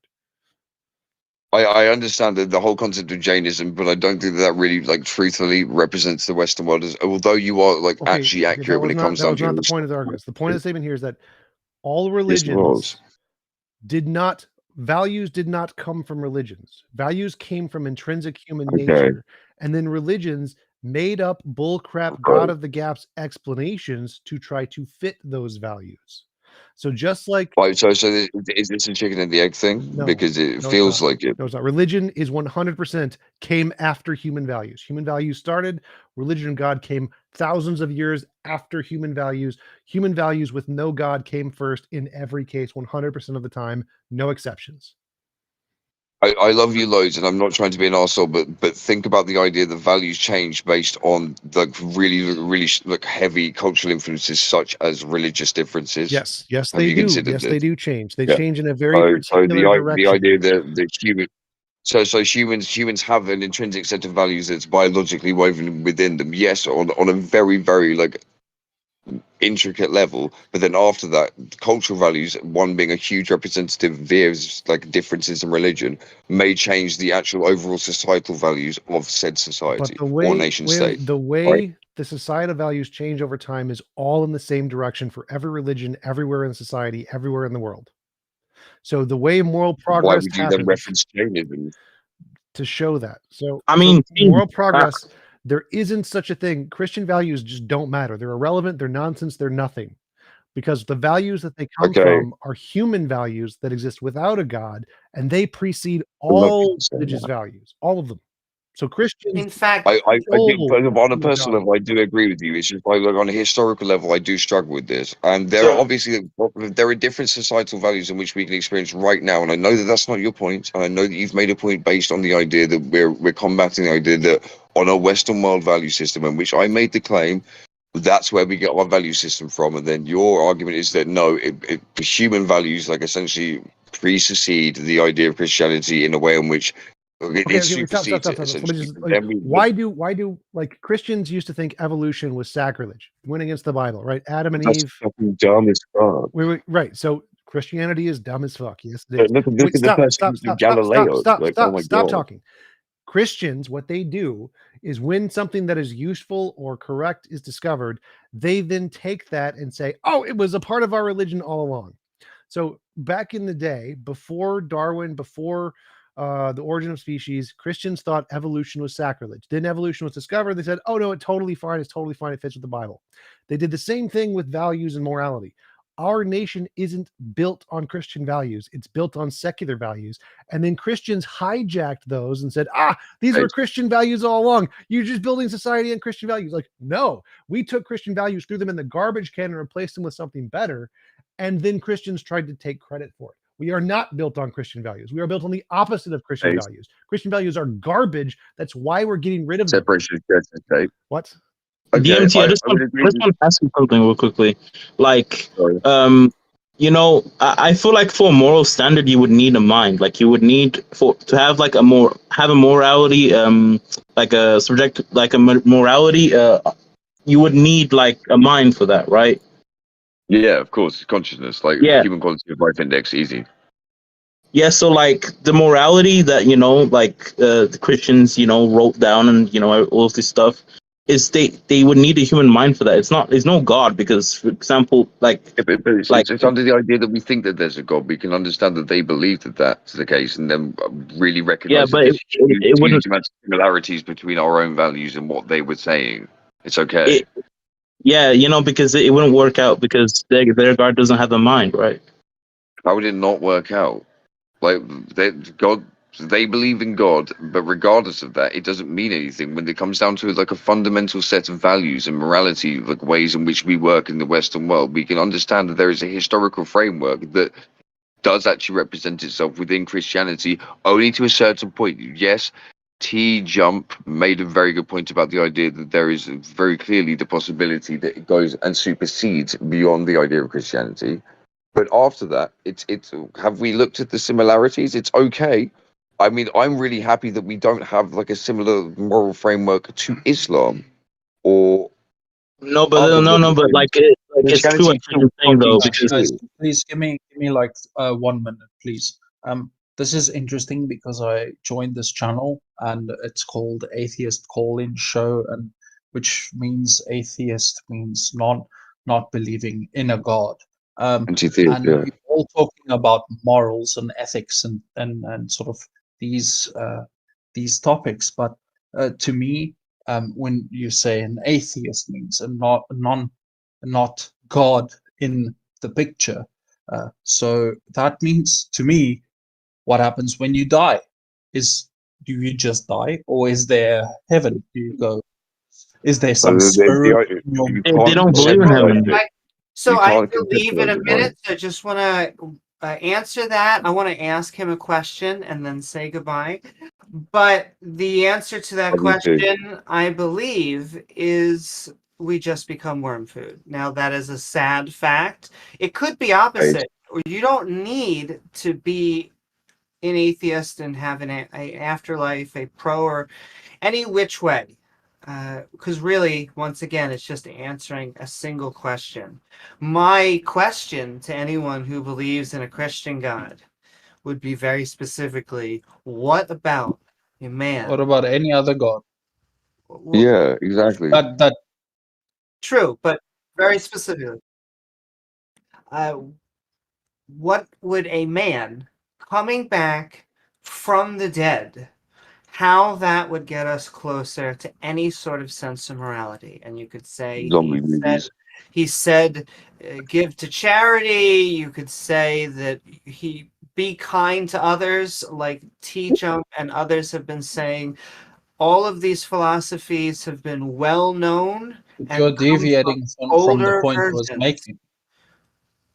Okay, You're well, now again talking about if your morality. point was about Yeah. worm food, I wasn't addressing your point. I already did. I was trying to talk about the other subject. My So it point was was about moving a on. spiritual being within your mind. Is there? Sure, that doesn't exist. That's just made up. Let's But just Very, that's very subjective. quickly. let's just address. But spiritualism is subjective. Sorry, You can look at an amazing view on the top of a mountain and feel spiritual without being in any way religious. If the original proposition was what happens when you die, is that correct? I mean, we can address this. Like, if we're going to address the idea that there's no afterlife, yeah. I want to clarify with Atlas just to make sure everyone's on the same page. Atlas, your original proposition was, regardless of whether God exists or not, is it possible that there's an afterlife? That was your question, right? Yeah. So for me, if I'm speaking to religious people, the immediate sort of preposition, an obvious thing would be that they believe that if they do good in this world, when they die, they live on in another world. Like there's something after you die. So if you're an atheist, you believe that your body is just flesh. So if you die, it rots, and that's the end of you. There's actually a But variety of if different you're a atheist religious beliefs. person, if you believe in a deity, a god, or so on, and believe in a spirit, that you have a spirit which is disconnected from your physical body, that means that you believe that if you die, then there is some sort of your being, whether it is a Are you spirit asking a or a question? soul. Yeah, you're just So making the claim you're because we want to know, do they have good evidence? I'm not making. so first of all, I'm trying to he's not even explain making a myself. claim. He's saying what someone else is making a claim about. Let's just clarify. We're trying to ask if you are asking a question or not, and if so, what is the question? No, I wasn't asking a question. I was making a statement. Your statement's Okay. wrong. So you're making a statement, and the statement is something like, when you talk to people about God, they believe that they will have an afterlife. That's it, right? Yes. Okay. And is that in reference to anything else we're talking about, or you think that's important, or what? Well, I mean, is that not the headline of the topic? Well, for some I think people, this the is afterlife. very important because look. I'm very. I love talking about morals and ethics and what is right and wrong and so on and so forth. But at the end of the day, we are mortal beings. Okay, can I skip? And to the end? if you are a theist and believe in that you have a soul, that then You can have an believe afterlife that without your God. soul, There is equally as likely an Yeah. afterlife without a God as there is with a God. how do I explain that to me? Because that I don't The understand. afterlife with a God is something that people have made up. They made up a story with a God, and in that made up story, they included an afterlife. The probability of that being true. So you just made that up as well? Wait. So the probability of that being true is equally as likely as any story anybody can make up ever.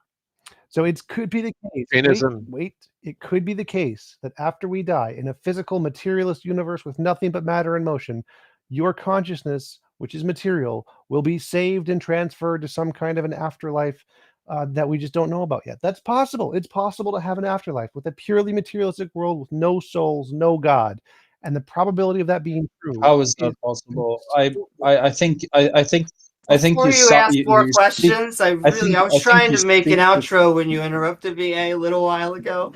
I sending Being loves to you. aware of the situation is Wait, kind. stop. Go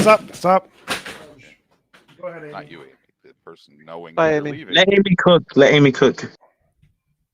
Sure. Well, I also didn't want to interrupt T Jumper X or anyone on the panel, but just very specifically, the part of your question would be atheism has nothing to do with an afterlife. It is something separate. You can be an atheist, a theist. You can be a theist that doesn't believe in afterlives. You could be an atheist that believes in some form of reincarnation or something that has nothing to do with a god.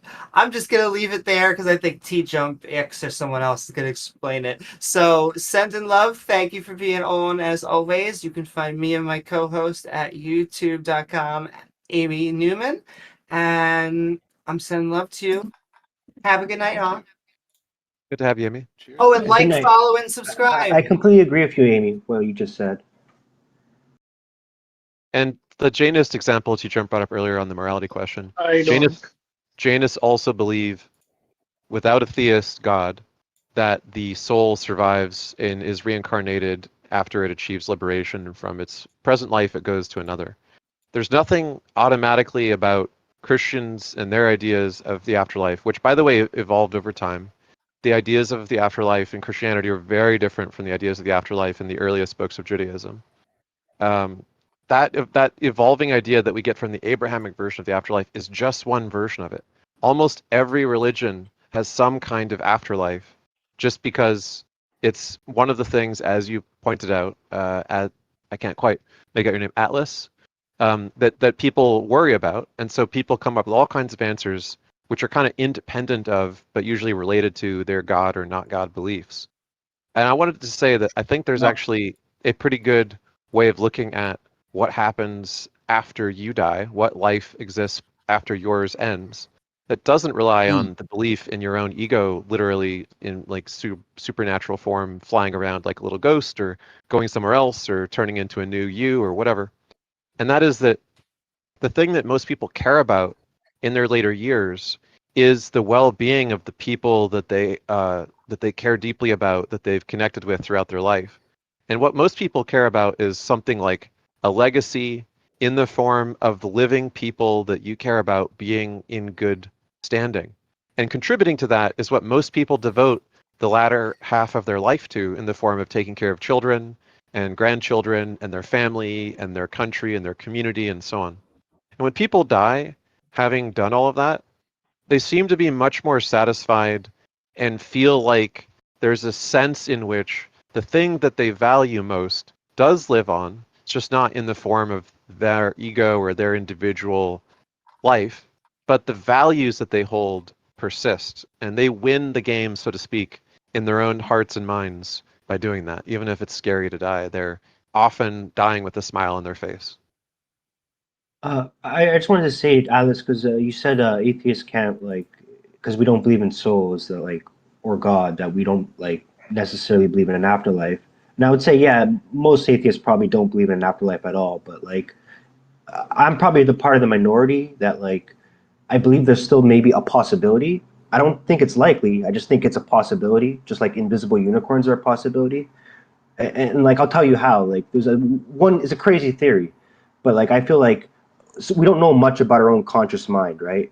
So like, maybe, and I'm just saying as a theory, that maybe part of our conscious mind is like tied to like some quantum world or like quantum field. Sorry, I'm not a physicist, or like a different dimension. It's just like tied somehow, and that like when we die, or just our conscious mind just goes into another, another body, and we just start life again. That would be like believing in reincarnation as an atheist, but that would be subtracting all the whole soul stuff, the God stuff, the spiritual stuff. It's crazy, I know, but like it's just a possibility of, yeah. Pulling the strings actually, but I think you must I go to a think channel on YouTube called Quantum Gravity Research. They are actually trying to decode the very exact thing that you're talking about. They have already published multiple scientific papers, but they are also trying to understand the relationship between quantum gravity, consciousness, and how it might connect to some like new future theory of quantum gravity, which we don't fully understand. Which like to some extent, I do think that it might be the case that in the future, with like enough scientific breakthrough and with making successful predictions, it might be the case that a person who's having a conscious thought might be served with a different possibilities of the quantum world, like the many worlds interpretation of quantum mechanics. Your brain is having this free flow thought, and you have these like unfocused thoughts of the different potential possibilities, and somehow maybe there could be a communication with the quantum fields, your brain, and then eventually whatever thought you entertain in your mind that is connected with positive thoughts, like like emotions, either negative or positive, will be sort of like manifested into reality, like you divert into those timelines or whatever. But check it out, it's called Quantum Gravity Research. It's very interesting. Okay, I will. I mean, but there's a difference between reincarnation and afterlife, right? Because afterlife is supposed to be something with heaven or yeah. I mean, I would say reincarnation is a different concept than afterlife. Oh, I And didn't mean it only in the religious sense. I didn't mean it that way. So it's just interesting. So you're sitting with your brain and your conscious thoughts and subconscious thoughts, for that matter, and you go to sleep.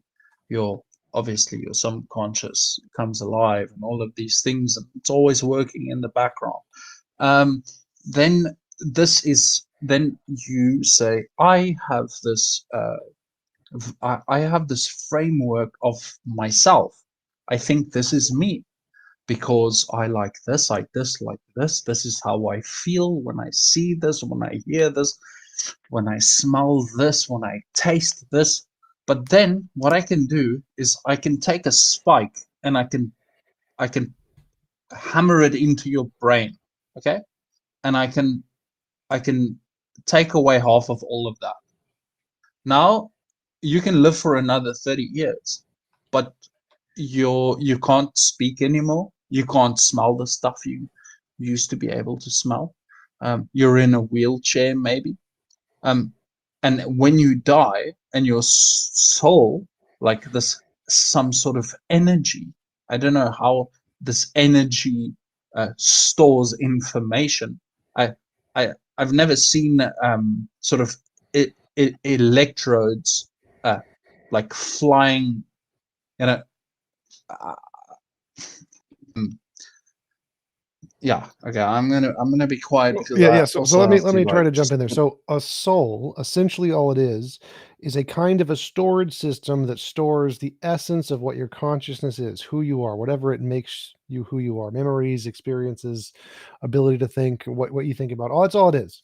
And the question is if your brain is physical and all there is physical stuff, and you damage the brain, how do you reset to that core of who you are? Well, guess what? There can be in the universe, whatever the core of what you are is, can be saved like a save file. And so we have the core of what you are is what you were when you were 28 or something. Who knows? Whatever that physical system is can be rebuilt. So if you take a steak and shove it into your brain and you lose a bunch of that could be rebuilt. So if you die, suppose you die, your brain decays, we can rebuild that brain, rebuild the consciousness with the fundamental nature of who you are. So you come back. Or we can just transfer it to a different location or upload it to a different physical medium. We can take it and take your consciousness and upload it to a computer. And so we can do all these things in physics without a soul. And so you can have an afterlife with just physical stuff exactly the same as you have an afterlife with the magical soul. You just have a physical system that we just don't know about yet that can copy or reset your conscious state to the core essence of what it is and give you an afterlife in the exact same way a magical soul does. Magical soul stuff has no extra ability to produce any effect in reality that physical stuff can't do. So it kind of reminds me a little bit of that theory, where they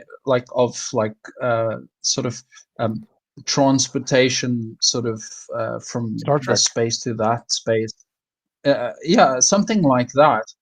Then what actually has to happen is they have to completely obliterate every cell in your body, and then on the other end they reconstruct every cell in your body, including your brain. But is that still you when you come out at the other end? It's exactly the same amount of you that a soul is. So if you have a magical soul essence that is you, there could be a physical essence that is you, and that physical essence will be equally as much you as the magical soul stuff. So if you think magical soul stuff solves all these problems, saying that there is a physical essence there will also solve all of these problems. I think physical essence doesn't make any sense.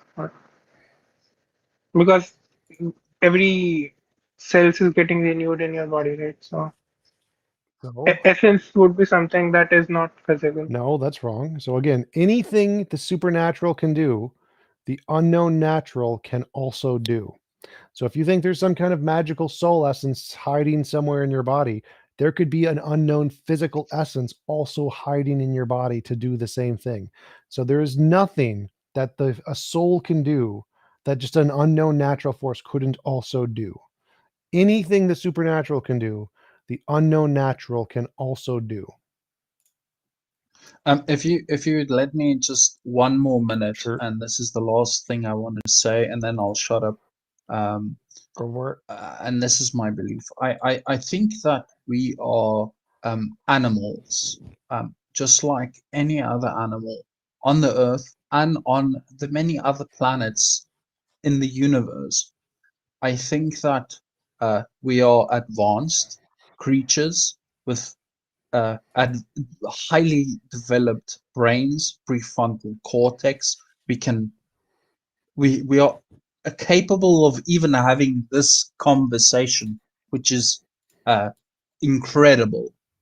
But I think we are made of flesh, and there's electricity in our bodies and in our brains.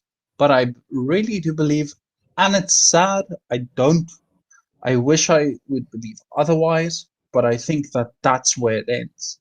I think that that's it. I think we can speak to each other in a very sophisticated manner as we are doing it right now, but when the lights go out, that's it. I think there's no soul. I think it's perceived. It's perfectly rational. It's perfectly and that's rational pretty to much believe it. that. But I'd say that there's always possible that there's more. And I'll be quiet from now on.